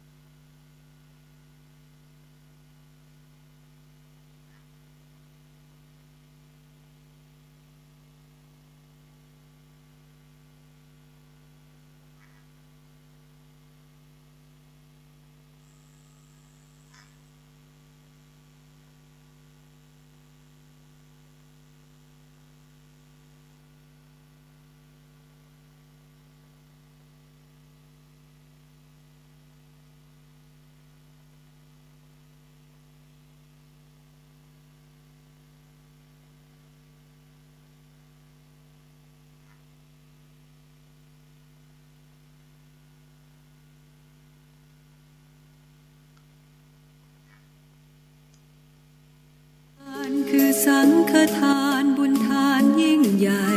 1 เดือนท่านกำหนดไว้นับตั้งแต่วันออกพรรษาถึงขึ้น15 ค่ำเดือน 12สิ้นสุดเวลาเป็นการละทานล้ำค่าสืบทอดนานมาแต่ครั้งพุทธกาลขอเชิญชาวพุทธร่วมใจกันทำบุญทอดกฐินบำรุงพระสงฆ์ผู้ทรงศีลทำรงพุทธศาสตร์ยืนนานล้อมรวมศรัทธาเพิ่มพูนกุศลบุญทานต่อยอดประเพณียาวนานทอดกฐินทานตามกาลเวลาสร้างมนุษย์สมบัติสวรรค์สมบัตินิพพานสมบัติเพิ่มพูนศรัทธาปัญญาขจัดความตระหนี่ห่างไกลชีวาสร้างเหตุความร่ำรวยด้วยกฐินทานล้ำค่าสร้างเหตุปัจจัยด้วยศรัทธาด้วยปัญญารู้เห็นธรรม ชนสร้างบุญกุศลยิ่งใหญ่ร่วมทอดกฐินด้วยใจสร้างหลักใจชีวิตไว้พึ่งพิงผ่านศีลภาวนาทำให้ครบถ้วนเกิดสุขแท้จริงเพิ่มบุญกุศลสูงยิ่งบุญทอดกฐินทา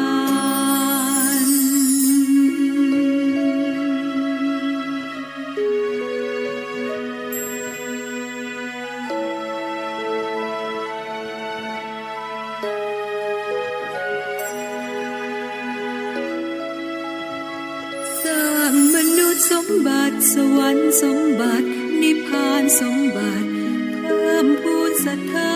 ปัญญาขจัดความตระหนี่ห่างไกลชีวา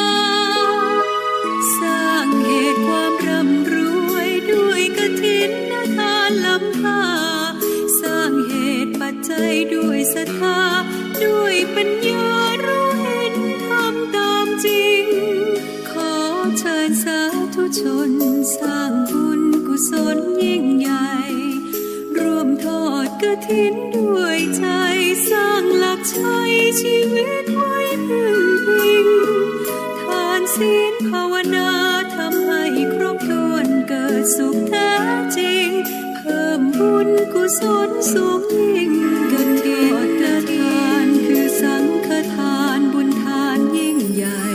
1 เดือนท่านกำหนดไว้นับตั้งแต่วันออกพรรษาถึงขึ้น15 ค่ำเดือน 12สิ้นสุดเวลาเป็นการละทานล้ำค่าสืบทอดนานมาแต่ครั้งพุทธกาลขอเชิญชาวพุทธร่วมใจกันทำบุญทอดกฐินบำรุงพระสงฆ์ผู้ทรงศีลทำรงพุทธศาสตร์ยืนนานล้อมรวมศรัทธาเพิ่มพูนกุศลบุญทานต่อยอดประเพณียาวนานทอดกฐินทานตามกาลเวลาสร้างมนุษย์สมบัติสวรรค์สมบัตินิพพานสมบัติเพิ่มพูนศรัทธาปัญญาขจัดความตระหนี่ห่างไกลชีวาสร้างเหตุความร่ำรวยด้วยกฐินทานล้ำค่าสร้างเหตุปัจจัยด้วยศรัทธาด้วยปัญญารู้เห็นทำตามจริงขอเชิญสาธุชนสร้างบุญกุศลยิ่งใหญ่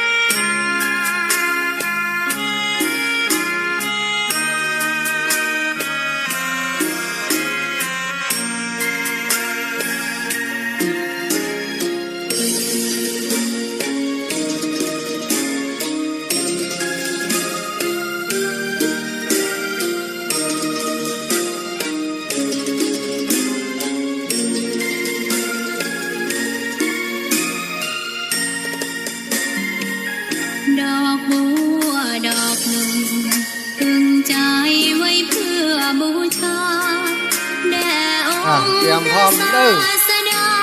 พี่น้องศรัทธาญาติโยมครูบาอาจารย์อันเรียบร้อยแล้ว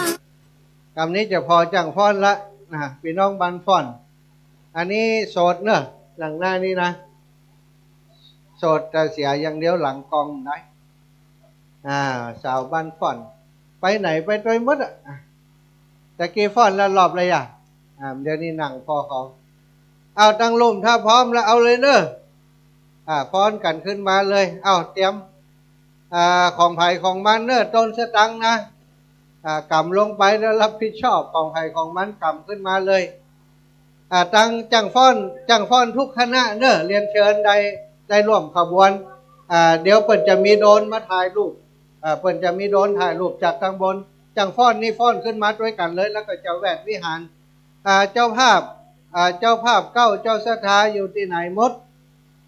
เจ้าภาพเก้าตั้งบนนี่ต้นสตังของไผ่ของมันเดี๋ยวจะเวียนประทักษิณวิหารรอบวิหารเนอะเจ้าอันนี้ตั้งกล่องด้วยกันนี่เลยจังของไผ่ของมันไผ่เป็นเจ้าภาพอันใดช่วยกันกำไผ่เป็นเจ้าภาพอันพาไต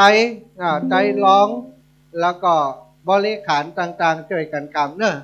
น้องพนิดาหน้าอ่อนมาแล้วยังน้องพนิดาหน้าอ่อนพร้อมกับเพื่อนฝูงจากญี่ปุ่นเนอะไอเดชานิวันติอยู่ที่ไหนประสานงานมากับเดี๋ยวจังฟ้อนเขาจะฟ้อนด้วยกันขึ้นมาจากตังลุ่มเนอะเอากองแฮอันนั้นพังขึ้นมาด้วยกันล้อกองก่อนก้าพังเต้อก้าล้อกองก่อนกองเงี้ยออกมาเอาเลยเอามาตัวกองนะก้าหมูขี้เราเต้นล้มน้ำหน้ากองมาอันเดียวล้อกองก่อนก้าเอาเลยตั้งนาเพ่เดี๋ยวเตรียมเนอะเตรียมขบวนน้องพนิดาไม่ไหนหน้าอ่อนมาแล้วแหละอีละเดี๋ยวขึ้นมาเนอะปากันขึ้นมานั่นอันนี้เดี๋ยวจัดเขาเตรียมเลยเนอะของจังฟ้อนเซิ่งน้ำนาขบวนจะเป็นจังฟ้อนไปก่อนเนอะพระสงฆ์องค์สังฆเจ้าจังฟ้อนแล้วก็พระสงฆ์นะครูบาอาจารย์เดี๋ยวนิมนต์ด้วยกัน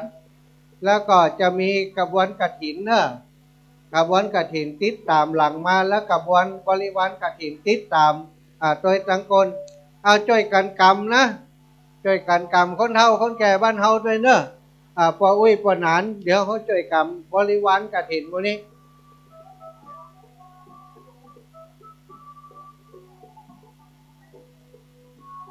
เดี๋ยวเขาจะประทักษิณรอบวิหาร3 รอบ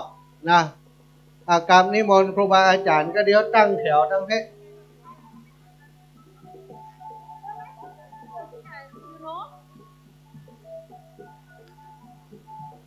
ร้านนี้เจ้า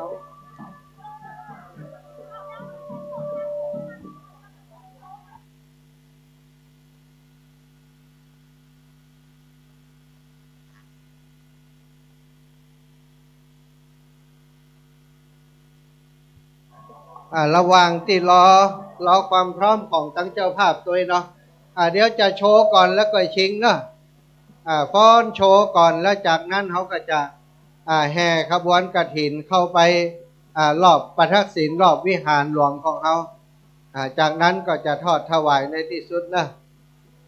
จังฟ้อนแต่ละคณะมาเตรียมรอกันนี่แล้วอันนี้วันกล้วยหลวงรวมหมดเลยชุดนี้กะไปบรรพตไปกูปีเนาะปีแล้วก็ไปปีนี้ม่วนเถอะแต่ทุกขอบคุณนะขอบคุณที่ว่างเถอะปกติบ่ค่อยว่างทีมนี้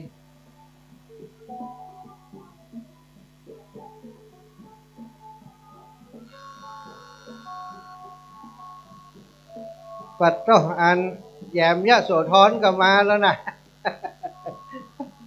วันนี้มีแยมยะโสธรมาด้วยนะ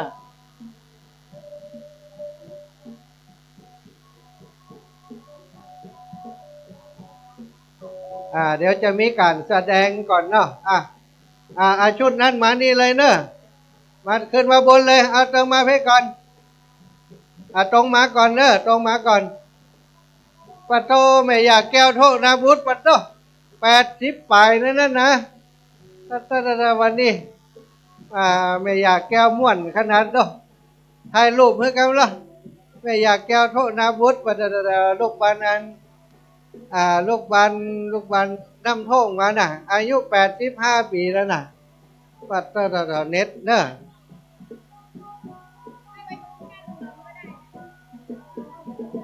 เจ้าเอาชุดใดก่อนเลี้ยงมาเฮ้ยจิมเนอะฮะบทเพลงบอกนี้เลยบอกอีน้องนี่เดี๋ยวก่อนเดี๋ยวให้มันส่งให้ลุงน้องเข้ามาเลยเนอะมาเลยมาทำให้ก่อนเลยเดี๋ยวตรงนั้นมันจะตันฮะ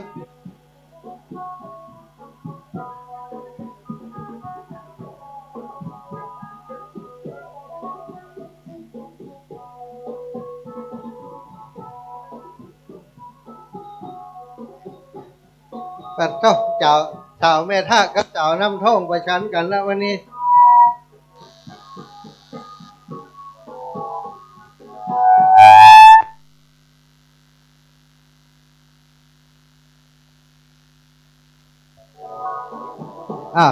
เดินหน้าไปจังพ่อเดินหน้าไปก่อนเดินหน้าไปก่อนเดินหน้าไปแล้วเลี้ยวซ้ายเต้นฮันเนอร์เต้นอยู่ฮันทา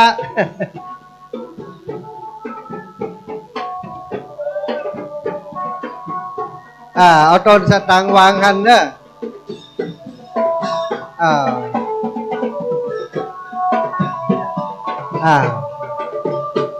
เลี้ยวซ้ายไปเด้อเลี้ยวซ้ายไปจอดอยู่หน้าศาลาหันทาครับ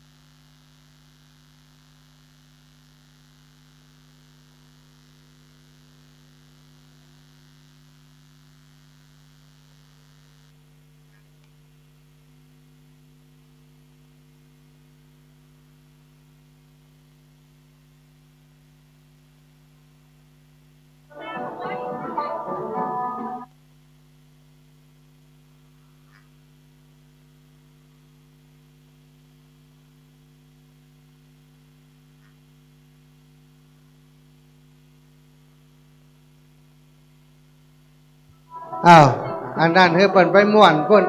ก็เดี๋ยวเขาจะฟ้อนนี้ เขาไปม่วนพุ่นก่อนคณะใดก่อนเอาคณะนี้ก่อนครับ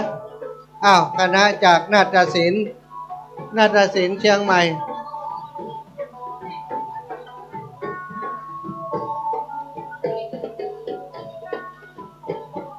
คณะนาฏศิลป์เชียงใหม่แสดงก่อนเนอะ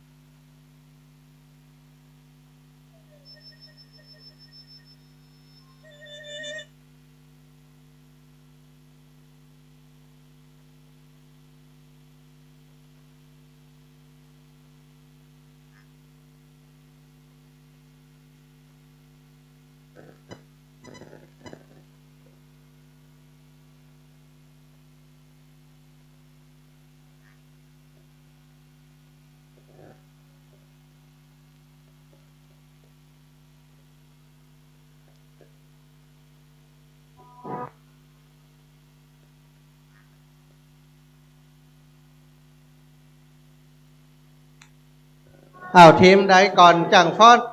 ส่งรายชื่อมาเลยเนอะมีหลายเดี๋ยวเขาจะแสดงก่อนลำเปิดก่อนชุดจากนาฏศิลป์เชียงใหม่เอารายชื่อมาละรายชื่อจังฟอนมีก่อนเขียนได้ยัง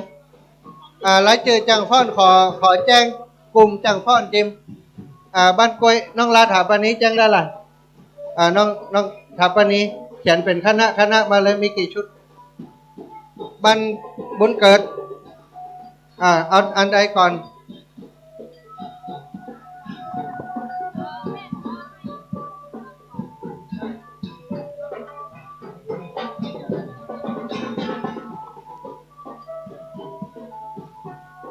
คณะแรกนี้ก็จะเป็นคณะของนาฏศิลป์จากเชียงใหม่เนอะวิทยาลัยนาฏศิลป์เชียงใหม่คณะที่สองของ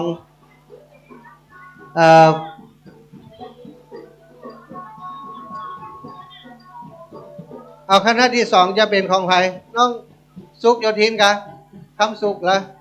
บ้านบุญเกิดคณะที่สองบ้านบุญเกิดคณะที่สามโยมน้องถาปณีบ้านบุญเกิดนะรอบนี้บุญเกิด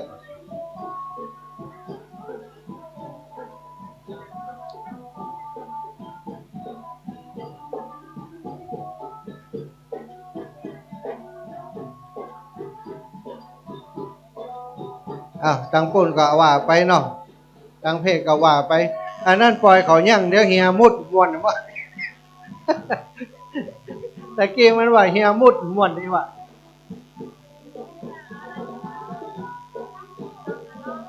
ดอกตาล้อมดอกตาล้อมนี่ของบ้านกล้วยสามัคคีบ้านกล้วยสามัคคีบุญเกิดบุญเกิดนะครับพร้อมแล้วเปิดได้ลงน้ำ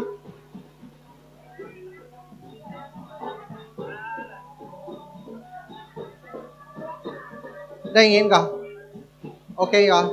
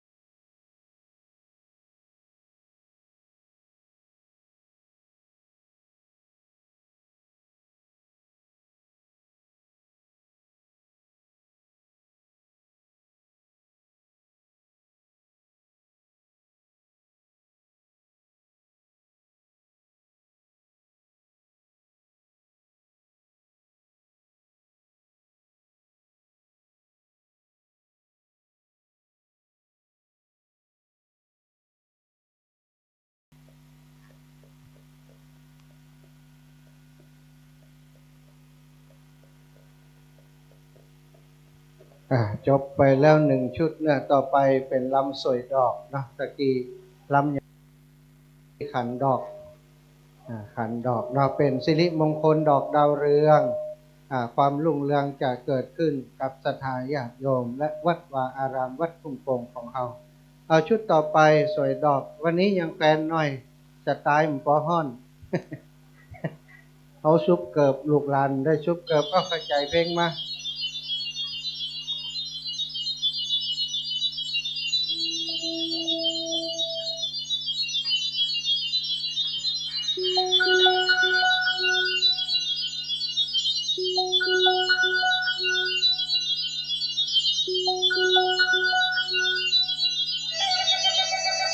เทวดามาแล้วเนย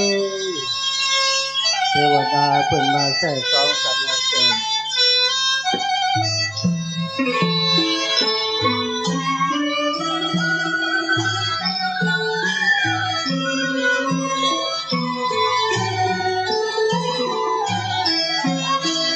เป็นการแสดงของลูกหลานจากวิทยาลัยนาฏศิลป์จังหวัดเชียงใหม่เมื่อสถานก็เป็นลูกหลานที่ติดตามช่วยเหลือการงานมาโดยตลอด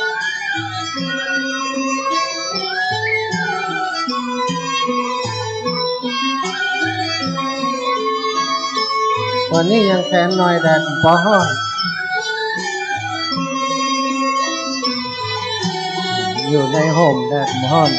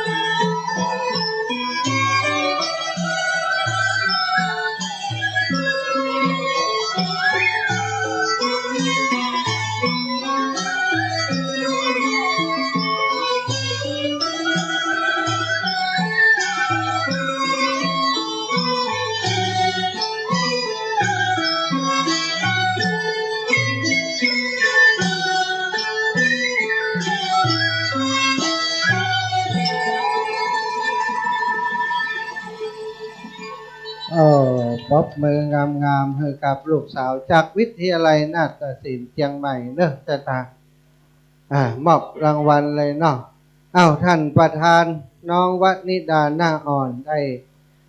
รับได้รับเกียรติจากน้องวนิธาเนอะวนิดาหน้าอ่อนได้มอบรางวัลให้กับจังฟ้อนชุดนี้เนอะประธานไปทางใดโอ้นั่งลบหลังก็นะโอ้ท่านประธานมานั่งหน้าเพะจะได้จ่ายตังค์จ่ายติ๊กวันนี้นะสตังค์ญี่ปุ่นยังแคว้นน้อยสตังค์บ้านเฮามันแปลงไปนี่หลานไปอยู่ญี่ปุ่นเด้อสถาไปทำงานนะไปทำงานประกอบอาชีพอยู่ทางปุ่น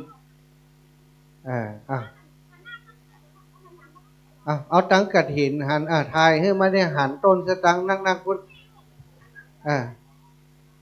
นั่นจัดแถวก่อน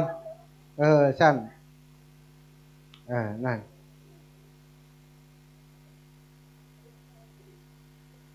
คนมอบรางวัลนี่กับนางพยาบาลเนอะหมอนี่สวกนะฉีดยาเจ็บปะทุเป็นคุณหมอเนอะลูกสาวของท่านผู้ใหญ่ขอบคุณน้องวนิดาหน้าอ่อนน้องวนิดานั่งหน้าเพะนั่งหน้าเพะท่านนั่งหน้าเพะเอาประธานไปลบหลังกะถ่ายรูปปฏิษนั่งหน้าเพะเป็นเกียรติครับหมู่บ้านชุมชนของเราเอาชุดต่อไปอันนี้สาวน้อยจากบ้านบุญเกิดเนอะอายุตะกี้ลองนับพอได้ปั้นปลายก่อนนะ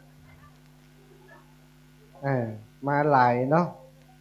มาหลายคนร้อยกับปั้นปลายก็ซะนะอันนี้สาวน้อยบุญเกิดก็ศรัทธาญาติโยมติดตามไปทุกงานนะเอาไปจะอยู่ตั้งหน้าตั้งหลังอีแม่งงอีนี่มึงยังบอกตะกี้ เอาละพร้อมนะดนตรีว่าใดสวัสดีสาธุ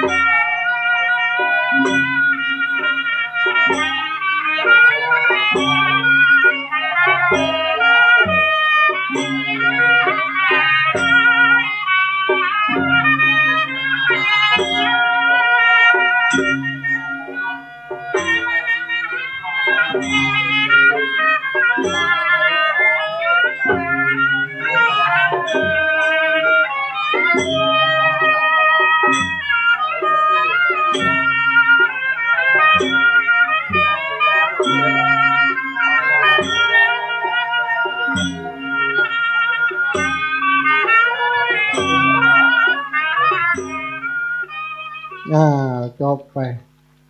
ก็เพลงเงาแก อย่างพ่อนจะมดแหงแล้วนะชุดต่อไปถอดเกิบเนอะ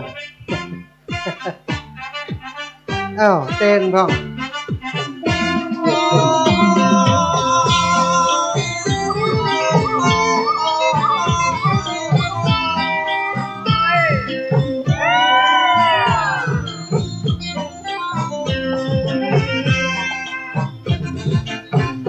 แสนสุขใจได้มาร่วมบุญเก็บไว้เป็นทุนบุญนุ่นอุ่นใจ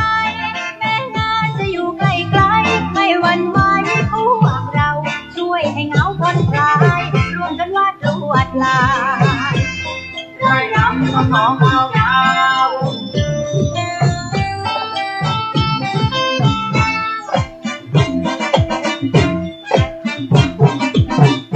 ได้รวมบุญงานแบบไทยๆดำรงสืบไว้ใจพวกเราบุกดงลงห้วยขึ้นเขาตื่นแต่เช้าจะมารวมสุขสันต์เฮฮาด้วยใจแสนศรัทธาจะมาร่วมแรงร่วมใจ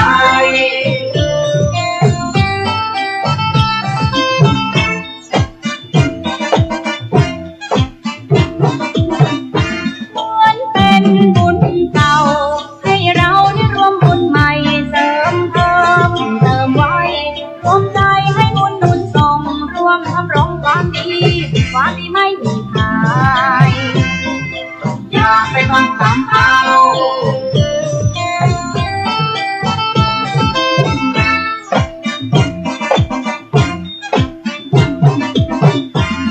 ขอบคุณท่านที่มาแทนถ้อยวาจาเจ้าภาพของเราขอบุญจงช่วยแบ่งเบาบรรเทาทุกข์ให้ดี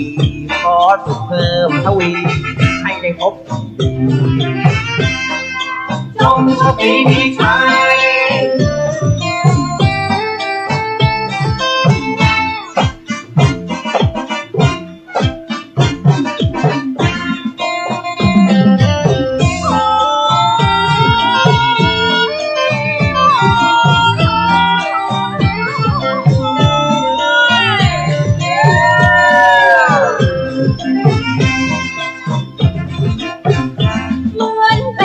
บุญเก่า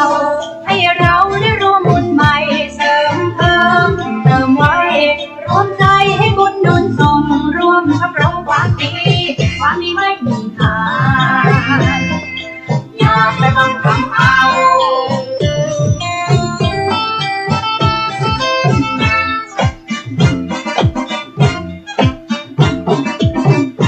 ขอขอบคุณท่านที่มาแทนถ้อยวาจาเจ้าภาพของเราขอบุญจงช่วยแบ่งเบาบรรเทาทุกข์ให้ขอสุขเพิ่มทวีให้ได้พบสุข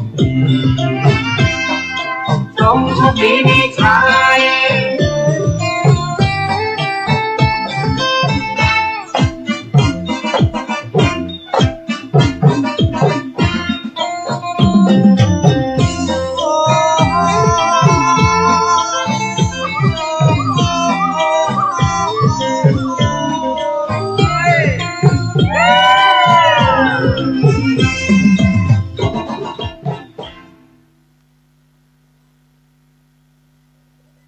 แกลำไปได้แค่จบก็จบเพลงนี้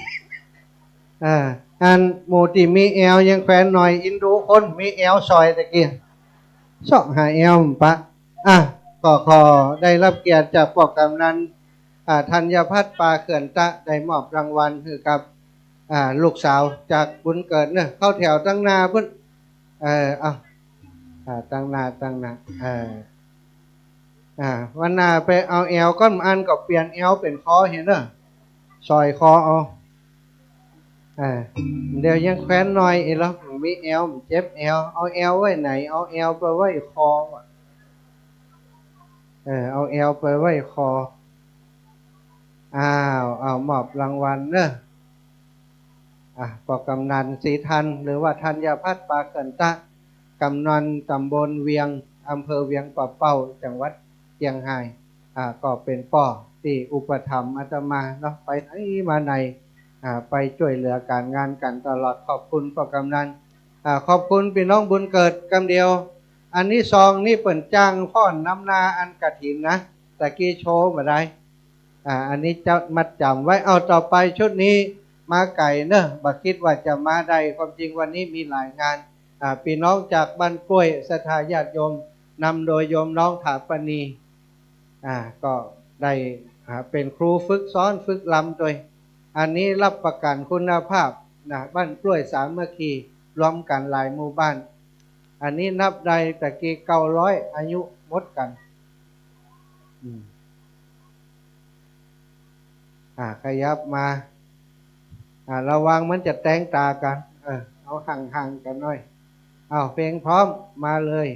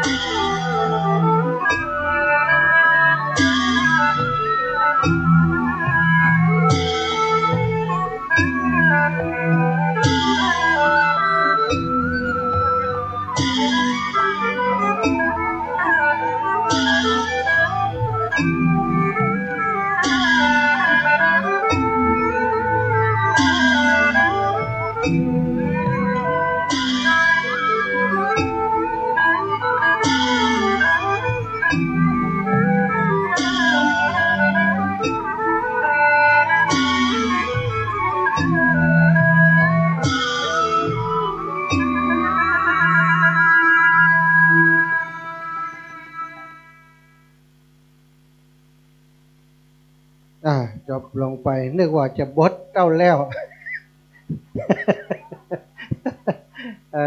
นะพี่น้องจากบ้านกล้วยก็ขอได้รับเกียรติจากโยมแม่อมรวรรณเล้ากุลเนอะเอาแห่งเพลงล่ะ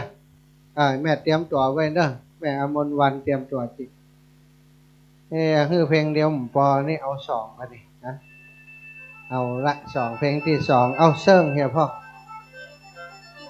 วัฒนธรรมทางอีสานผสมผสาน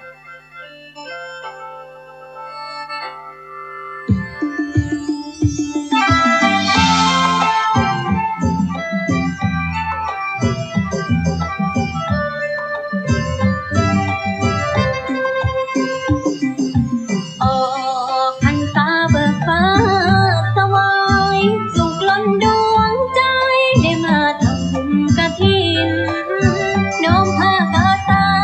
เลิศล้ำช่างงามโสภินถวายเป็นผ้ากฐินให้ภิกษุสงฆ์ผู้ทรงศีลธรรม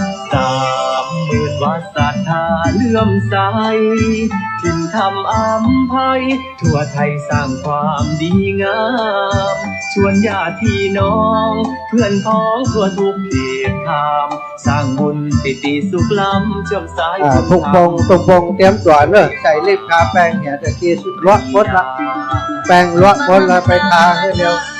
สืบสานพระศาสนา ไปฮือก้างไปน้องบันป่วยนะกะลีก็รอนะ กฐินสามัคคี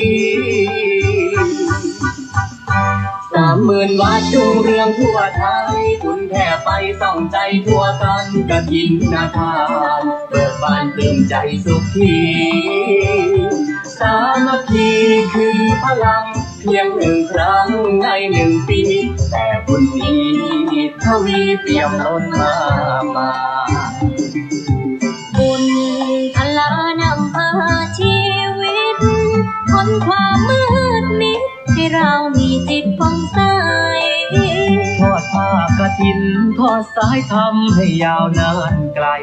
กฐินทุกวัดทั่วไทยคือลมหายใจของพุทธศาสนา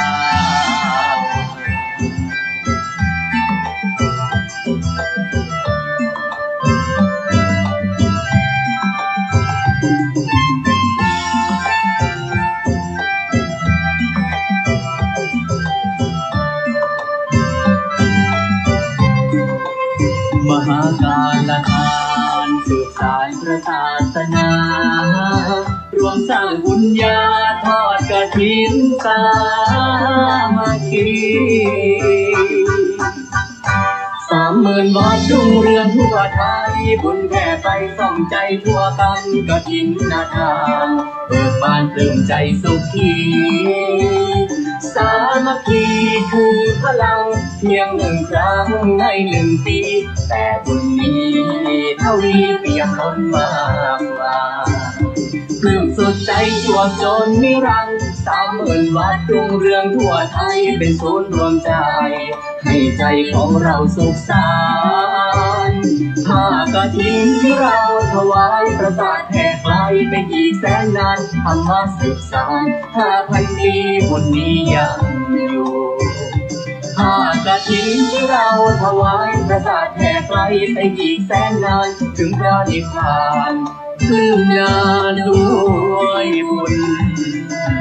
กฐิน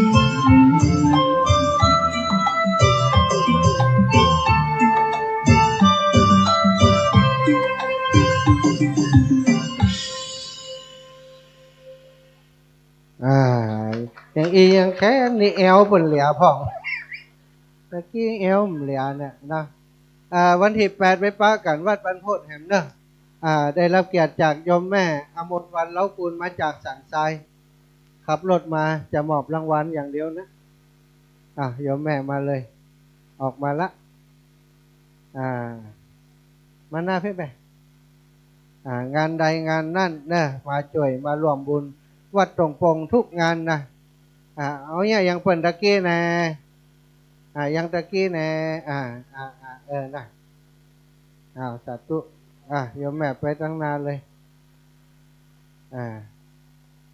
มางานทุกงานที่วัดตรงปงโยมแม่มาตลอดตั้งแต่บ่ฮู้จักกันกำเตือบ่เนอะตั้งแต่จ่อยโรงเรียนครั้งแรกก็มา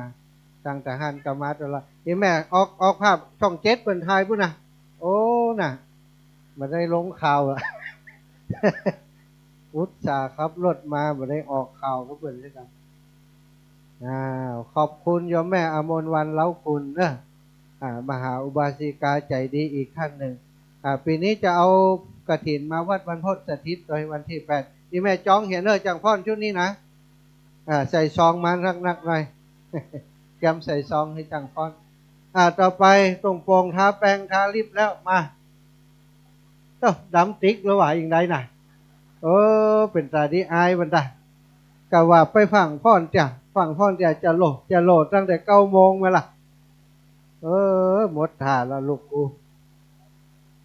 เนี่ยรีบกำตันใจ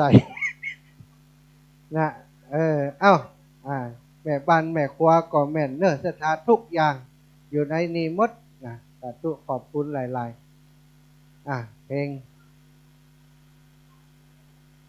ถ้าใครเฮือมันงามถอดเกือบเนอะกำลังห่อนสาธุ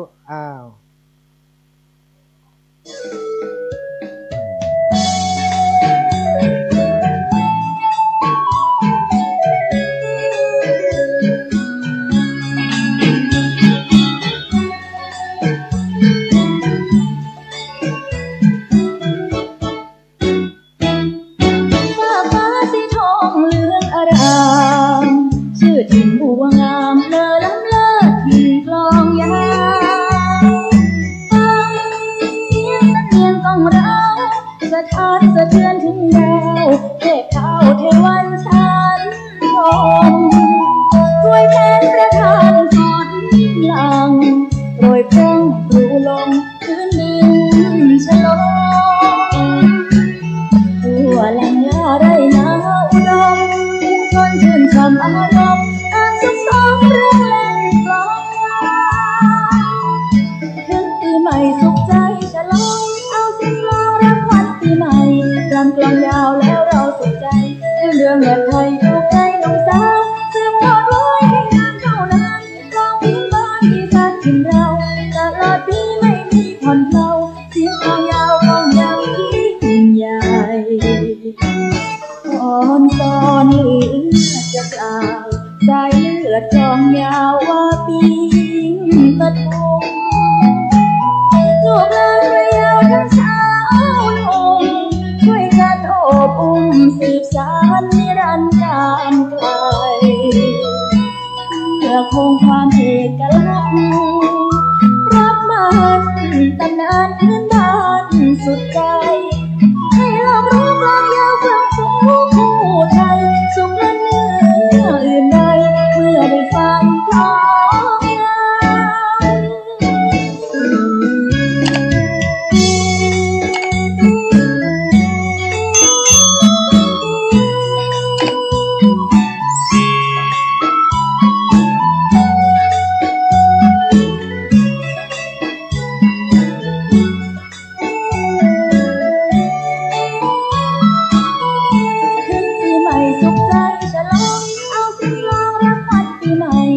กลองยาวแล้วเราสุขใจ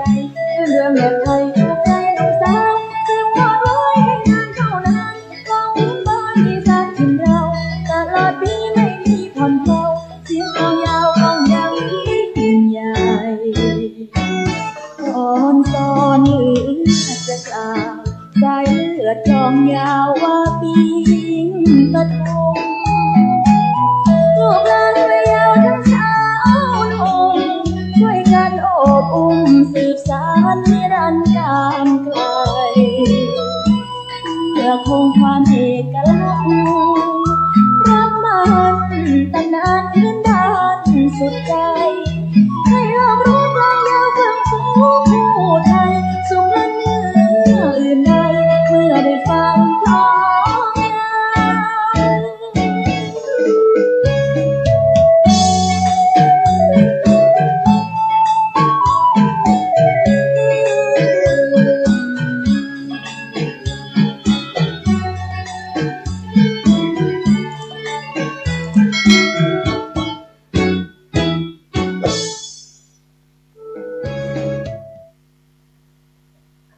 เขาว่าโอเคนะ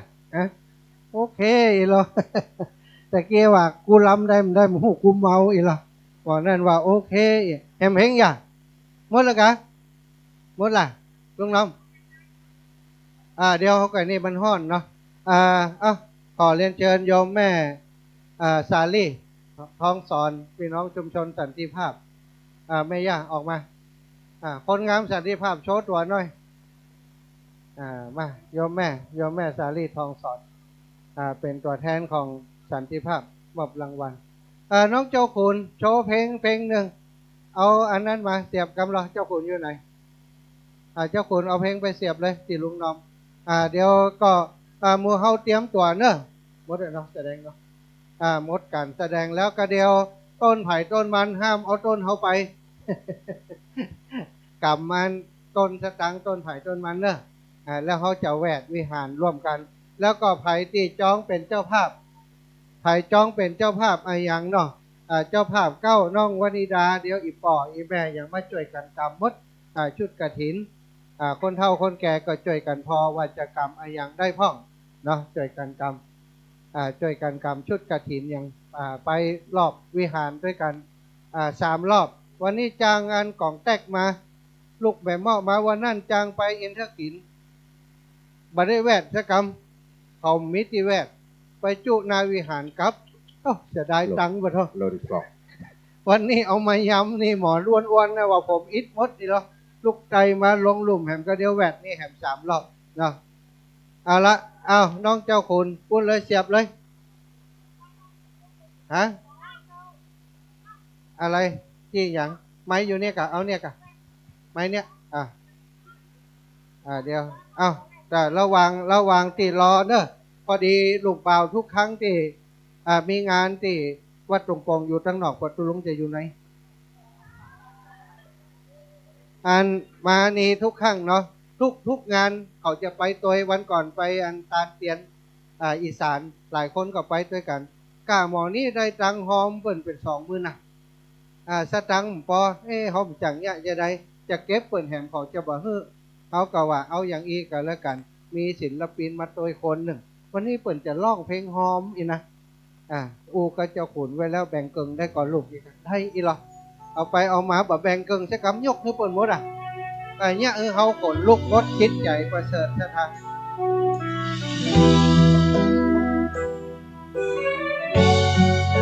วันนี้ก็จะหอมนี่หมด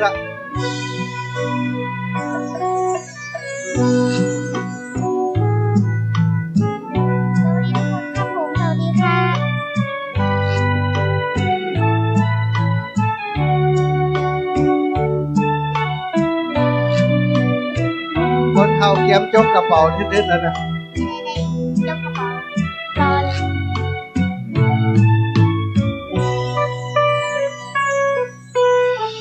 ลืมตาเกิดมาข้ารู้ดินแดนเป่าร้องกังไกลบอกไปว่าคุ้นกันแล้วผู้คนหลายหน้าต่างหามาดูมาแซวว่าคุ้นเคยแล้วแต่ว่ามือหน้าไม่มียามเด็กกินเกล้งแท้จริงลำบากด้วยความจนยากเกลี้ยงเกลือกเล่นอยู่กับพื้นไม่มีมือป้องเห็บมันกัดคุณทุกคืนพ่อแม่ยัดเยื้อหาเลี้ยงด้วยความลำเค็ญทั้งนมผ้าอ้อมผ้ายอมแต่ยากทุกคนลำบาก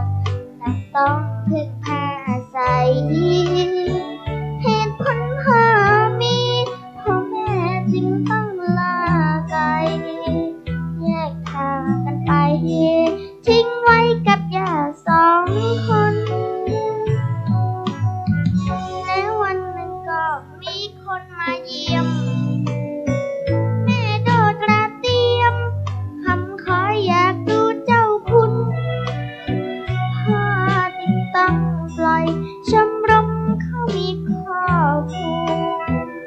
จะเลี้ยงเจ้าคุณเป็นตัวอย่างที่งดงามเอาหยามตัวลุงมาละเอามาใส่ตังค์ต้องลุกมาเนี่ยแม่เดี๋ยวปล่อยหาร้านเนาะเอาใส่ฮัน เอาอย่างมาเอาใส่นี่ดีกีฬากำฉลงขึ้นไหมอ่ะกำขึ้นไหมอ่ะหนูถือให้พี่ถือให้พี่ไปเอาไปนะลูก คงได้เลยรักผู้พิการวันนี้ไม่นานเจ้าคุณท่านเพิ่งเริ่มมีพูดจาไพเราะตลอดด้วยเสียงดนตรีมีวันนี้วันที่ทุกคนได้ฟังเก็บออมเก็บเงินทุกคนหยิบยืมแต่คุณส่งคืนช่วยเหลือคนพิการมากมายช่วยแม่คุณย่าสร้างสุขาคุณย่าผ่อนคลายแสนมีความหมายเจ้าคุณได้กตัญญูชีวิตต้องสู้คุณครูพร่ำสอนแม้กินเดินนอนต้องมีความดีเลี้ยงตนสู้ทนฝันฝ่าคำจาสายตาผู้คนเข้าใจไม่สนก้าวไปด้วยใจเปี่ยมคุ้มตั้งใจก้าวไปด้วยใจเด็ดเดี่ยวใจคุณคนเดียวคนพิการหวังได้พึ่งพาจะใช้น้ำเสียงหาเลี้ยงครอบครัวภายหน้าแบ่งเบารักษา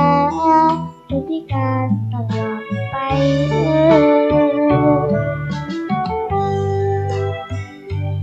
ขอเสียงปรบมือดังๆให้กับหลานเจนเนอร์สถาขออนุญาตนินทามันหน่อยเนอะหันว่ามันมีแขนอย่างนี้นะจาเลียเนอะไปเตะฟุตบอลน่ะสถาไปปะทะการกิ้งอรุณแล้วมันลูกคนเดียวมันได้ มันตะอย่างเขามันจะได้นะแล้วโฮมเมียน่ะ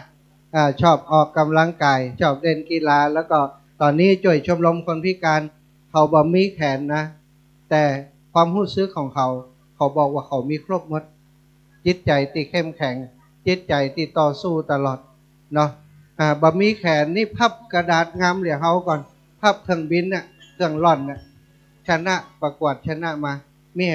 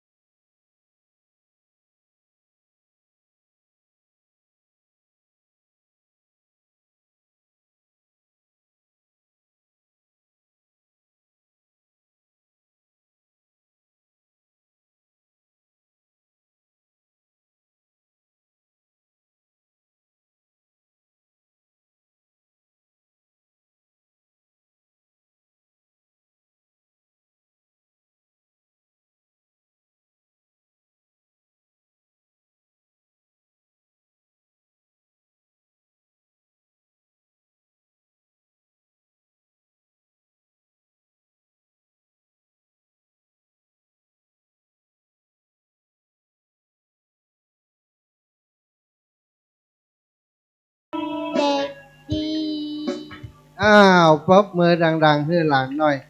คนเฮาของคือเฮาบาท่อเนาะต่อสู้ชีวิตมันก็เดินต่อได้ปัจจุบันนี้ละอ่อนคนนี้เรียกได้ว่าดูแลชมรมคนพิการอำเภอวังเหนือมีอย่างขาดนี้เขาเป็นคนช่วยตอนนี้เปิ้นทำโฮมกระทงเนาะใบตัวใดก็ใบ80นะถ้าไปจูปุ่นนี่30-80มันกะเดินทางมันนะก็ไปสนับสนุนชมรมคนพิการเพื่อนได้ก็เป็นกำลังใจให้ลูกหลานอาตมาไปที่ไหนถ้าเปิ่นไปก็จะเอาคือโอกาสเปิ่นได้พบปะแล้วก็ได้ร้องเพลงทุนการศึกษาพ่องการใช้จ่ายต่างๆไปช่วยเหลือคนเนอะที่สถานได้หอมมาขอบคุณทุกท่านทุกคนหลายคนก็คงจะกัดอกให้ตัวเนาะเพราะว่าชีวิตเขาถ้าอูไปแล้วก็ให้ตัวเหมือนกันอยากจะกอดแม่ก็ไม่ได้กอดเนาะเพราะมันมีแขนมันลืมขอบคุณกูกะลาเพิ่นโดหลานสาวหลานน้อยก็เปิ้งเห็นกำนี้ไปด้วยไอ้เนอะกำสลุงเขาจัดขบวนจัดแถวเนาะกราบนิมนต์ครูบาอาจารย์ได้อยู่แถวก็เดี๋ยวจะเป็นวันนั้นตุลุงแดงจัดอย่างไรก็แถวจังฟ้อนอยู่หน้าแล้วก็ตู้เจ้าแล้วก็คว้ากฐินเนาะจังฟ้อนอยู่หน้าตู้เจ้าแล้วก็คว้ากฐินจังฟ้อนมาเลยจังฟ้อนตั้งแถวที่1อยู่หน้าวิหารเลยแถวที่1อยู่หน้าวิหารเลยเนอะเอาแต่วงมาแต่วงอยู่ตั้งหลังก็ตั้งนะตั้งหลังก็เต็มที่กันเนาะหลังช่างฟ้อนใช่ไหมหลังช่างฟ้อนขยับมาถ้าหลังช่างฟ้อนขยับมาเลย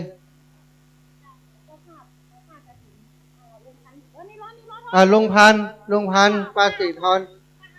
ปาอาพร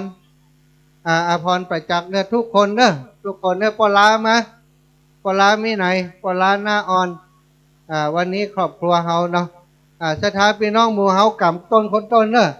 ต้นของขึ้นสีขาวนี่ประมาณ6 ต้นขึ้นสีขาวประมาณ6 ต้นเนอะเจ้าดนตรีจัดหลังแถวที่1อยู่หน้าพุ่นเลยเนอะ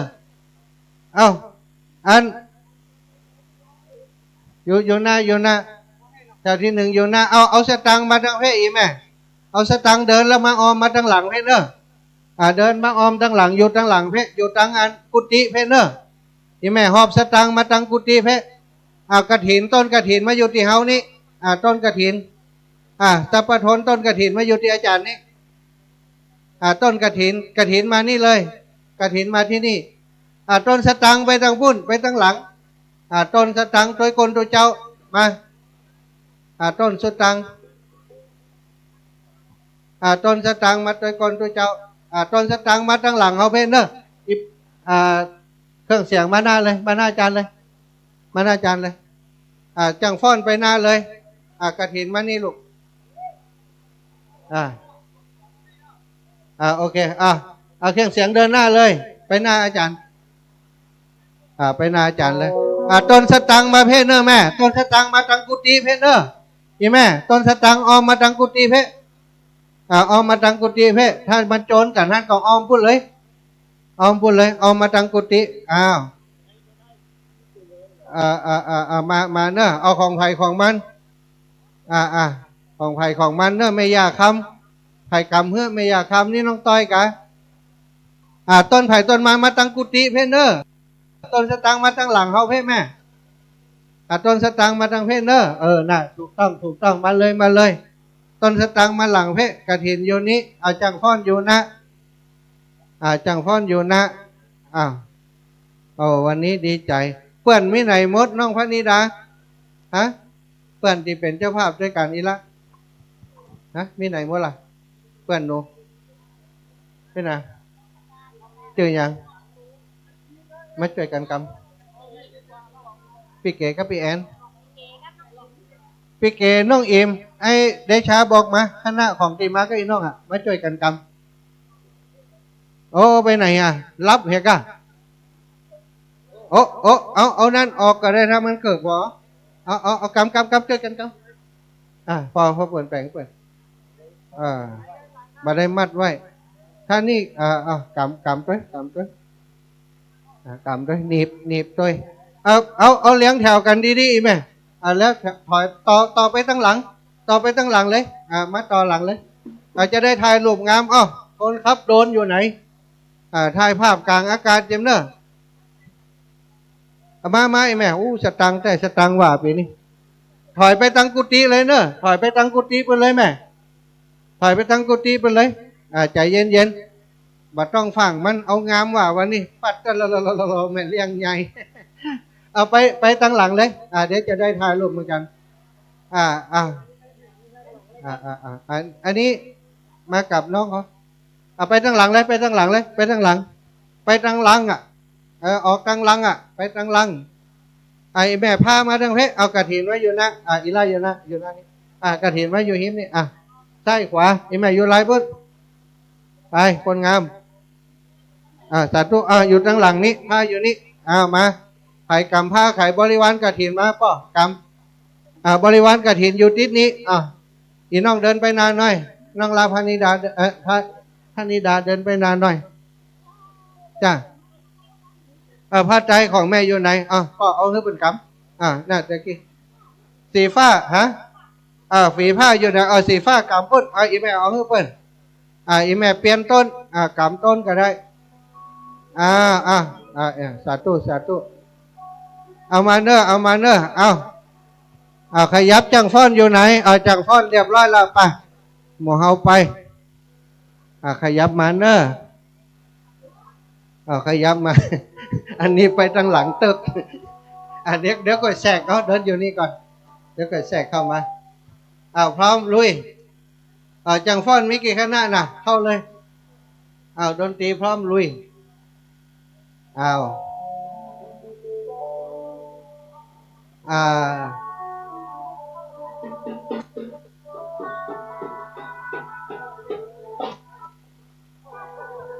าพามาพี่ป้าสีทอนเอาพามาพี่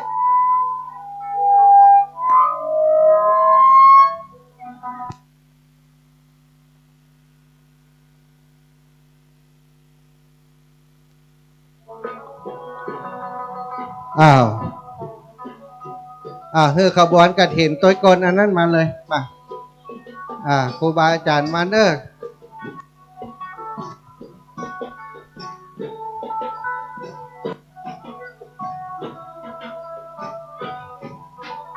มาตามเลยเนอะตามเลย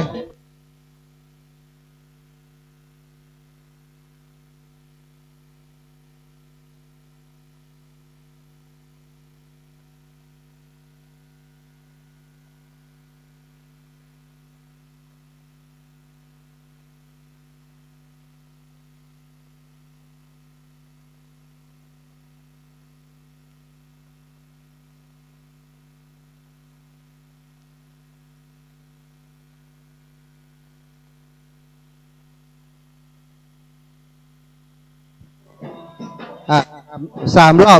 บเนอะ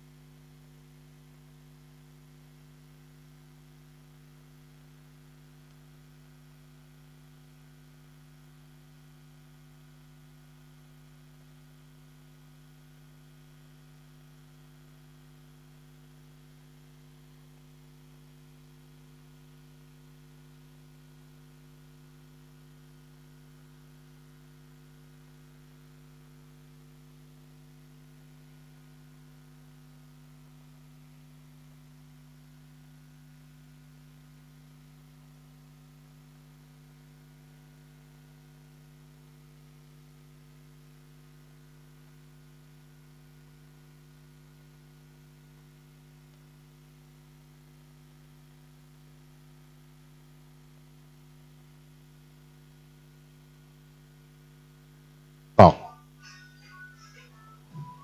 rolling stock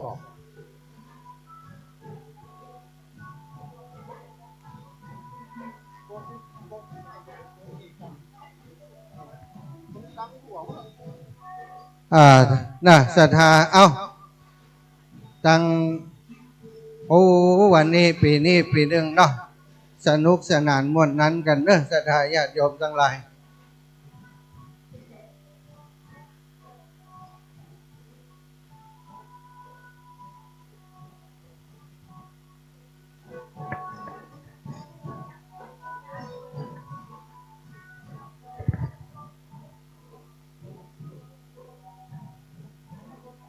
ฮะ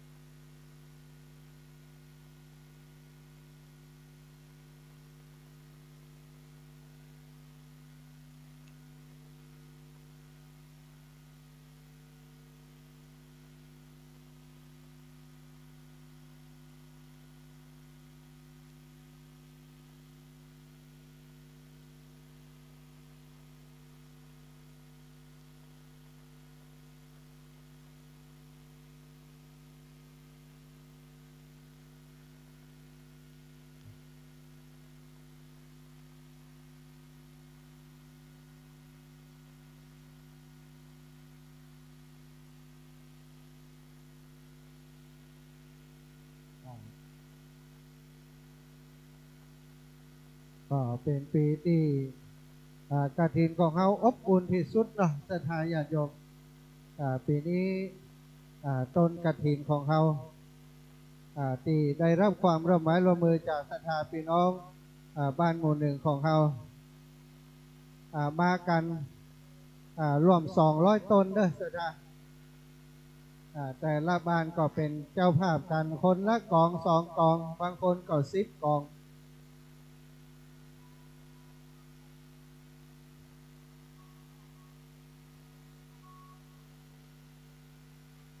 ต้องขอบคุณครับศรัทธาญาติโยมทุกท่านทุกคนที่มีส่วนร่วมในกฐินของเราในครั้งนี้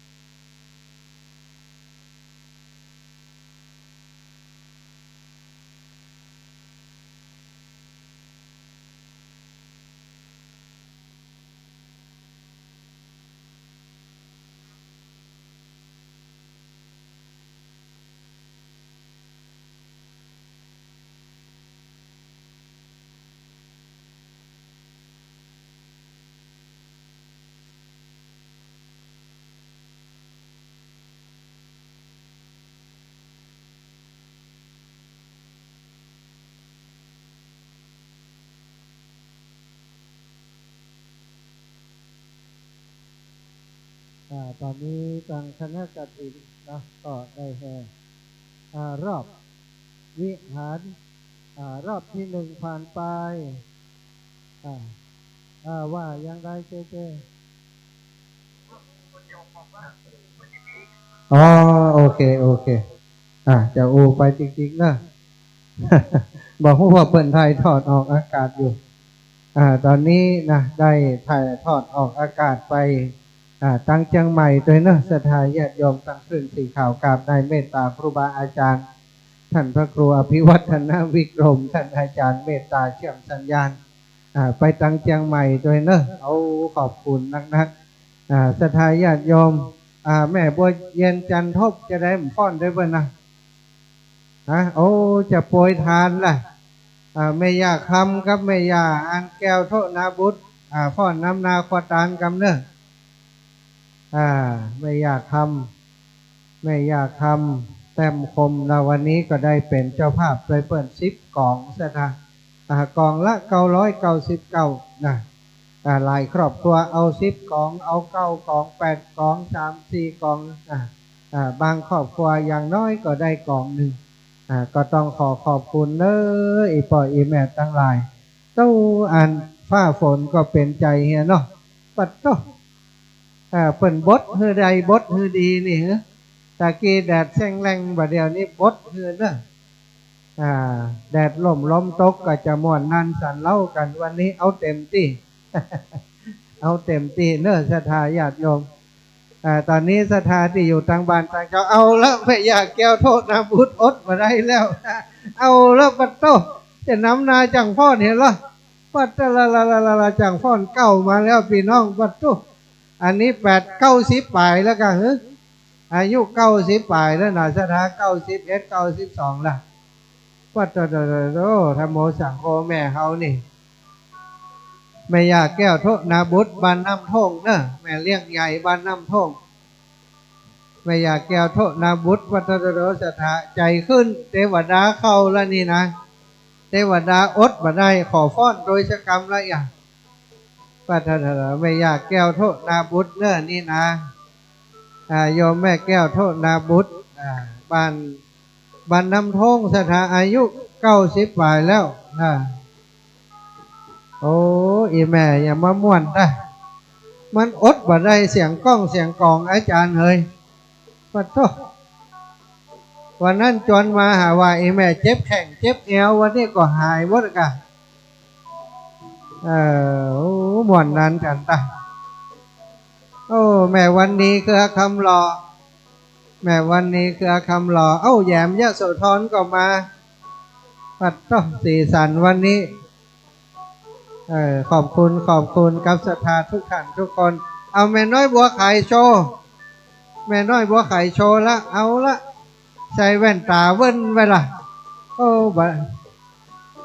แม่น้อยบัวไข่เอาโยมน้องถาปณีโยมน้องถาปณีเกียรติวรคุณพี่น้องบ้านกล้วยฝ่ายเอาม่วนกันเต็มที่เนอะวันนี้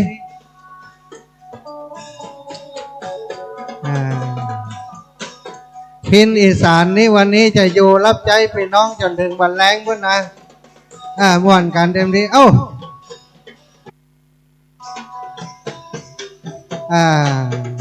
ความสุขของพี่น้องเจ้าบ้านนะเอาละ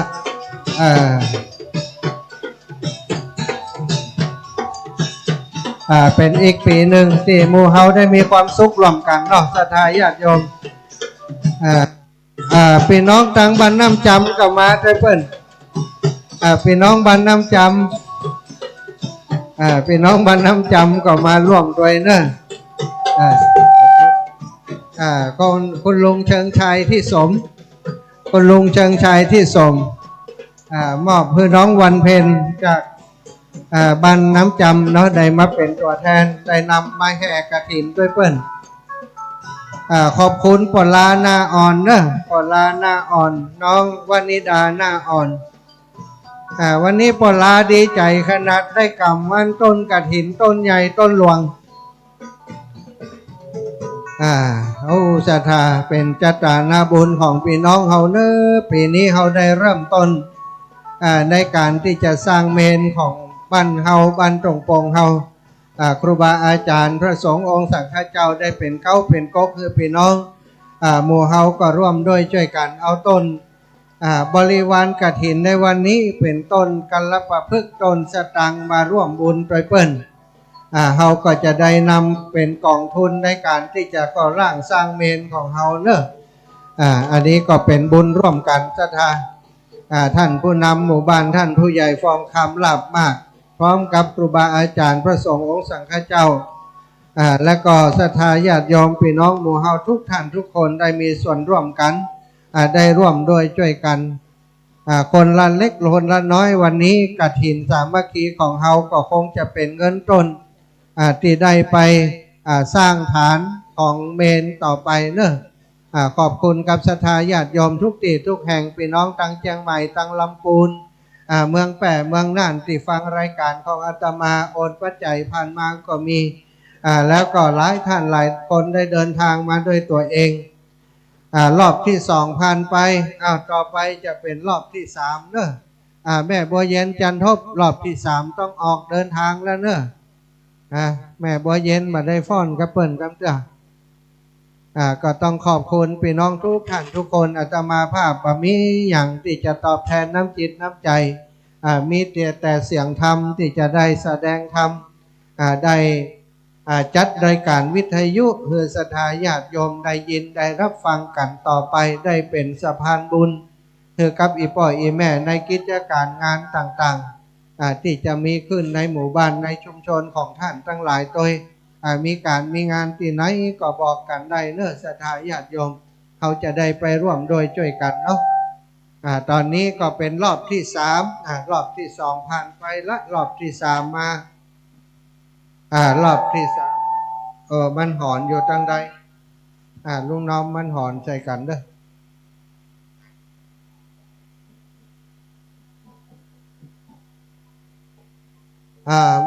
แม่ย่าพัดวงพรมสายกับคณะลูกหลานนั่งอยู่ในวิหารรอแต่เจ้าละแม่ย่าปกติอยากจะบ่ไปไหนแต่ว่าวันนี้บ่ไปบ่ได้อีแม่อยากจะให้กำลังใจท่านอาจารย์สมชาตินะอีแม่ได้เดินทางมาก็ต้องขอบคุณแม่ย่าแม่ย่าพัดวงพรมสายพร้อมกับลูกหลานของแม่ทุกท่านทุกคนนะลุงน้องเบาเสียงหน่อยเสียงมันหอนเสีย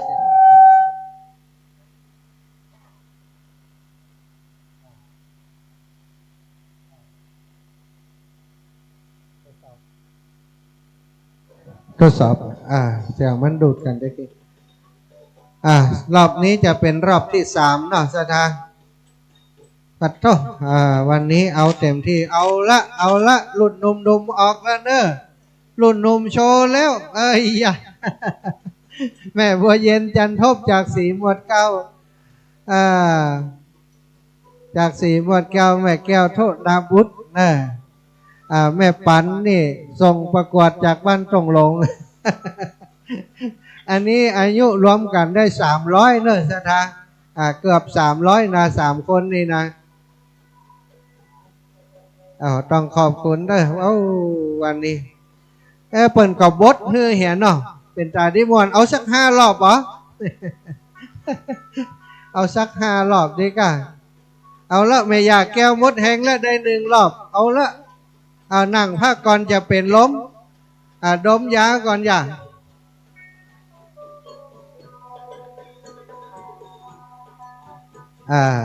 เอา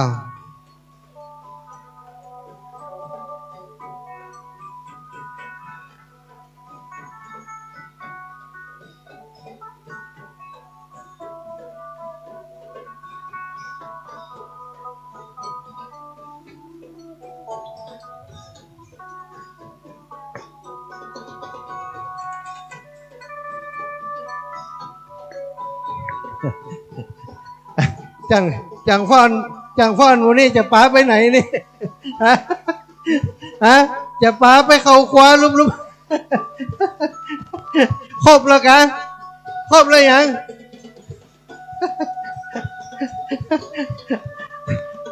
จังฟ้อนจะฟ้าลงไปห้องครัวอย่างเดียวอะอะไรหาอย่างอ้าวสาธุเด้อเอาไปนาวิหารก่อนเอาไปนาวิหารเลย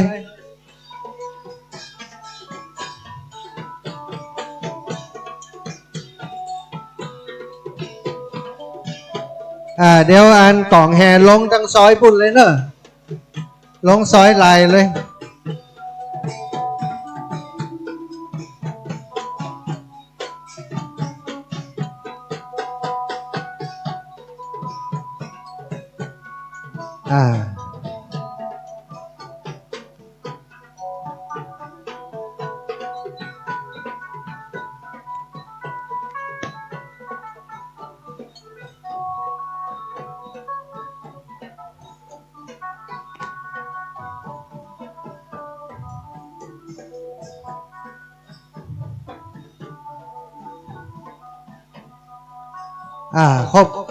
ครบแล้วเนาะก็เดี๋ยวกองกันลุยลงหลุมไปเลยเนอะต้องขอบคุณศรัทธาญาติโยมแม่ย่าสาลีทองสอนแม่ยายหอมขอบคุณโยมน้องนงรักชัยชนะมาจากบ้านใหม่หัวเสือดอนไฟเนอะบริวารกฐินเอาสตังเอาไว้ลุ่มนี้ก็ได้เนอะสตังทางบนมิติไว้เอาตังติเก่าเนอะเดี๋ยวล่วงได้ขึ้นไปเอาจอยบอกจิมต้นสตังเอาไว้นี่ก่อนต้นสตังเอาไว้ทางลุ่มนี้เนอะ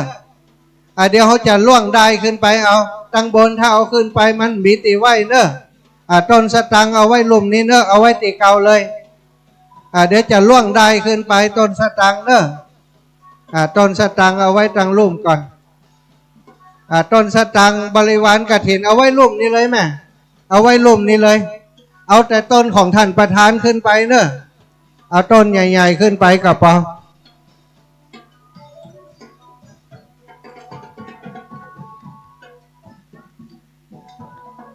ต้นสตังเอาเฉพาะต้นของประธานนะเอาไปสัก2-3 ต้นก็พอส่วนนั้นส่วนที่เหลือเอาไว้ตั้งลุ่มเหมือนเดิมนะต้นสตังเอาไว้ตั้งลุ่มเหมือนเดิมเดี๋ยวคณะกรรมการเอาได้มาล่วงนะ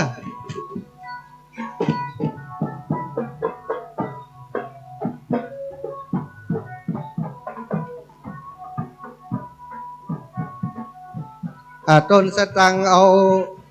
าไว้ตั้งลุ่มก็ได้เนอะต้นสตังถ้าตั้งในถ้าไว้บนมันอาจจะเต็มบะมิติอยู่ก็ได้ต้นสตังเอาไว้ตั้งลุ่มเลยตั้งบนมันจะบะมิติอยู่เนาะเอาต้นสตังไว้ตั้งลุ่มแล้วก็ตั้งบนนี้จะเป็นส่วนของบริวารกฐินเป็นผ้ากฐิน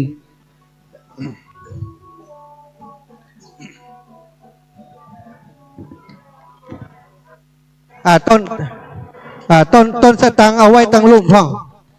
ต้นสตังเอาไว้ลุ่มเลยเนอะต้นสตังเอาไว้ลุ่มเลยต้นสตังเอาไว้ลุ่มเลยเนอะตั้งบนเดี๋ยวมันจะยัดลงไปเอาไว้ตีเก่าเดี๋ยวจะล่วงได้ขึ้นมาเนอะเอาแต่ต้นของปลามาเอาแต่ต้นของปลามาเดี๋ยวมันจะมีตีอยู่ที่ทำพิธีเดี๋ยวเอาไว้ตั้งลุ่มเนอะเอามาเกณฑ์เดี๋ยวจะให้เกณฑ์ลุ่มปุ่นนะเดี๋ยวจะให้เกณฑ์ลุ่มปุ่นเนอะอันนี้ตั้งนี้ป่ะตั้งนี้เลยเอามาเกณฑ์ต้นสตังเดี๋ยวเขาจะเอาไปตั้งลุ่มเนอะเอาเกณฑ์แล้วก็เอาไปตั้งลุ่มเลยก็เดี๋ยวจะมีตุเจ้าเปิ่นไปห้าประเคนตั้งลุ่มบนเนอร์สถาเพราะฉะนั้นต้นสตังเอาตั้งที่เดิมเนอะเอาตั้งที่เดิมตั้งลุ่มตั้งบนเขาจะท่านผู้ช่วยเอาล่วงอยู่แล้วเนาะล่วงแล้วเขาล่วงแล้วอันนี้เอาลงไปตั้งลุ่มเลยปออันนี้เอาลงตั้งลุ่มเลยเนอะสตังทั้งบนเนี่ยเอาไปตั้งตีเก่าตอนนี้เดี๋ยวเขาจะพิธีเดี๋ยวจะมิติอยู่ปอช่วยกันเอาลงไปกัน อันนี้จะเอาลงหลุมก็ตั้งเนี่ยจ้ะเอามาหน่อยพี่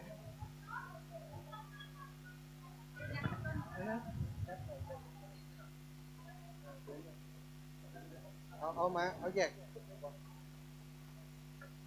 เดี๋ยววิหารมัน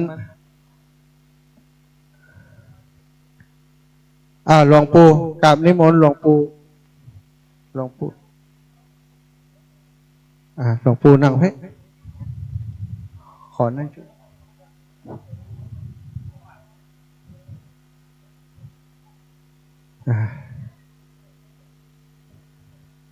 ศรัทธาญาติโยมตอนนี้ขอเคลียร์พื้นที่กิจกรรมเนอะตั้งผู้ช่วยได้ช่วยกันล่วงได้ตั้งลุ่มแล้วก็พื้นที่ตรงนี้ความจริงตะกี้ลืมบอกเพื่อนว่าเอาไว้ลุ่มมดเนาะเดี๋ยวจะได้นี่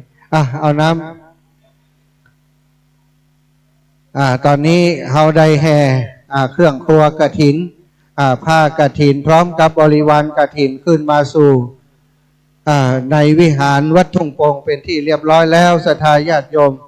หลวงปู่พระครูปฏิภาณธรรมทินหลวงปู่ก็ได้เมตตามาถึงที่วัดทุ่งโป่งของเขาได้ตั้งแต่เจ้าแล้วเนาะตอนนี้ก็ได้มาร่วมเป็นประธานสงฆ์ประธานของลูกหลานครอบครัวขึ้นสีขาวเพื่อชาวประชา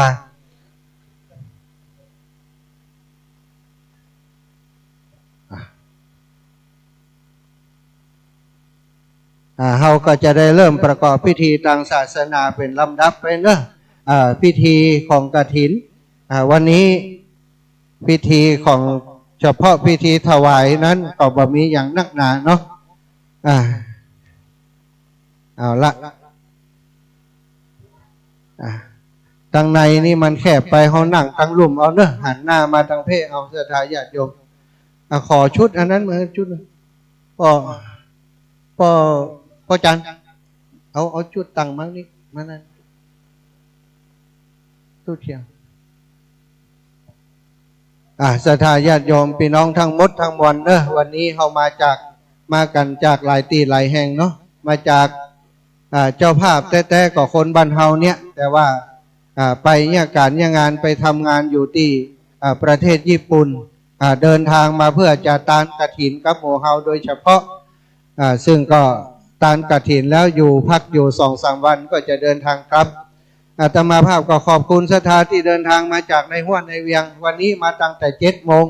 ตอนนี้ก็จะได้เข้าสู่พิธีแล้วเนาะพิธีอาจจะจ้าไปสักหน่อยเพราะว่าเขาจะต้องรอหลายสิ่งหลายอย่างเพื่อให้มันพร้อมตอนนี้ทุกอย่างพร้อมแล้วเนาะก็จะได้เริ่มประกอบพิธีทางศาสนาทางฝ่ายคณะกรรมการเปิดเตรียมสถานที่อย่างให้เรียบร้อยก่อน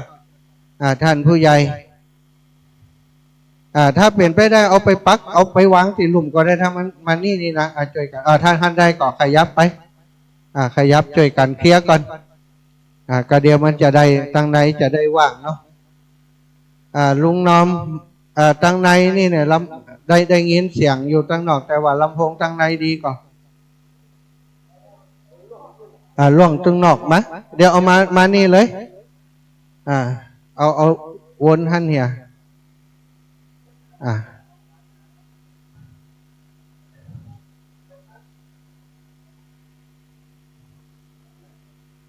ก็เดี๋ยวก็เสร็จแล้วเนอะพี่น้องตังแขกผู้มีเกียรติแล้วก็พี่น้องที่มาร่วมบุญร่วมกุศลด้วยกันจะม่วนนันสันเล้ากันตั้งลุ่มเพิ่นก็เรียนเชิญวันนี้ตั้งกองแตกที่เปิ้นตั้งเจ้าภาพเปิ้นจัดหามาเพื่อจะสร้างความบันเทิงแห่ให้กับพี่น้องก็จะอยู่ด้วยเฮาอยู่นะอยู่ด้วยเฮาอยู่ตอนนี้พักกันกำได้ประกอบพิธีทางศาสนาอันเป็นพิธีสำคัญเป็นพิธีอันเป็นมังคละเป็นมงคลเป็นกุศลคณะนี้เขาได้ออกอากาศกระจายเสียงไปยังคลื่นสีขาวเพื่อชาวประชาที่จังหวัดเชียงใหม่โดยเมตตาบารมีของท่านพระครูอภิวัฒนวิกรม ท่านอาจารย์แจ้งมาว่าตอนนี้อู้ไปเรื่อยๆเนอะเพราะว่าสถานีวิทยุออกอากาศอยู่ถ้าบอกอู้มันจะเงียบไปฉะนั้นก็จะอู้จากกันไปเพื่อจะรอความพร้อมทุกอย่างพร้อมแล้วก็จะได้เชิญท่านประธานวันนี้ก็ขออนุญาตศรัทธาพี่น้องเนอะวันนี้ศรัทธาเก้าศรัทธาที่เป็นประธานก็คือโยมน้องวนิดาหน้าอ่อนซึ่งก็เป็นลูกเป็นหลานคนบ้านเฮาไปทำการทำงานอยู่ที่ต่างประเทศไปต่อสู้อดทนจนประสบความสำเร็จก็ตั้งใจมาช่วยหมู่บ้านมาช่วยชุมชนเนาะวันนี้เปิ่นได้มาเป็นประธานอาจจะอายุอาจจะน้อยกว่าพ่อแม่พี่น้องแต่ว่าวันนี้เพื่อเป็นเกียรติกับเปิ่นที่เปิ่นมาเป็นประธานให้เฮาก็จะได้เป็นตัวแทนประธานจะเป็นตัวแทนในการเป็นตัวแทนในการจุดธูปเทียนบูชาพระรัตนตรัยและกิจกรรมต่างๆแล้วก็จะได้เชิญศรัทธาแขกผู้มีเกียรติทั้งหลายได้ร่วมในพิธีต่างๆที่จะมีขึ้นนะหลังจากประธานจุดธูปเทียนแล้วทางพ่ออาจารย์มรรคนายกจะได้กล่าวคำบูชาพระรัตนตรัยไหว้พระหับศีลไหว้พระหับศีลเรียบร้อยแล้วนะก็จะได้กล่าวถวายผ้ากฐินเป็นลำดับไปถวายจตุปัจจัยทายธรรมแก่สงฆ์ทั้งหลายสงฆ์การทรงเปิ้นจะอุปโลกอัปโลกกฐินแล้วก็จะกลานกฐินต่อไปตามลำดับเฮาทั้งหลายก็จะได้ร่วมบุญร่วมกุศลกันในพิธีทอดกฐินในวันนี้ทุกท่านทุกคนเนอะทุกอย่างพร้อมแล้วท่านผู้ใหญ่พร้อมแล้วยังถ้าพร้อมแล้วยกมือขึ้นเนอะเรียบร้อยแล้วยังตอนนี้ศรัทธาทุกท่านทุกอย่างพร้อมแล้วเนาะเตรียมชนวนเตรียมเนอะฝ่ายที่จะจุดเทียนชนวนเตรียมเทียนชนวน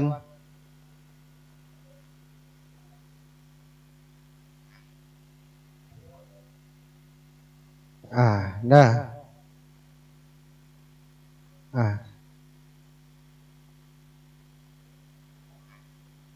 ศรัทธาเรียบร้อยแล้วยัง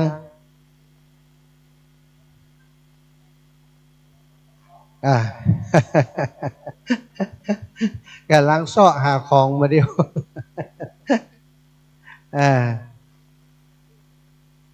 มันเป็นยังธรรมดาศรัทธาญาติโยมไปลืมน้ำหยาดให้เจ้าภาพกำเนอะเตรียมอันที่จะหยาดน้ำนะบ่มีกำเดือเนอะเดี๋ยวถึงเวลามาจะเสาะหากันสล้นให้มาเตรียมน้ำหยาดไว้เหียคณะกรรมการ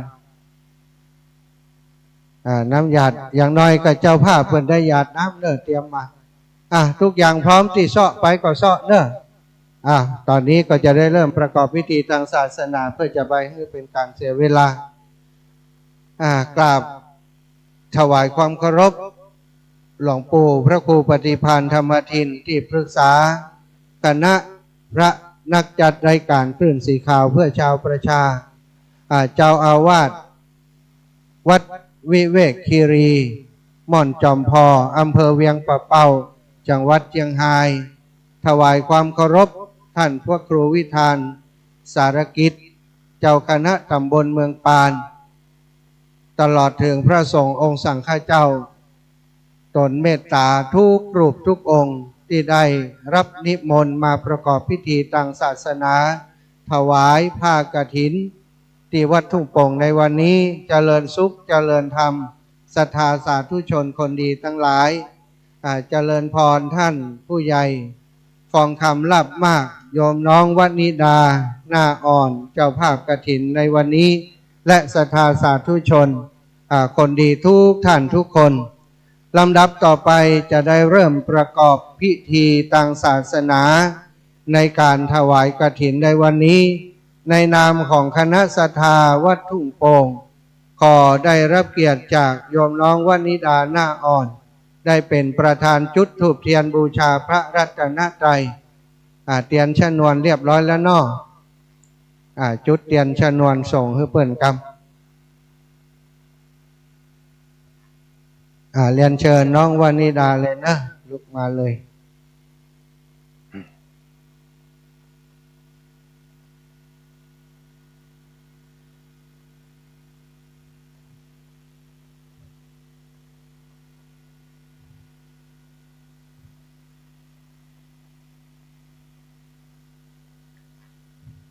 ศรัทธาทั้งหลายประนมมือเนอท่านประธานจุดธูปเทียนบูชาพระรัตนตรัยแล้ว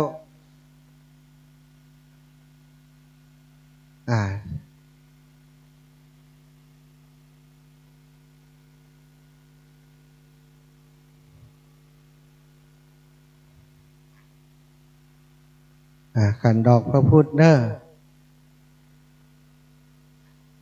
มีผ้าก่อน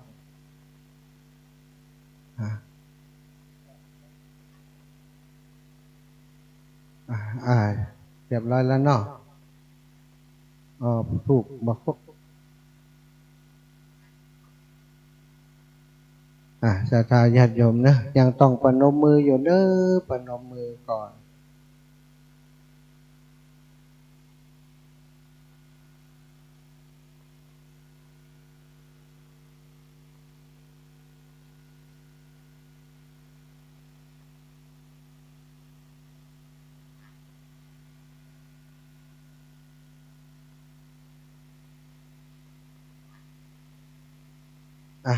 เอาประเคนขันดอกก่อนลูก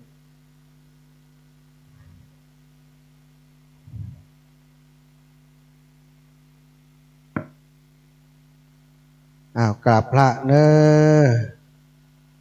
กราบหนึ่งพุทโธเมนาโถกราบสองธัมโมเมนาโถกราบสามสังโฆเมนาโถเจ้าภาพลุกมาตังเพนเนอมาประเคนพัดประเคนกันศีลมาตังเพช่างภาพอยู่นี่ได้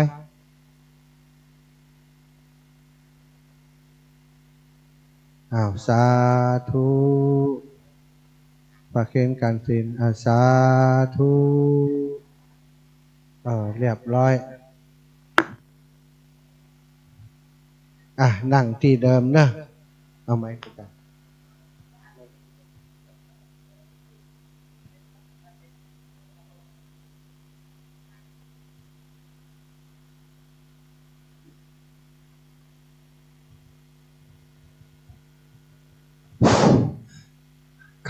อันดับต่อไปเขาก็จะกล่าวคำบูชาพระรัตนตรัยไหว้พระแล้วก็สมาทานศีลห้าว่าพร้อมกันครับอิมินาสกาเลนะพุทธังอภิปูชยามอิมินาสกาเลนะธัมมังอภิปูชยามอิมินาสกาเลนะสังฆังอภิปูชยามอะระหังสัมมาสัมพุทโธภควาพุทธังภควันตังอภิวาเทมิสวากาโตภควตาธัมโมธัมมังนัมสสามิสุปฏิปันโนภควโตสาวกสังโฆสังฆังนามามิมายังพันเตติสาลาเนนาสาหาปัญจนิยาจามาตุติยามปิติสาลาเนนาสาหาปัญจศีลานิยาจามาตาติยามปิมายังพันเตนาสาหาปัญจศีลานิยาจามานะโมตัสสะภะคะวะโตอะระหะโตสัมมาสัมพุทธัสสะนะโมตัสสะภะคะวะโตอะระหะโตสัมมาสัมพุทธัสสะนะโมตัสสะภะคะวะโตอะระหะโตสัมมาสัมพุทธัสสะ นะโมตัสสะภะคะวะโตอะระหะโตสัมพุทธัสสะนะโมตัสสะภะคะวะโตสัมมาสัมพุทธัสสะนะโมตัสสะภะคะวะโตสัมมาสัมพุทธัสสะพุทธังสรณังคัจฉามิพุทธังสรณังคัจฉามิธัมมังสรณังคัจฉามิธัมมังสรณังคัจฉามิสังฆังสรณังคัจฉามิสังฆังสรณังคัจฉามิทุติยัมปิพุทธังสรณังคัจฉามิทุติยัมปิพุทธังสรณังคัจฉามิทุติยัมปิธัมมังสรณังคัจฉามิทุติยัมปิธัมมังสรณังคัจฉามิทุติยัมปิสังฆังสรณังคัจฉามิทุติยัมปิสังฆังสรณังคัจฉามิตติยัมปิพุทธังสรณังคัจฉามิตติยัมปิพุทธังสรณังคัจฉามิตติยัมปิธัมมังสรณังคัจฉามิตติยัมปิธัมมังสรณังคัจฉามิตติยัมปิสังฆังสรณังคัจฉามิตติยัมปิสังฆังสรณังคัจฉามิติสรณะขมานังนิธิตังอามะพันเตปานาติปาตเวรมณีสิกขาปะทังสมาธิยามิปานาติปาตาเวรมณีสิกขาปะทังสมาธิยาอาทินนาทนาเวรมณีสิกขาปะทังสมาธิยามิอาทินนาทนาเวรมณีสิกขาปะทังสมาธิยามิกาเม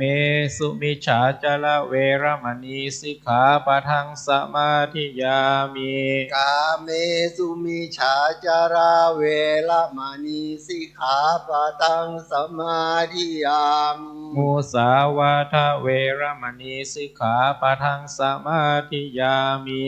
มุสาวาทาเวรมณีสิกขาปะทังสมาธิยามิสุราเมรยมัชฌะปมาทฐานาเวรมณีสิกขาปะทังสมาธิยามิสุราเมรยมัชฌะปมาทฐานาเว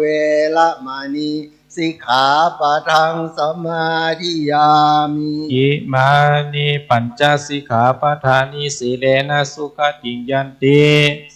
สีเลนะโภคสัมปทาสีเลนะนิพุติยันติตัสมาสีลังวิโสทะเยสาธุ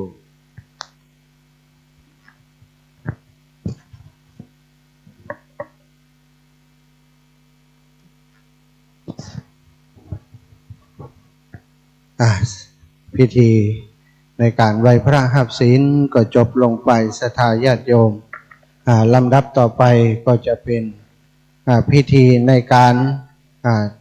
ถวายกล่าวคำถวายผ้ากฐินสำหรับวันนี้เจ้าภาพเก้าเจ้าศรัทธาก็โยมน้องวนิดาวนิดาหน้าอ่อนสุมาวัตานก่อนบอป้าอาจารย์สุมาก่อนก็ได้สุมาก่อนเนาะถวายก่อนละครับโอเค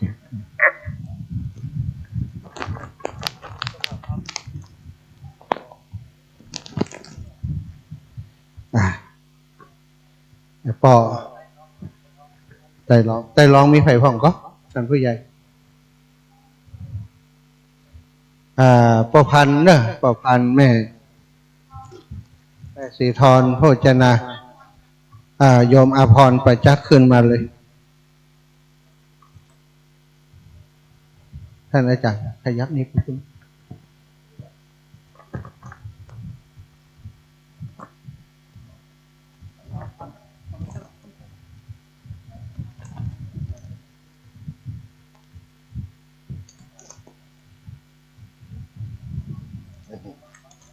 วางไม่เอ่ย ลุกขึ้นยืนฮะลำดับต่อไปศรัทธาญาติโยมตั้งเจ้าภาพจะได้นำกล่าวเนอะนำกล่าวคำตั้งนะโมพร้อมกัน3 จบหันหน้ามาดังพระประธานพระพุทธรูปตั้งนะโม3 จบพร้อมกันนะโมตัสสะภะคะวะโตอะระหะโตสัมมาสัมพุทธัสสะนะโมตัสสะภะคะวะโตอะระหะโตสัมมาสัมพุทธัสสะนะโมตัสสะภะคะวะโตอะระหะโตสัมมาสัมพุทธัสสะกล่าวนำเลยอิมังพันเตสัปปะริวารังกะทินะจีวระทุสังสังคสะโอโนชยามะสาธุโนพันเตสังโฆอิมังสัปปะริวารังกะทินะทุสังปฏิคันหาตุปฏิฆเหตวาอิมินาทุเสนะกะทินังอัฏฐระตุอัมหากังทีฆรตังหิตายะสุขายะข้าแต่พระสงฆ์ผู้เจริญ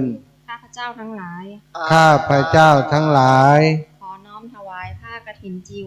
ขอน้อมถวายผ้ากฐินจีวร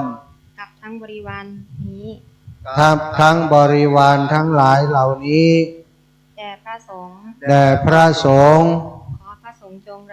ขอพระสงฆ์จงรับผ้ากฐินกับทั้งบริวารเหล่านี้ของข้าพเจ้าทั้งหลายและเมื่อรับแล้วขอจงกรานใช้กฐินด้วยผ้า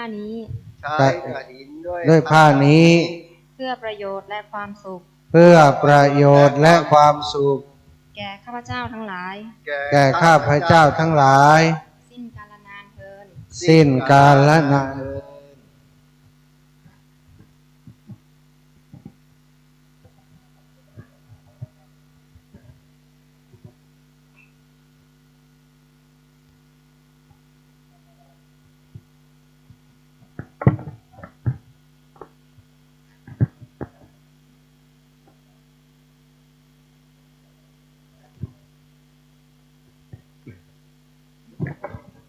ผ้ากฐินทานกับผ้าอานิสังสบริวารทั้งปวงนี้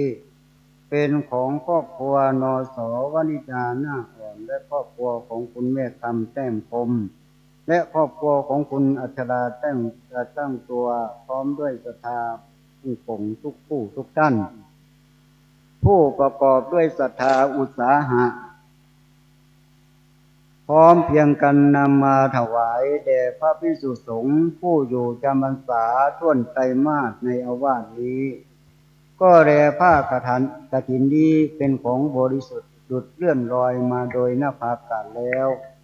และตกลงในที่ประชุมสงฆ์จะได้จำเพาะเจาะจงลงว่าเป็นของพระภิกษุรูปใดรูปหนึ่งก็หามิได้มีพระบรมพุทธานุญาตไว้ว่าให้พระสงฆ์ทั้งปวงยอมอนุญาตให้แก่พระภิกษุรูปหนึ่งเพื่อกระทำซึ่งกฐินภารกิจตามพระบรมพุทธานุญาตและมีคำพระอรรถคถาจารย์ผู้รู้พระบรมพุทธาธิบายสัมวรณนาไว้ว่าภิกษุรูปใดประกอบด้วยศีลสุตาธิคุณมีสติปัญญาสามารถรู้ธรรม8ประการ มีบุพกิจเป็นต้นที่สู่รูปนั้นจึงสมควรเพื่อกระทำกฐินฐารกิจตามพระบรมพุทธานุญาตได้ บัดนี้พระสงฆ์ทั้งปวงจะเห็นสมควรแก่ภิกษุรูปใดจงพร้อมกันยอมอนุญาตให้แก่ภิกษุรูปนั้น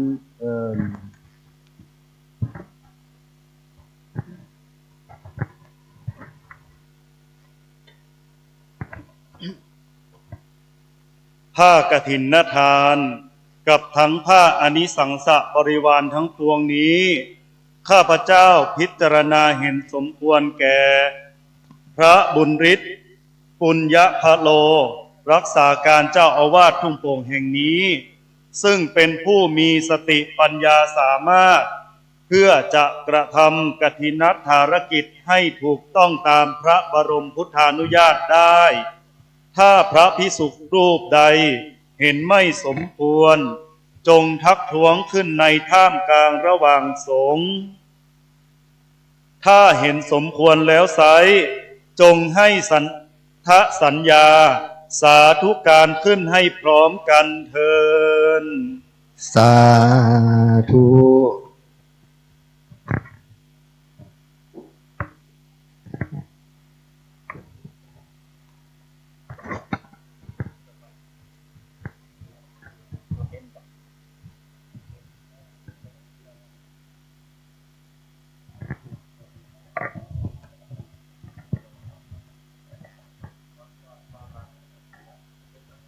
เรียบร้อยแล้วครับผมเดี๋ยวอันนี้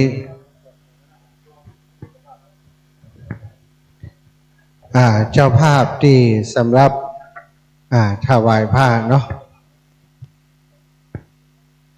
เจ้าภาพถวายผ้ากฐินด้วยกฐินก็ประเคนที่ครูบาอาจารย์ก่อนเจ้าภาพทั้ง3ท่านตะกี้เจ้า3ท่านตะกี้ครับอันนี้ถวายกุศลอยู่แล้วถวายเลยถวายกุศลนะเอากับผ้ายกกับผ้าขึ้นเลยยกกับผ้ายกกับผ้ายกกับผ้ายกกับผ้าสาธุสาธุสาธุสาธุเรียบร้อยส่งเก็บได้เก็บได้พระอาจารย์พวกน้อยมาเก็บนี้ไว้ก่อนเอาสำรับมาตั้งสำรับมาตั้งเอาสำรับมาต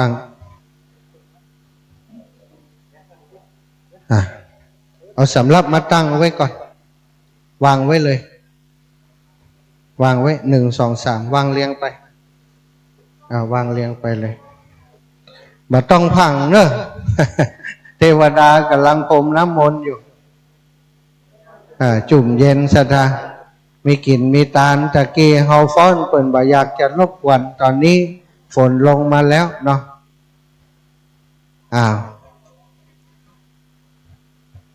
แล้วขอตาลพร้อมเนาะเอาได้เดี๋ยว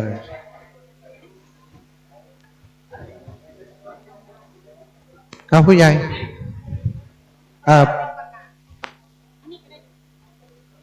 เอาผ้าไตรมาเอาผ้าไตรมาวาง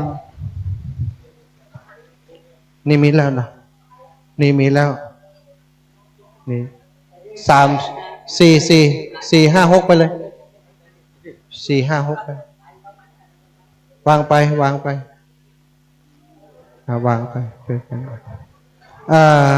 อันนั้นบริวารก็เดี๋ยวจะห่วงมาเลยนะเดี๋ยวห่วงมาเลยละ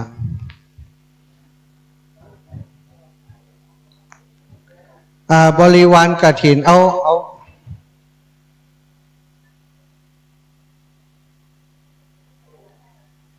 บาทมาเนอะเอาบาทมานี่พ่อช่วยพ่อท่านผู้นั่นมาเดี๋ยวจะเกณฑ์บริวารกฐินศรัทธาที่อยู่ทั้งลุ่มกำทั้งลุ่มเนอะยอดพระป่ายอดตาลทั้งหมดเอาไว้กัน เดี๋ยวสุมาก่อนเนาะพระอาจารย์ไม้อยู่หันสุมาเลยเอาวางหันเอาวางติบาทท่านเดียวกับสุมาก็ตังแล้วก็ประเคนเอาละคำนี้พร้อมค่ะต่อไปจะสุมาควาตานก่อนเนาะงมจะได้ก็ได้เอาสาธุโยสันนิสิโนวะลาโพธิยาโมเลมาลังสัสสินังมหันติวิจโยสัมโพธิมาคาเชียนันตัญญโนโลกุตโมตังปนามามิพุทธังตังปนามามิธัมมังตังปนามามิสังฆังอหังวันตามิสัปปาวะทุฐานังสัพพังโตสังฆาธามิพันเตสาธุโอกาสกาเดสัพพยังเครื่องกวาตานและสหปาริวารหลายหลากพร้อมทุกภาคนานาอันหมู่ศรัทธาผู้ค้าตั้งหลายได้คงขวายมาตกแต่งสัพพะแห่งตานาอันหามาได้โดยชอบประกอบโดยเจตนาย่ำเมื่อดาแต่งห่างได้คืดลำต่ำสร้างของต้านบ่ได้แฝงปันยุดย่อนร้อนได้กินก่อนตาลุ้นบ่ได้กองปุ่นเป็นส่วนร้อนได้ว่าด่วนยุบเอาย่ำเมี่ยมัวเมาตกแต่งขอเครื่องวิเศษนาตันเจ้าโพดหายกายเป็นอโหสิกรรมอย่าฮือเป็นนิวรธรรมกรรมไปหนาแก่สถาผู้ขาตั้งหลายจู่ผู้จู่โกนจู่ใหญ่หน่อยใจหญิงนั่นจุงจักมีเตียงแก้ดีหลีกายะตัวเลวจีตัวเลมโนตัวเลสันติจาอติตาโตสังอนาคาตาโตสังปัจจุปนะโตสังสัพพังโตสังขามันตุโน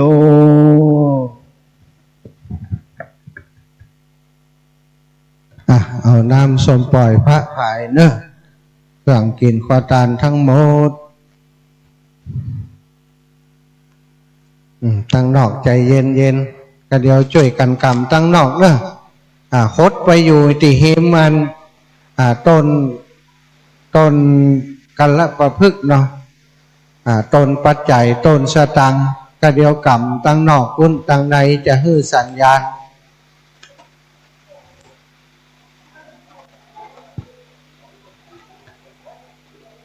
อันนี้จะเกณฑ์บริวารกฐินก็เดี๋ยวจะถวายพระพุทธชวัดใส่ไปเลยทางเพศไล่ประเคนไป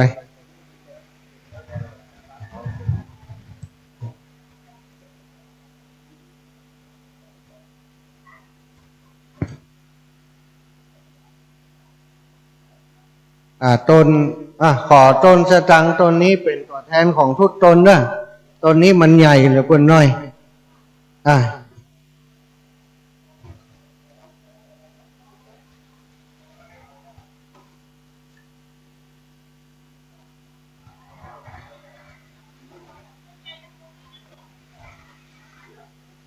เรียบร้อยแล้วนะเอาต้นเดียวปะต้นแต่มูนี้ล้วงแล้วหมดโยมทั้งสี่ท่านเนอะที่เป็นเพื่อนของโยมน้องวนิดาตัวคุณโยมชนรัตดาภูโดคุณโยมจิรนันท์หารดะคุณโยมชมพูนิกโทกุกาวะคุณโยมอนิยศเขื่อนแก้วมาช่วยกันประเคนบริวารกฐินมาหน้านี้เลย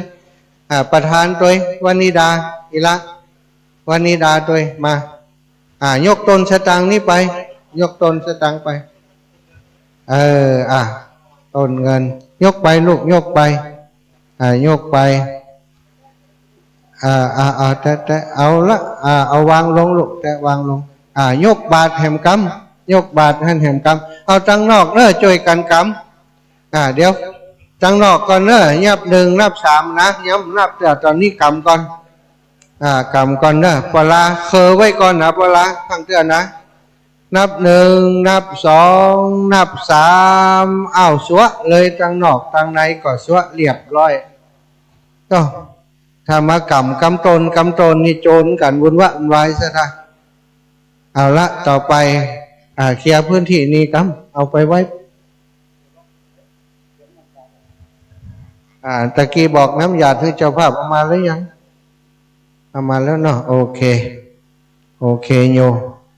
ละลำดับต่อไปจะได้ถวายจตุปัจจัยทายธรรม วันนี้ได้รับเมตตาจากหลวงปู่พระครูปฏิพันธ์ธรรมทินหลวงปู่มีงานมากหลายสถานครูบาอาจารย์ขึ้นสีขาวแต่ละรูปละองค์ก็มีงานก็เมตตาให้หลวงปู่มาเป็นตัวแทนครอบครัวขึ้นสีขาวได้มา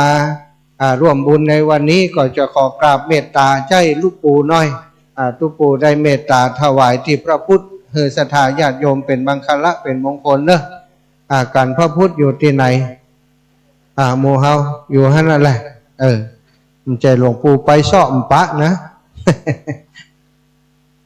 หลวงปู่เมตตาถวายพระพุทธเนอะพออาจารย์หนุ่มๆถึงนั้นลูกจ้าน้อยพอน้อยพอนานเฮามันเป็นยังเนาะช่วยงานกันไปลำดับต่อไปตอนนี้ก็จะขอเรียนเชิญแขกผู้มีเกียรติแล้วก็ศรัทธาญาติโยมที่เป็นเจ้าภาพเจ้าสำรับต่างๆได้มาประเคนวันนี้ขออนุญาตสำหรับคนที่เป็นเจ้าภาพผ้าไตรเนอะเจ้าภาพผ้าไตรที่หู้ตัวว่าเป็นเจ้าภาพผ้าไตรทั้งหมดประกาศลุกมาเลยใครเป็นเจ้าภาพผ้าไตรประเคนผ้าไตรก่อนเนอะใครที่ผู้ใหญ่มีเนาะเป็นเจ้าภาพผ้าไตรตะกี้นั้นประเคนแล้วละมีแหมรอบกะรวมแหละอันก็โอเค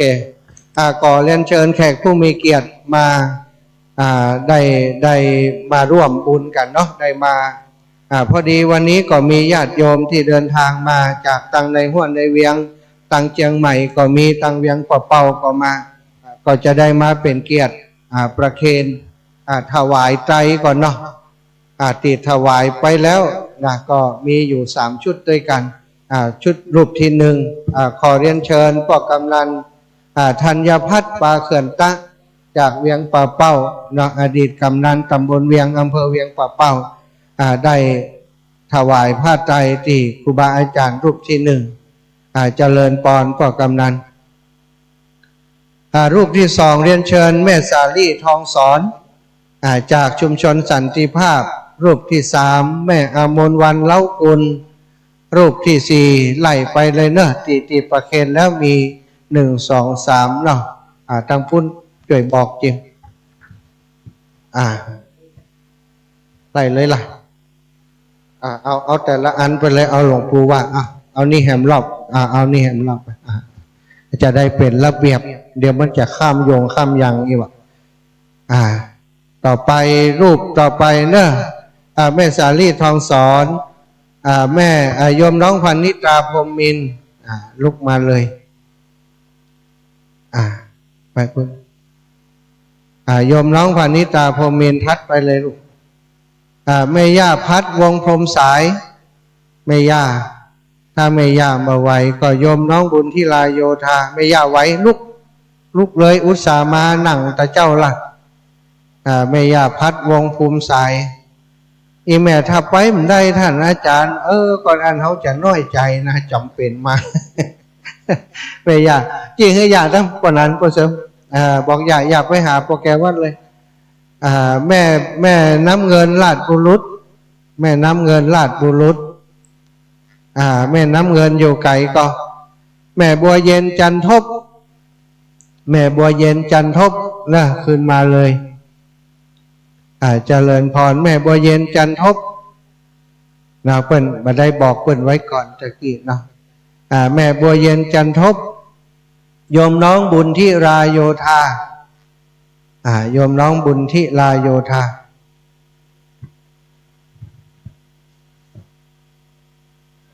ขึ้นมาเลยเนอะ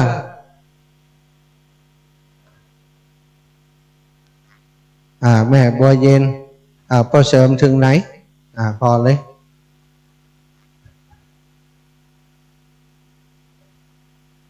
เข้ามาได้เลยเนอะเป็นตัวแทนเนอะเป็นตัวแทนเอา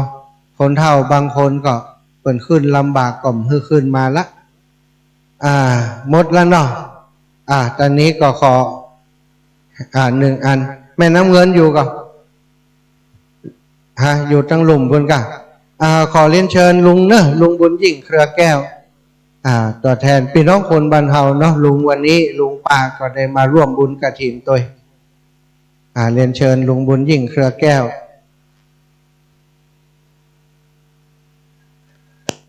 อยู่ตั้งลุ่มก็มาแล้วครบต่อไปก็จะเป็นเจ้าภาพที่จะได้ประเคนสำรับเนอะวันนี้มีเจ้าภาพเจ้าศรัทธาเป็นเจ้าภาพสำรับเป็นเจ้าภาพสำรับถวายครูบาอาจารย์มีจำนวนทั้งหมดถ้าจะครบอยู่ซะท่าเจ้าภาพสำรับ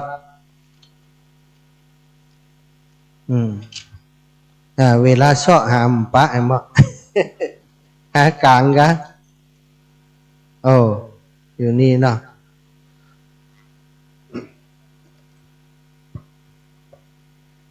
พระพุทธเรียบร้อยไปแล้วเนาะรูปที่หนึ่งนะก็รูปที่หนึ่งขอเป็นท่านประธานสำหรับกฐินในวันนี้รูปที่หนึ่งเรียนเชิญโยมน้องวนิดาหน้าอ่อนประเคนรูปที่หนึ่งเลยใส่ในนี้เลยใส่ในนี้เลยยกขึ้นวางเลยยกขึ้นรูปที่สองปลาเนอะถ้ามีปลาก็มีลูกสาวศรัทธาญาติโยมปลานี่ขยันยังเก้าลูกสาวจ้างยั่งกับบ่ยั่งนะญาการลูกสาวจ้างยั่งบ่ยอมจ้างรถเป็นการขืนเหรอเป็นเฮาก็รับได้เนาะต่อไปขอได้รับเกียรติจากท่านผู้ใหญ่ฟองคำลาบมากผู้ใหญ่บ้านหมู่ที่หนึ่งนะผู้จัดการทั้งหมดทั้งมวลนะท่านผู้ใหญ่ฟองคำลาบมากรูปที่สามรูปที่สี่เรียนเชิญปอกจันกติกาเปิ่นเป็นเจ้าภาพมาเนอะปอกจันกติกาอาตมาจะอ่านไปเลยๆนะอ่านให้จบเลยถ้ามันครบไปแล้วก็ซ้ำแหมก็ได้เพราะว่าตั้งใจเป็นเจ้าภาพแล้วปอกจันกติกาแม่ฟองจันกติกาปอเจริญแม่ยุพินการมีไผ่มาก่อนกับประเคนก่อนเลยเนอะปอดาบวิเศษตอนรับคุณหมอสุนทรีงามเหลือแม่ยายแก้วตอนรับแม่น้อยตังตัวแม่คำแต้มคมคุณโยมโชคชัยคุณโยมโชคชัยสมเสียงนางสาวรัศมีแขล่ำสูงนางวราพรพานทุงรักนายปิยพงษ์ธรรมจานางสุทธิดามาเม็ดนางบัวใยการเอื้อคุณครูชนัดกมลแต้มคมนางมาลีตอนรับนางสาวแสงเทียนตั้งการ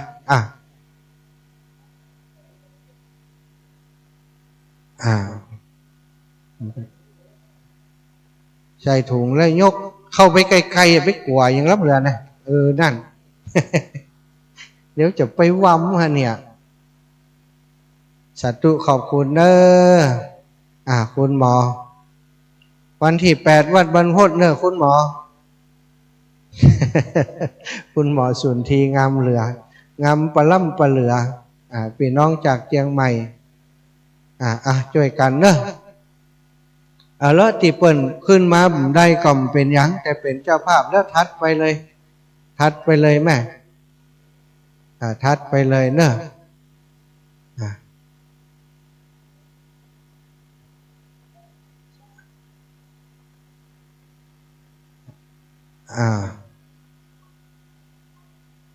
ครบแล้วเนอะติ่มตันขึ้นมาก่อมขึ้นละ ต่อไปครูบาอาจารย์จะได้กล่าวสัมโมทนีย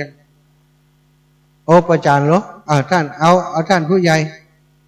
ท่านผู้ใหญ่มอบประจานเลยจะได้รวดเร็วเรียบร้อยนอกก่อนที่ครูบาอาจารย์จะได้ฮือศีลฮือปอนวันนี้หลวงปู่ได้เมตตามาละก็ได้ฮือกระถากระลุกกระลานเฮียน้อยเก่าสัมโมทนียกระถาเฮียน้อยยกมือบายแล้วหลวงปู่มาเอาประหยัดเวลาแล้วหลวงปู่ไปอูในรายการวิทยุเอาเนอะจะทากดตัวฟังเอาก็ขอให้ตุลุงสังวันกล่าวไออย่างสักน้อยหรือว่าจะท่านเจ้าอาวาสก็แล้วแต่ตุลุงเนอะสาธุครับ อกราบคารวะหลวงพ่อพระครูปฏิภาณธรรมทินก็เจ้าวาดของวัดอารัญญวิเวกสีจอมพอที่ได้มีเมตตาได้มาร่วมในงานกฐินสามัคคีของวัดหลวงปงที่นี่ก็ขออนุโมทนากับคุณโยมวนิดาหน้าอ่อนพร้อมด้วยคณะพร้อมโดยศรัทธาเจ้าภาพกฐินทุกผู้ทุกท่านที่ได้ร่วมแรงร่วมใจกันในการเป็นสามัคคีเป็นอันหนึ่งเดียวกันคณะสงฆ์พร้อมด้วยคณะศรัทธาเฮาพุทธศาสนิกชนหรือว่าศาสนาพุทธของเฮาจะตั้งอยู่ได้ก็เพราะมีบริษัทสี่คือภิกษุภิกษุณีและอุบาสกอุบาสิกาในการทนุบำรุงพระพุทธศาสนาโดยเฉพาะสาธารณประโยชน์ในการทำกฐินครั้งนี้ก็เพื่อจะเอาไปเป็นทุนในการสร้างเมนเพื่อเป็นสาธารณประโยชน์ของหมู่บ้านกับผมในนามของที่ปรึกษาของเจ้าวาดของวัดหลวงปงนี่ก็ขอกราบขอบพระคุณหลวงพ่ออย่างยิ่งพร้อมด้วยท่านเจ้าภาพพร้อมด้วยคณะศรัทธาญาติโยมหากว่าท่านมีความมุ่งมั่นปรารถนาสิ่งใดเป็นไปได้ชอบประกอบด้วยธรรมแล้ว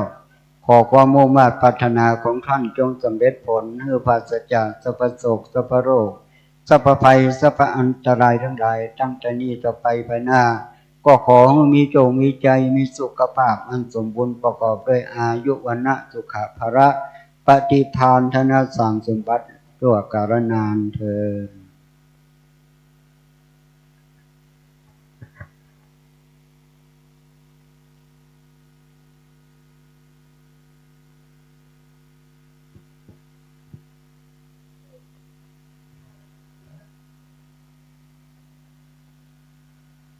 ไปครับปอนเนอร์ยะถาวาลิวหาปุราปริปุเรนติสาคานังเอวะเมวะอิโตทินังเปตานังอุปกปปติอิชิตังปัฏฐิตังตุมหังคิปะเมวะสมิจจตุสัพเพปุเรนตุสังกปปาจันโทปนลโสยะถามณิโชติลโสยะถาวิวัจจตุสัพพะโรโควินาศตุมาเตภวันตุตระโยสุขิติขายุโกภวะวิวัฒนาสิริสนิจังวุฒายิโนจัตตาโนธรรมวัฏตันติอายุวันโนสุขังภาลังกาลิทะทานติสัพพัญญาวะทันโยวิตามังกาเลนะทินนางอริเยสุอุจุภูเตสุตาทิปัสสันนามานาตาสาวิปุราโหนกินาเยตาตาอนุโมทาเตวายาวาจากะโลนนาเตนาทาคินาโอนาเตปิบุญญาสะภาคิโนตัสสมาตะเตติวานาจิตโตยัตถะทินนางมหาภลังบุญญานิพพานาโลกัสสมิงปฏิทาโหนติปานินาเตภวตุสัพพมังกันตุสัพพเทวตา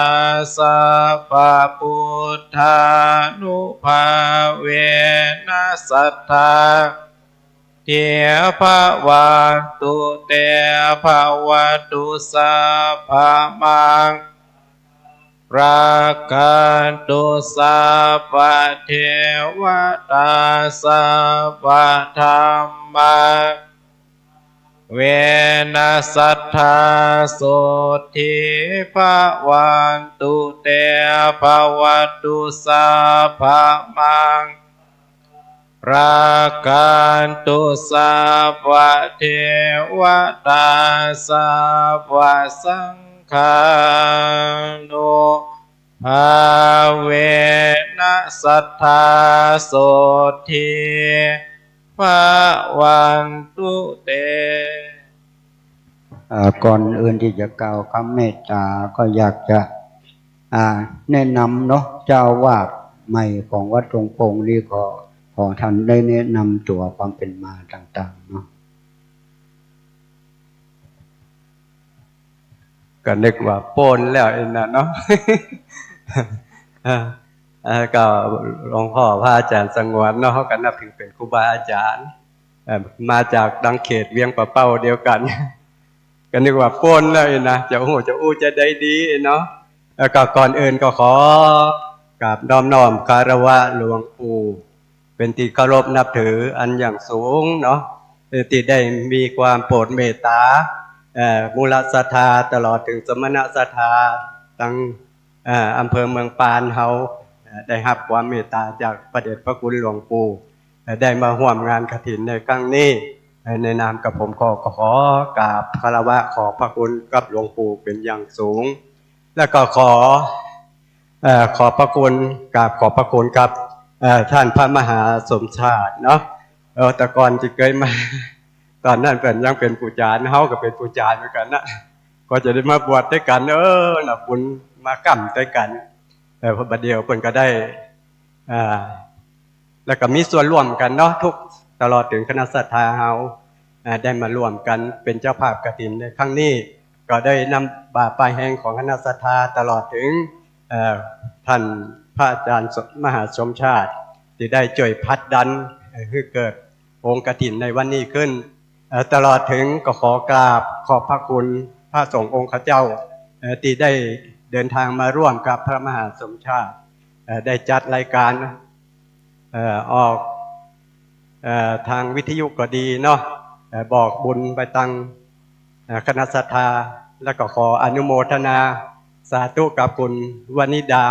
พร้อมด้วยครอบครัวโดยเนอแล้วก็ตลอดถึงคณะศรัทธาทุกท่านทุกคนที่ได้เดินทางมาจากต่างจังหวัดก็ดีได้ให้หอมมาตั้งสถานีวิทยุตั้งท่านพระมหาชมชาติเจ้าก็ดีเนาะเพราะว่าเขาฟังที่เปิ่นจัดรายการก็มีศรัทธาญาติโยมที่บ่ได้มาร่วมก็ฝากปัจจัยมาให้หอมกับองค์กฐินในคราวครั้งนี้เพื่อมีจิตเจตนาในการร่วมสร้างบุญสร้างกุศลสร้างเมรุแห่งวัดตุ่งโปงอำเภอเมืองปานจังหวัดลำปางในครั้งนี้อูเป็นหนักตักเป็นยาวก็พูดจะเอาอย่างมาอูดีเนาะตันอกตันใจกับคณะศรัทธาก็ขอสุดท้ายนี่ก็ขออำนวยอวยพรอนุโมทนาสาธุกับทุกท่านทุกส่วนทุกภายตลอดถึงสมณะเจ้าตลอดถึงมูลศรัทธาเจ้าทุกท่านทุกคนที่ได้มาแล้วก็ดีบ่ได้มาเตือก็ดีหรือว่าอยู่ตั้งบ้านตั้งจองก็ดีที่ได้ยินได้ฟังก็ขออนุโมทนาในส่วนบุญส่วนกุศลที่ได้สร้างร่วมกันในคราวครั้งนี้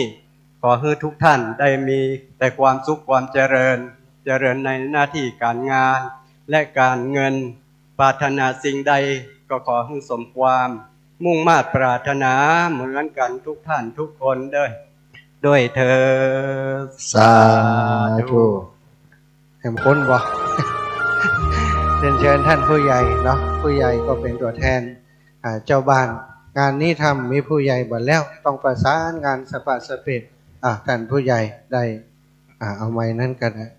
ได้อูจาอย่างสักหน่อยเจ้ากับนมัสการท่านหลวงพ่อนะเจ้าตีเดินทางมาจากจังหวัดเชียงใหม่กราบนมัสการนะเจ้า พระสงฆ์ทุกรูปทุกองค์กราบขอบพระคุณทางน้องวดีนาดาออนนะเจ้าที่ได้เป็นประธานองค์กฐินในวันนี้นะเจ้าขอบคุณกับพ่อแม่พี่น้องบ้านเมืองหนึ่งของเฮาทุกท่านที่ได้ร่วมเป็นเจ้าภาพกฐินในครั้งนี้นะเจ้าก็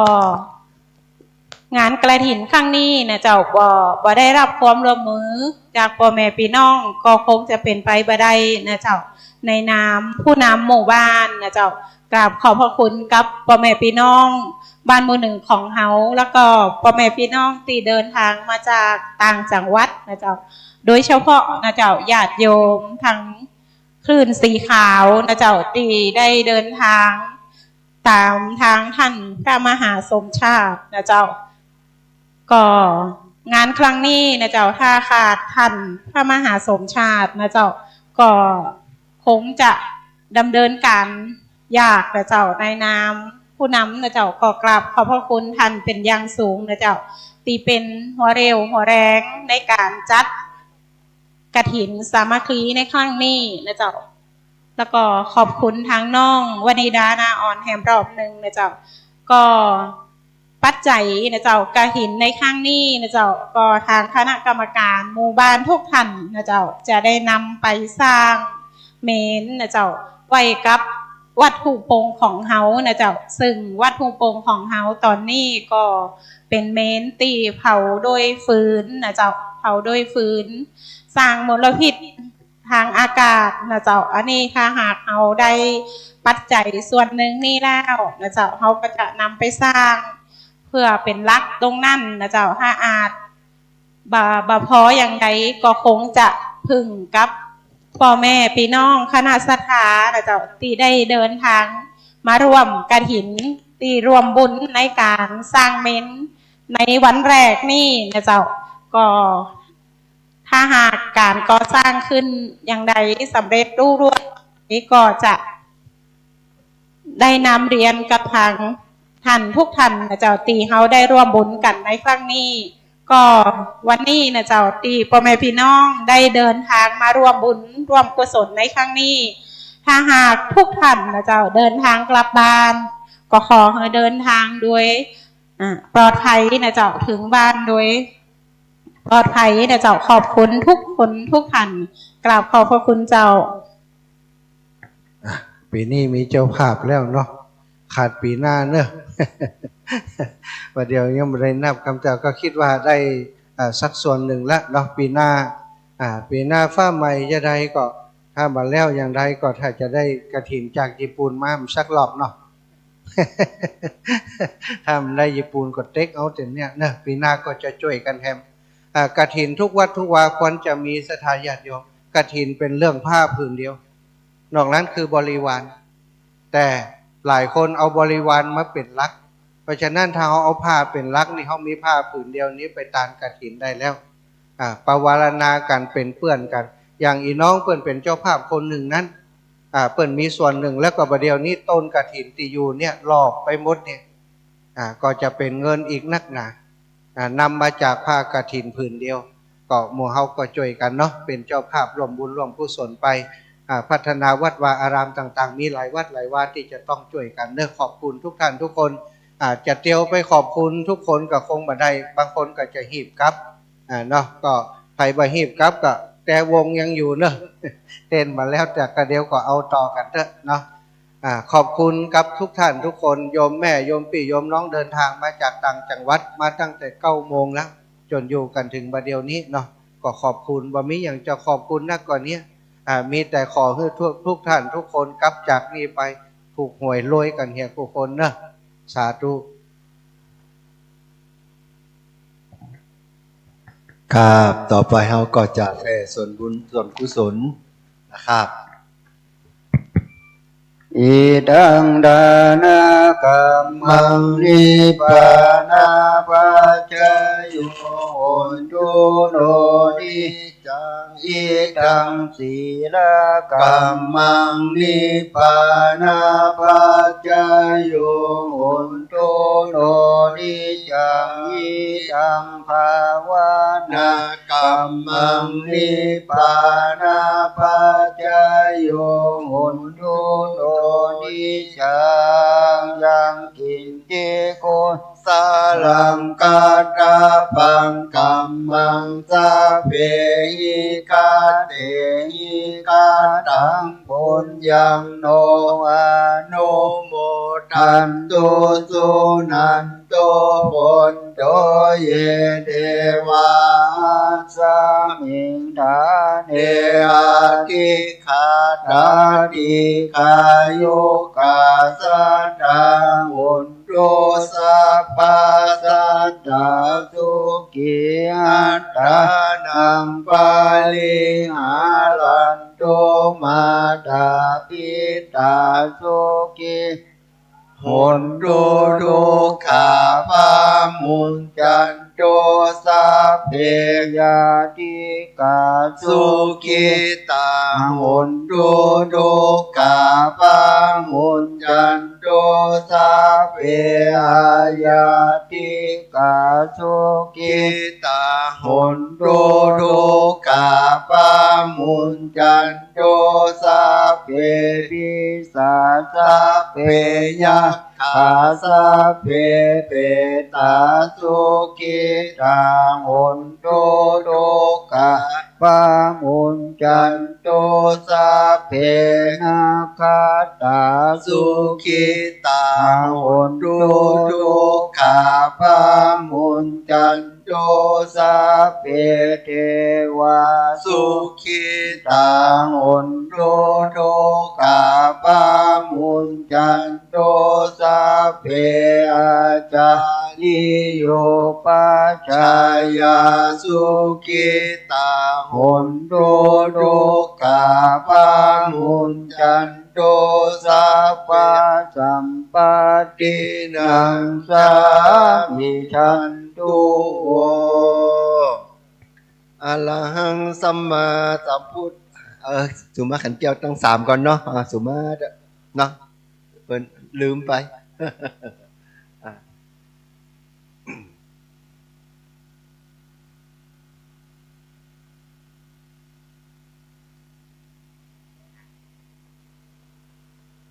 ครับว่าพร้อมกันเนอะ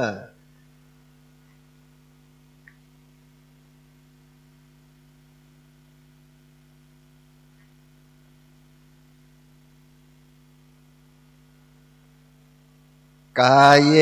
นะวาจายวาเจรสาวาพุทเทกุกัมมังปะกะตังมายายังพุทโธปฏิคันหตุอัจจยันตังกาลันตะเลสังวลิตุงวะพุทเทกายเยนะวาจายวาเจรสาวาธัมเมกุกัมมังปะกะตังมายายังธัมโมปฏิคันหตุอัจจยันตังกาลันตะเลสังวลิตุงวะธัมเมกายเยนะวาจายวาเจรสาวาสังเคกุกัมมังปะกะตังมายายังสังโฆปฏิคันหตุอัจจยันตังกาลันตะเลสังวลิตุงวะสังเค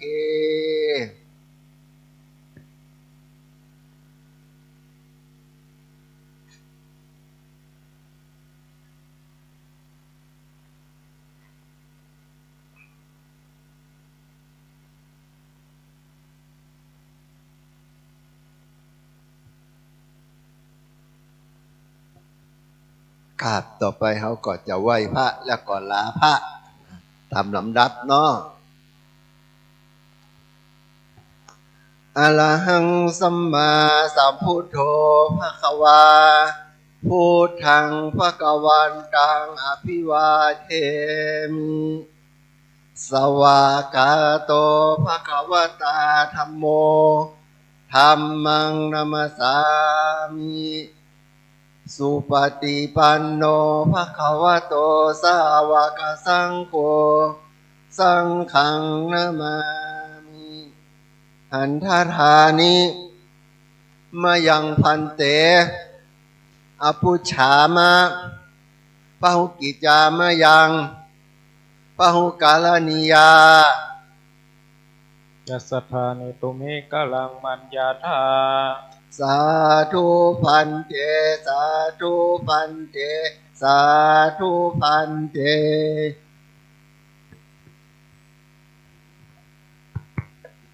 สถาญาติโยมเสร็จเรียบร้อยบ้านไผ่บ้านมันเนอะ โยมแม่ก็ไปบ้านโจงต่อเนาะเก็บอันนี้คือครูบาอาจารย์กราบในเมตตาของหลวงปู่เนอะศรัทธาแม่บ้านแม่ครัวตั้งคณะกรรมการวันนี้ถ้าบ่นับเดือก็เก็บไว้ก่อนท่านผู้ใหญ่เช็คกรรมเนอะถ้าบ่นับเดือก็เอาใส่ถุงไว้ก่อนเก็บไว้เก็บใส่ถุงไว้ก่อนแล้วก็นับเก็บใส่ถุงมันอิดเก็บใส่ถุงไว้ก่อนช่วยกันรถฮับตัวเจ้าเตรียมตัวเนอะเอาสำรับลงไปรอเพื่อนเลยกันกรรมกฐิน5 รูปนั้นเปิดจากการกฐินอยู่ศรัทธาญาติโยมโยมแม่เดี๋ยวหลานจะกลับด้วยเนอะหลาน2 คนโยมน้องพนิตาทุกปีจะกลับด้วยไปหาหลวงปู่ก่อนแม่ไปไปอยู่แต่ไปหาเพื่อนก่อนกรรมการเก็บต้นกฐินขึ้นมาในวิหารเดี๋ยวเขาจะล่อนใส่ถุงไว้ก่อนไม่จ่อยเอามาขึ้นในวิหารเลยเนอะเคลียร์โต๊ะเลยเคลียร์โต๊ะ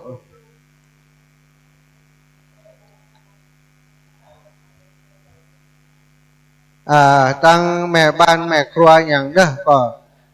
อยู่ด้วยกันแม่พัด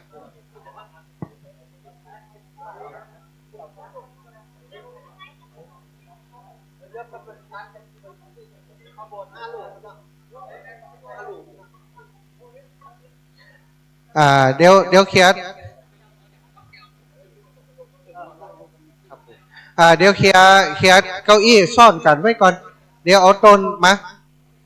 ทุกปีช่วยเก็บเก้าอี้ซ่อนจิเดี๋ยวตั้งนี้เดี๋ยว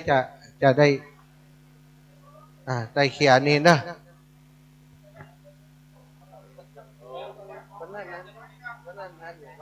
เราข้าวจังมันเราข้าวได้จำไม่ทำเสียบ้านไฟอยู่ด้วยจัดไปก่อนวันสำหรับที่อยู่นะจ๊ะผมจะมีเวลามาเดินทางจะจับอยู่ไหนได้อยู่ไม่ทันก็อาจจะมีนะ